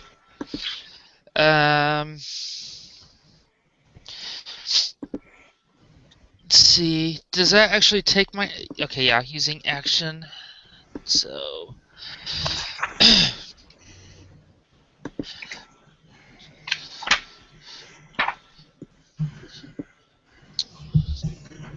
Let's see.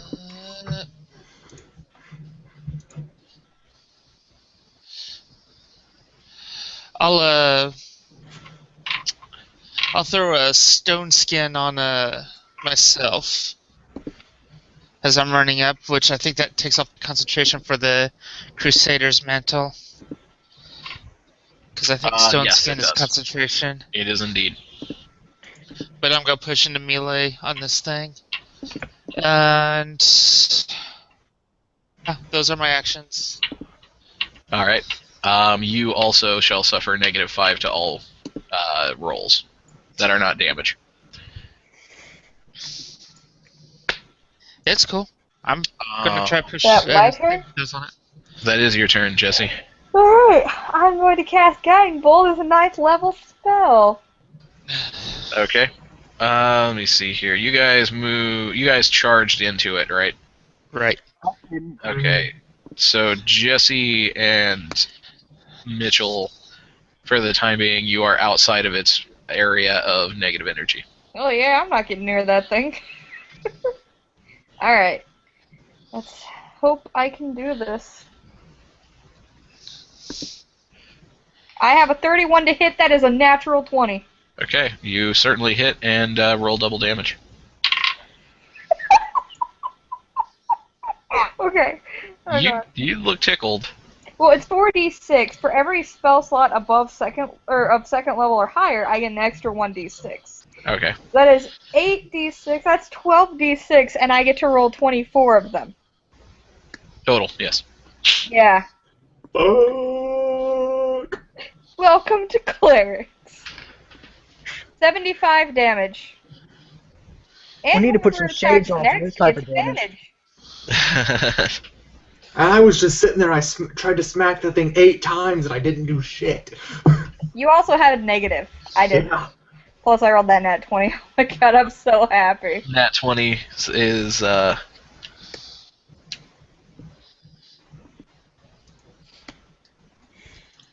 It's good stuff. oh, neat. Hey, Let me get a second. how maneuverable does this thing look? It looks like it's probably not very maneuverable, but you haven't really seen it move yet. Let's see if I can test this out. I have to take it back. It actually doesn't have any eyes.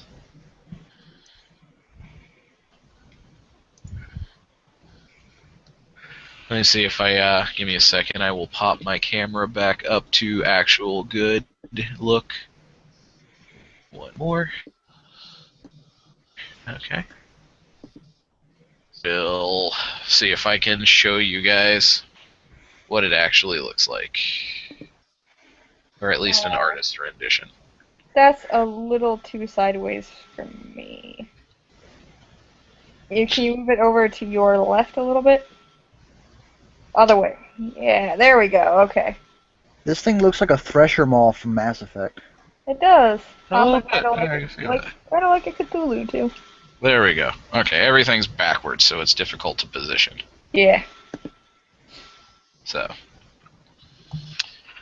Lovely. Alright. Whose turn is it? Mitchell's? Yes. You have advantage how when you attack. Oh, yes, I do. How high up is this thing? About, I'd say, 150 feet tall. Another question. Can I drop a wall of fire on it? Wall of fire, I believe, has to be connected to a solid surface. Yeah. Well, the thing has to be connected to the ground somewhere. But technically, yes.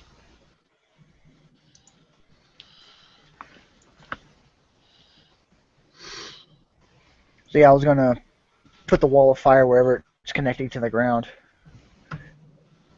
If I can reach that, otherwise I'll try and flame strike it or scorching ray it.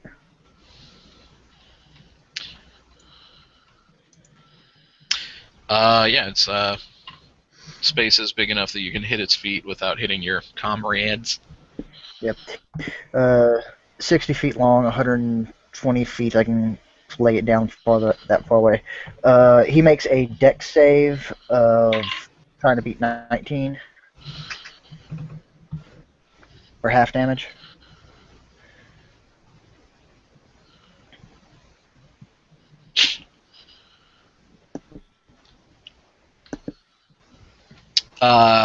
That's going to be half damage. Alright. That's 10d8 halved. So I'll just roll 5d8. But if he doesn't get out the fire, he's going to be taking an extra d6 each turn. Oh, I'm going to keep him there. Yeah. Let's see. It's 2, 8, 16. 7, so that's another 14. 30 damage total fire. Well, he can't resist it anyway. I have Elemental Adept. Yep. Unless he's immune. Yeah, unless he's immune. Alright. Let me actually write this down. Okay. And then it acts. Oh, look at all those feats and abilities I'm going to be ignoring because 5th edition. Thank goodness. Wonderful, wonderful 5th edition. Oh yeah. Oh.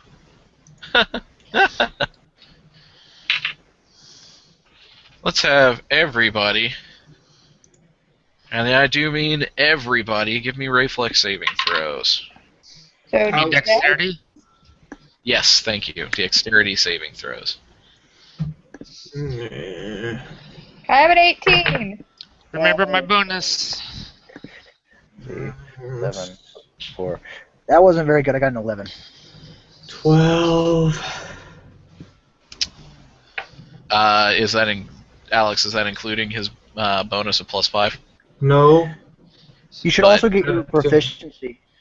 Also keep in mind, Michael and Alex, you within the negative energy area, you suffer -5. I'm at 20. Oh, so his Jesse. bonus doesn't apply then. So Well, I it's 12. they cancel each other out. Jesse and Mitchell, you guys are too far away from Mike to enjoy that bonus, but you are not suffering the negative. So, you guys, who has less than 19? Me. Okay. Give me just a second. I'm going to use the dice roller for this one.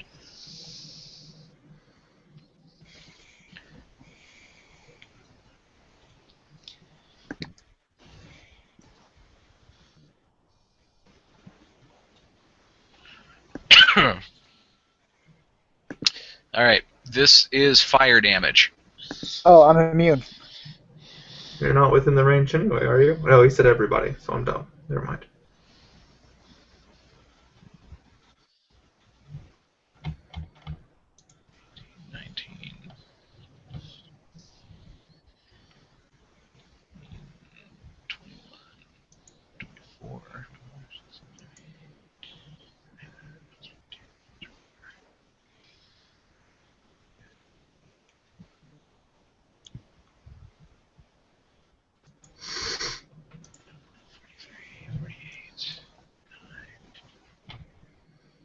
That is 54 fire damage. Oh. Alex, don't forget your shield master ability. What What? did we have to roll to get out of that? 19 or higher. Wow. Okay, lovely. That's 50 what now? 54. Jesus Christ. Okay, so I had 200. His Shieldmaster ability would work if he actually made the saving throw. Because Yeah. you ignore the half. Damn it, where'd my pencil go? Did I lose it? Okay, this die roller is not great. I'm going to use the one on my phone because it does the math work. So I'm going to make it go faster. And that's really all that matters, is that I make it go faster so you guys spend less time sitting around waiting on me to do math. Yeah, I should have probably done that too. So I don't have My to... mathing isn't accurate anyway.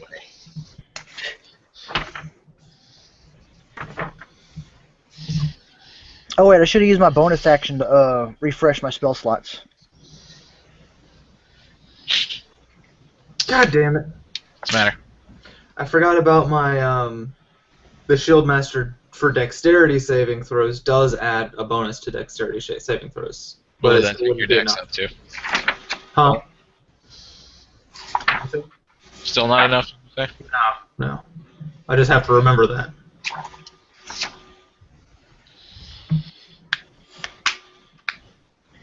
You know, I hate to say this, while there's a ton of shit you have to remember for your characters at 20th level, still not as bad as 3.5 and all Not Oh, the even stuff you had. remotely close. Or, oh, good Lord, Pathfinder. Yeah. 29. Wait a second. Is this a spell? But oh, Yeah, it is. Everybody has resistance. My aura. Everybody who's within 30 feet of you. oh, so resistance. That would be half of the damage. Yeah, well, at least for Alex, he would automatically have half because he'd be resistant to it. Okay, yeah. Okay, so that would be 27. So if I made this saving throw, do I take damage or no?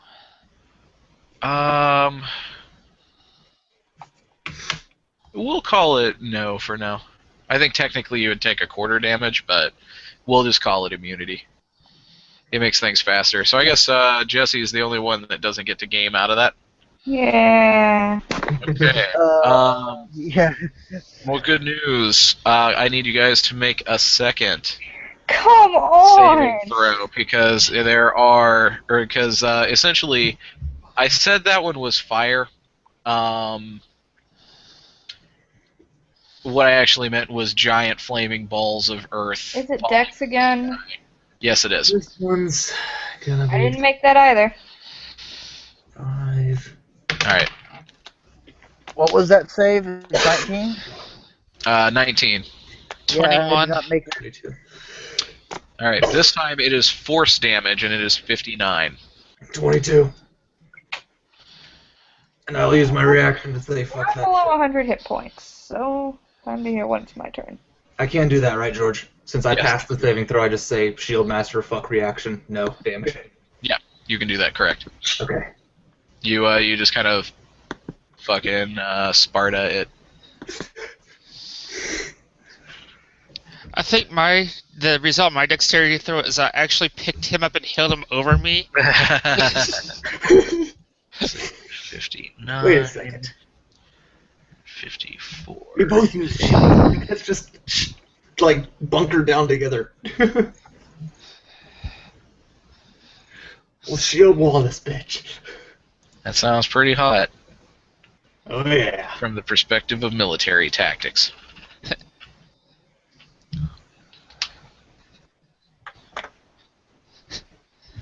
The ancients say I'll make it through this fight.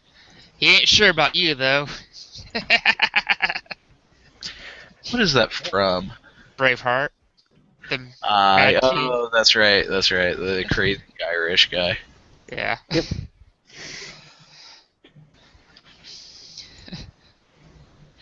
Man, that Mel Gibson. He really likes making movies that are completely full of shit.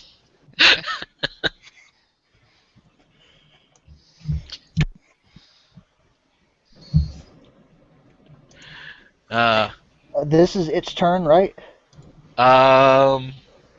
Stupid meteor shower. Yeah. Hey, wait! He's casting. I got Mage Slayer. Bitch! Technically, yeah, we'll call it casting. I don't think that this style of technically this kind of ability He takes an extra d6 fire because he's still within my wall of flames. It hasn't been back around to your turn yet. Oh, it's calculated on my turn, not his? Yes. 24 to hit.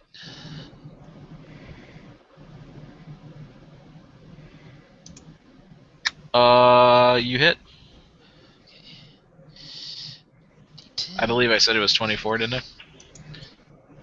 Don't know. 9, 11, 12, 13, 14 damage. Is that including your bonus damage? From what? Your radiant weapon ability? Yeah. Okay. Say 14? 14 damage. Radiant has not from Crusader, but from the actual like property of the weapon and the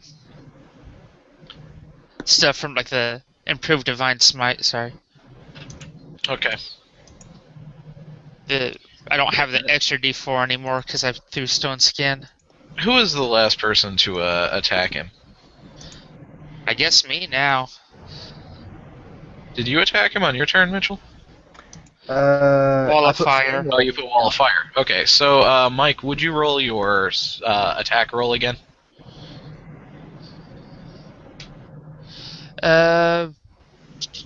Minus the 5, I got a modified 20. Okay, I was just gonna ask if you got a natural 20 on that one. No. Okay, then it's not worth keeping because your first roll hit. So The guiding strike. guiding strike provides advantage. So and that makes it Jesse's turn. Nope, it makes it Alex's turn. So the other Jesse. Okay. Well, I guess I'll... Huh? Smack it hard. Smack it hard. Knock it prone. Well, Smack it since harder. since your that's only for saving throws, your thing is, Mike, right? My aura is basically, your saving throws and you're resistant to magic. Okay, so I'm at -5 for my attack, so I'm only at +8 for these stupid dice. Mike, I'm aren't on you healing? So what? The aspect of the ancients. Don't you heal like 10 or 20 HP per? I heal Under. 10 per. I heal 10 per round. Right on. Well, 10 per turn. Sorry. Well, I rolled Holy 3 shit. 18s, which are criticals, and a 1. Okay. Well, I guess do the 3 that are critical hits. Because that one sure as shit doesn't do anything. Well, he has advantage, remember? He has advantage, so he can unduel that one. He does not. I thought, He has an inspiration. He can, I thought Jacqueline put down something that gave him inspiration. For, Only for the next person to attack. next person, the next attack has advantage, and that was ability Mike's, somewhere that would. Well, the good thing is, since I did him with an opportunity attack, his movement's 0, so he's stuck in the fire for a bit longer. That is true. Sorry, I'm Well, just he's got, trying to something. I could have sworn I had something that said something if I failed, if a roll. I don't remember. I don't remember things. I don't know what you might be thinking of. I don't know either. That's what I'm confused about. Oh well, whatever. It's so that's what- there. 3 and 2. All right, you do not have the extra D4 any longer. Yeah, I wasn't rolling that. Ah, dang it! I'm dropping one off my damn table. I'm going to use my once per turn reroll damage for that. Okay. Sounds like you're not very happy with it. 10, 11, 12, 13, 14, 15. Dang it, I keep rolling off the damn table. That one's definitely better. That is a 15, 19 regular, 9 necrotic. So is that 15 total on the last one? Oh, the last one was I was re-rolling the damage because it was shit. So that wasn't an attack. So the 15's not a thing. It's No. I was just saying it for myself so I could remember it, so because I can use 19 regular. How much necrotic? 9. 9. Okay. Second critical attack was... That is 8, 9, 10, 11, 17 regular and 2 necrotic. Okay. And the final is 15 regular, 6 necrotic.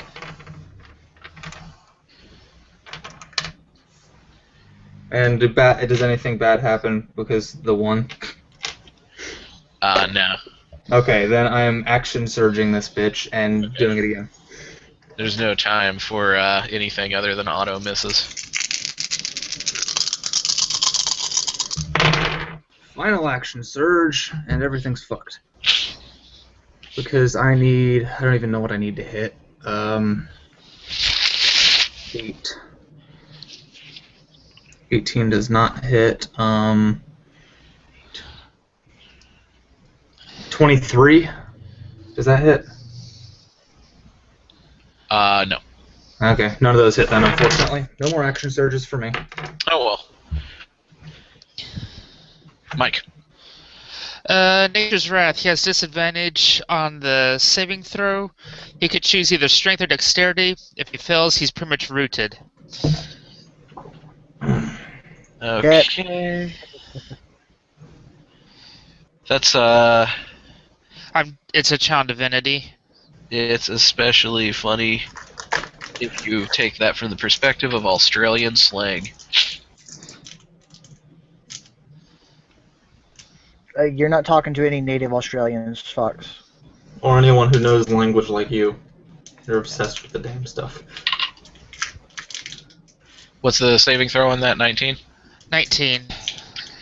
Okay. What's the effect on the saving throw? Did he pass or fail? Passed. With disadvantage? Oh, let me double check with disadvantage. Yeah, that's still a pass. Ah, fuck. Well, I wasted a Child Divinity then. Okay. Jesse? I am going to cast Cure Mass Wounds. So let me do the math real quick. Everyone gets back. I lost my page, sorry. I went to look up my abilities. In my thing. Oh, duh, I actually was saving the page. Mass Cure Wounds, 3d6 plus spell ability modifier, automatically maximized for complete damage. That's 8, 16, 24, plus 5 is 29, plus, hang on, Divine Domain Life. Disciple of Life, whenever you use a spell first level or higher to restore hit points, creature gains an additional points to 2 plus spells level, so that's 29. And that's a 9th level, no, Mass Cure Wounds, not Mass Heal.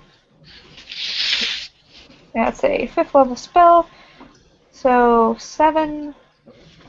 Oh, well, that's really not much. Everybody gets back 36 hit points. How many D8 does that heal? 3. I did the math. Okay.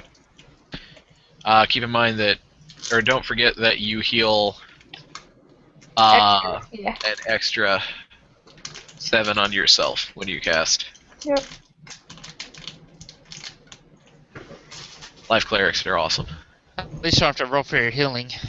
Yep. You said 37? Yep. I get 44 back.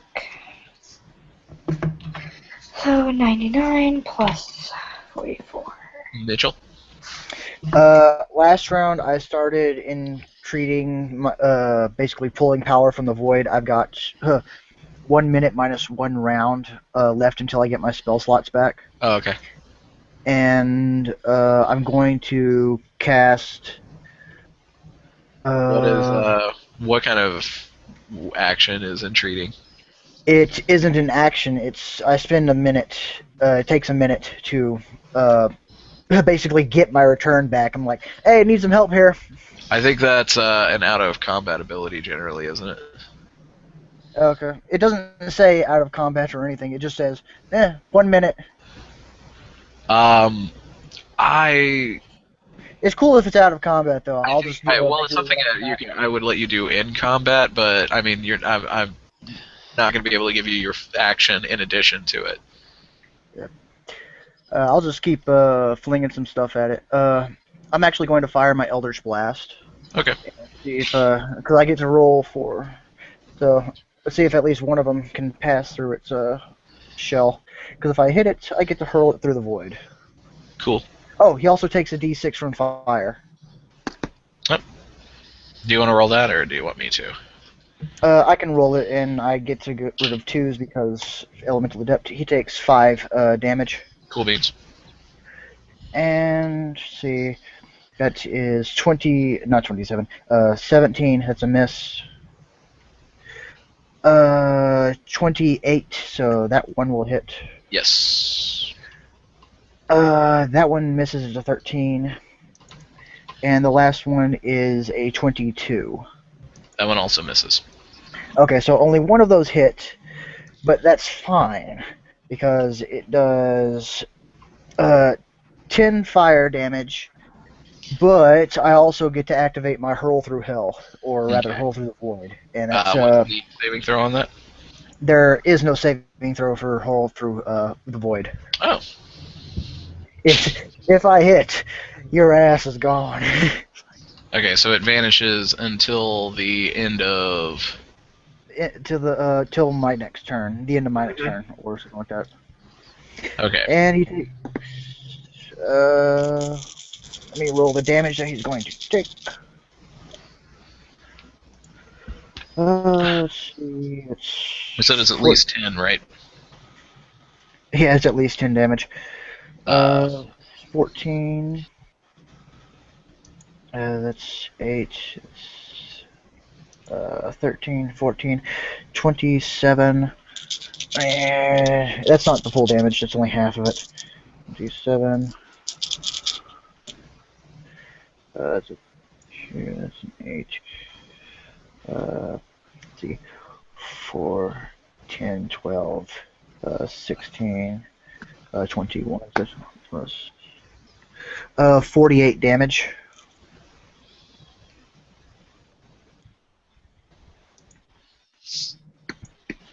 Okay. So you guys have a little bit of time to prepare for when it comes back. Anybody damage? Immediately, I'm going to start trying to draw on power from the void. Just a bit of a fast scratch. as I possibly can. I'm at about half hit points. Oh, I could do lay on hands, so Yeah, I I know, know, I and I can think much. channel my divinity to heal myself for 100 points. I'm at full health. Alex, how high are you? I haven't taken much. Don't worry about me. I'm fully healed. Okay, so you can lay on hands me, because I am in desperate need of it. How much you need? I'm down by about 130 hit points. Like 100. Woohoo! Thank you! Okay, there's my lay on hands for the day. Thank you, Mike. You can thank me by kicking this thing's ass. You're welcome.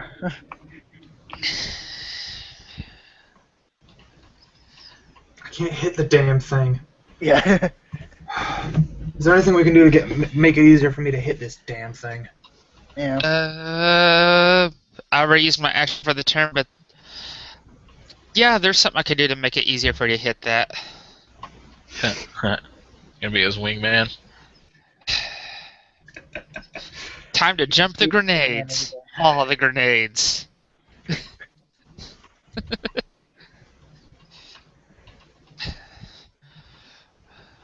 I don't know if we think this thing is resistant to fire or not.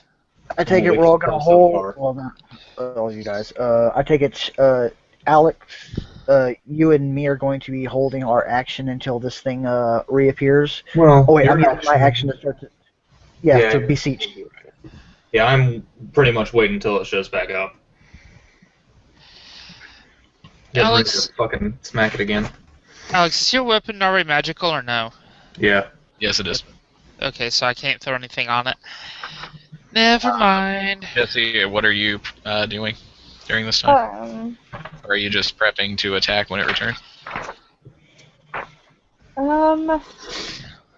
Why do we even have those spells even memorized if we all have magic weapons? Because usually, even at this level, magic weapons are scarce.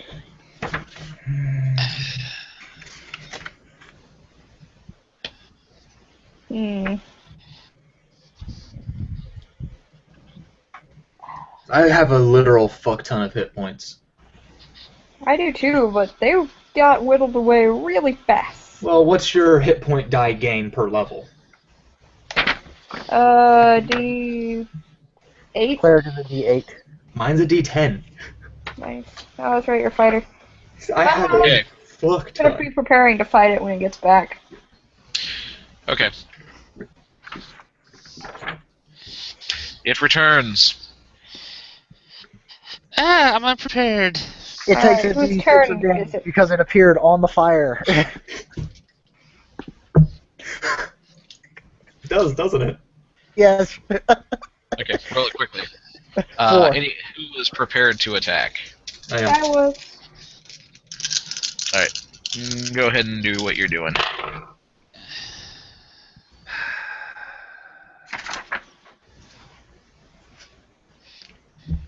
Anything below a 24 doesn't hit. So, I have a nat 20.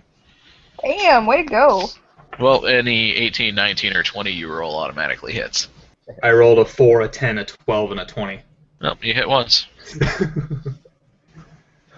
Do it, girl. You got this.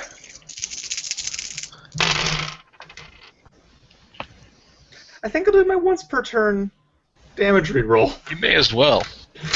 I mean, whether it looks good or not, if it's not max damage, you may as well re-roll it because you get That to is pick better. whichever one's better. That is 17 normal and 9 necrotic.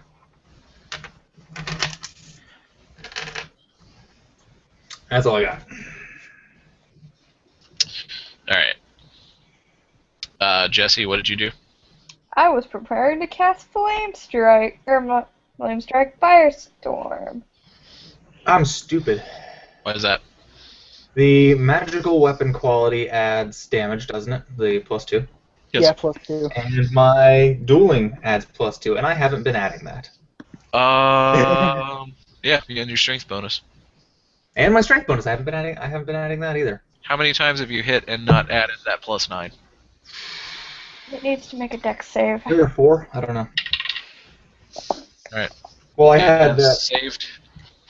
I don't know. We'll call it 4. What's 4 times 9? 9, 18, 36. 27, 36. So he takes half of 31 damage since he saved. So, 15. 15. Damn it. Yeah. That's That's not 15 impressive. damage you didn't have before, though.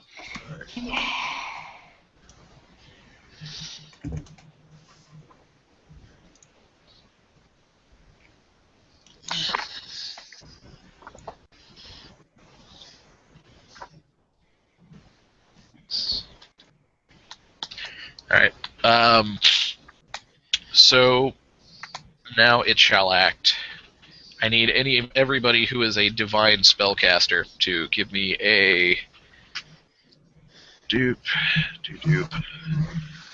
We got about 10 minutes to kick this thing in the face. Give me a What? Constitution saving throw. I am. Nope, wisdom intelligence. Alright. Oh, god damn it. I have an 11. Did you use your inspiration? I've already used my inspiration Oh. a while ago.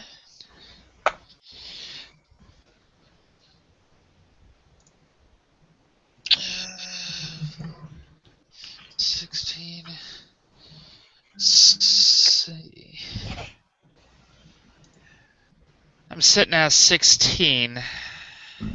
Okay. That's because I'm also at the -5.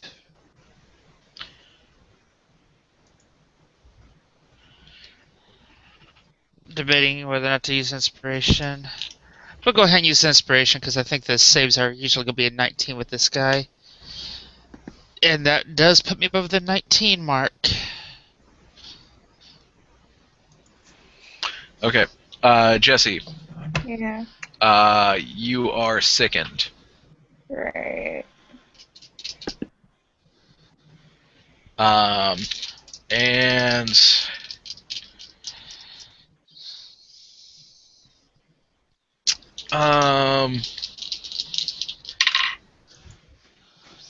Mike, What? you are struck twice by its mighty, meaty, fleshy hooks. Yay! I think. No, bad, bad. I do have heavy armor master, so -3 off both of the damages. Probably thinking, oh look, I caught me a paladin. That's 33 after the reduction on the first hit, and 36 on the second hit. In the stone skin? Reduces each of those by half. Right. So...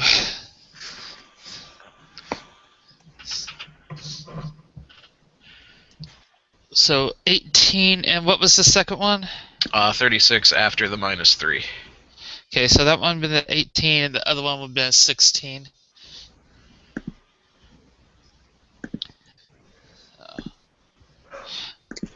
Which means I've taken 34 damage.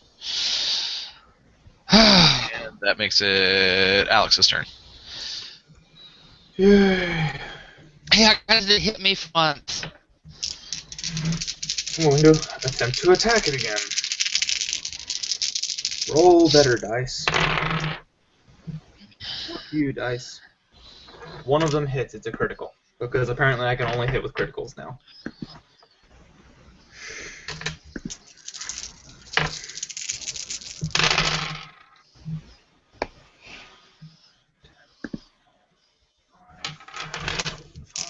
Rerolling once a turn.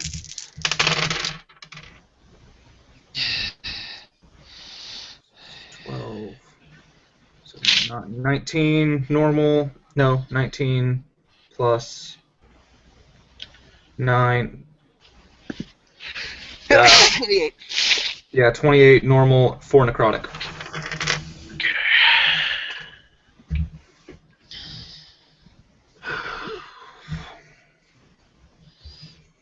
Have you spent any of your inspiration, Alex?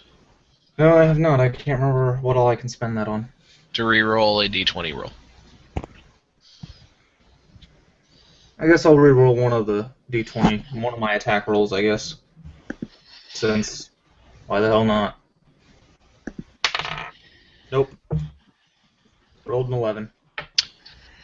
That's okay. That blow that you hit slices open its belly. Ew. And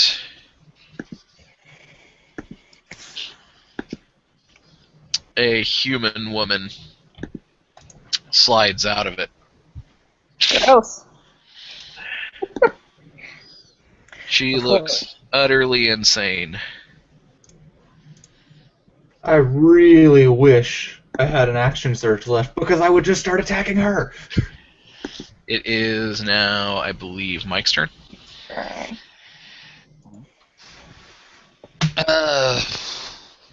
So, with my divine sense, what can you tell me about this?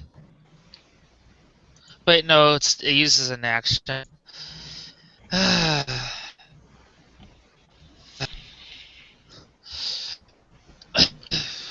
Should I put it over misery then?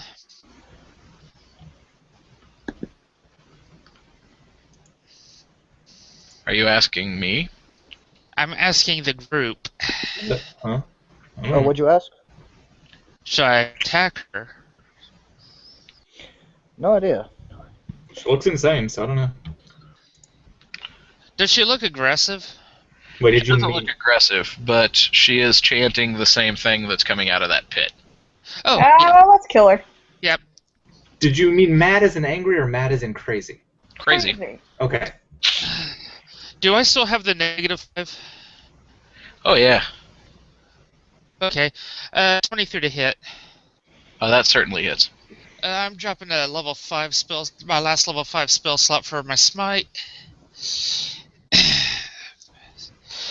So. By the way, you guys are now rocketing towards the Earth. Yep. As in, it is now growing close enough for you to, you're making out details. Okay. Oh shit. I can see my house from here. You actually can. Son of a bitch. As the point you're on seems to actually be crashing towards the cathedral. 20, 34. So does anyone have wish? 7. No, but I'm about to do something probably stupid, and I'm not sure if Fox will okay it or not. 47 damage. Some kind of divine intervention. Okay. You smite her head off. Woo!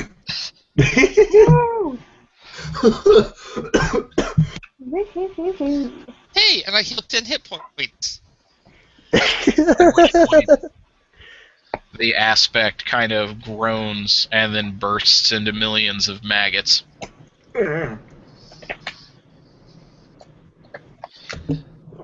It's What are just you a thinking about? illusion. It's really fried rice.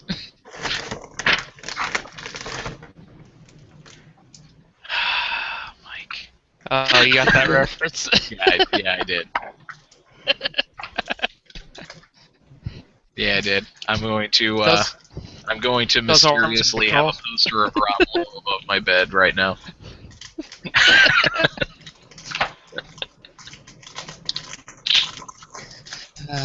How's that for an obscure reference to that movie? Obscure enough to the point it went over my head. Wait. Well, Was can I? was it above his bed or was it on the inside door of his closet? Inside door It's of on his closet. You're right. It was even weirder than above his bed. So, can I use divine intervention to stop this? To stop what? The thing from bursting apart? The thing from crashing into the earth. You actually don't have to, because it is going to come screeching to a halt when the aspect is Fantastic. destroyed. Does it sound like brakes are being put on, or? No, but the whole place is like freaking rocking like crazy, like going through a crazy earthquake. Can I use How far away from the planet are back we? to Earth for the party? I suppose you're Fantastic. I'll do that. you're within We're 100 within- feet of it. Yeah, Let's go but I want to do jumping it distance. safely without dying. Okay, that actually came close enough to smash the upper 100-some-odd feet of the cathedral. Oh yeah, the warlock doesn't have any more spells. He can't use Dimension Door again. Just put us on the ground. Yeah, I can I'm gonna- levitate my own ass and fly. I I suppose can you carry can do it. that. If it I mean, does, it's the end of a one-shot campaign. I really want to. Okay. sure, go ahead. What crazy ass thing were you going to try to do, Mitchell? If we were going to do this, I was going to use my inspiration point and, if you'd allow it, basically pull every ounce of power I could from the voids, basically converting my entire body, fusing with it, and basically incinerate and return this comet back to what it originally was, nothing. And basically it was kill all of us with it, but it would stop it. I'd like to go back to the planet. I will tell you what, I can do both of those. Okay. Because what will happen is basically you'll divine intervention the planet or the moonlet into nothing, and Jesse will simultaneously divine intervention you guys safely away. Two gods stepping in at once. Well, deities of sorts. One was a Mitchell, deity, the other is an aspect. right? Mitchell, you'll end up being consumed by this. Jesse, you'll be able to save the other two. Yay! So you get to be like this, freaking super badass Destructo thing. Hold on, I got a picture. Oh, what do we? Gosh. I am excited.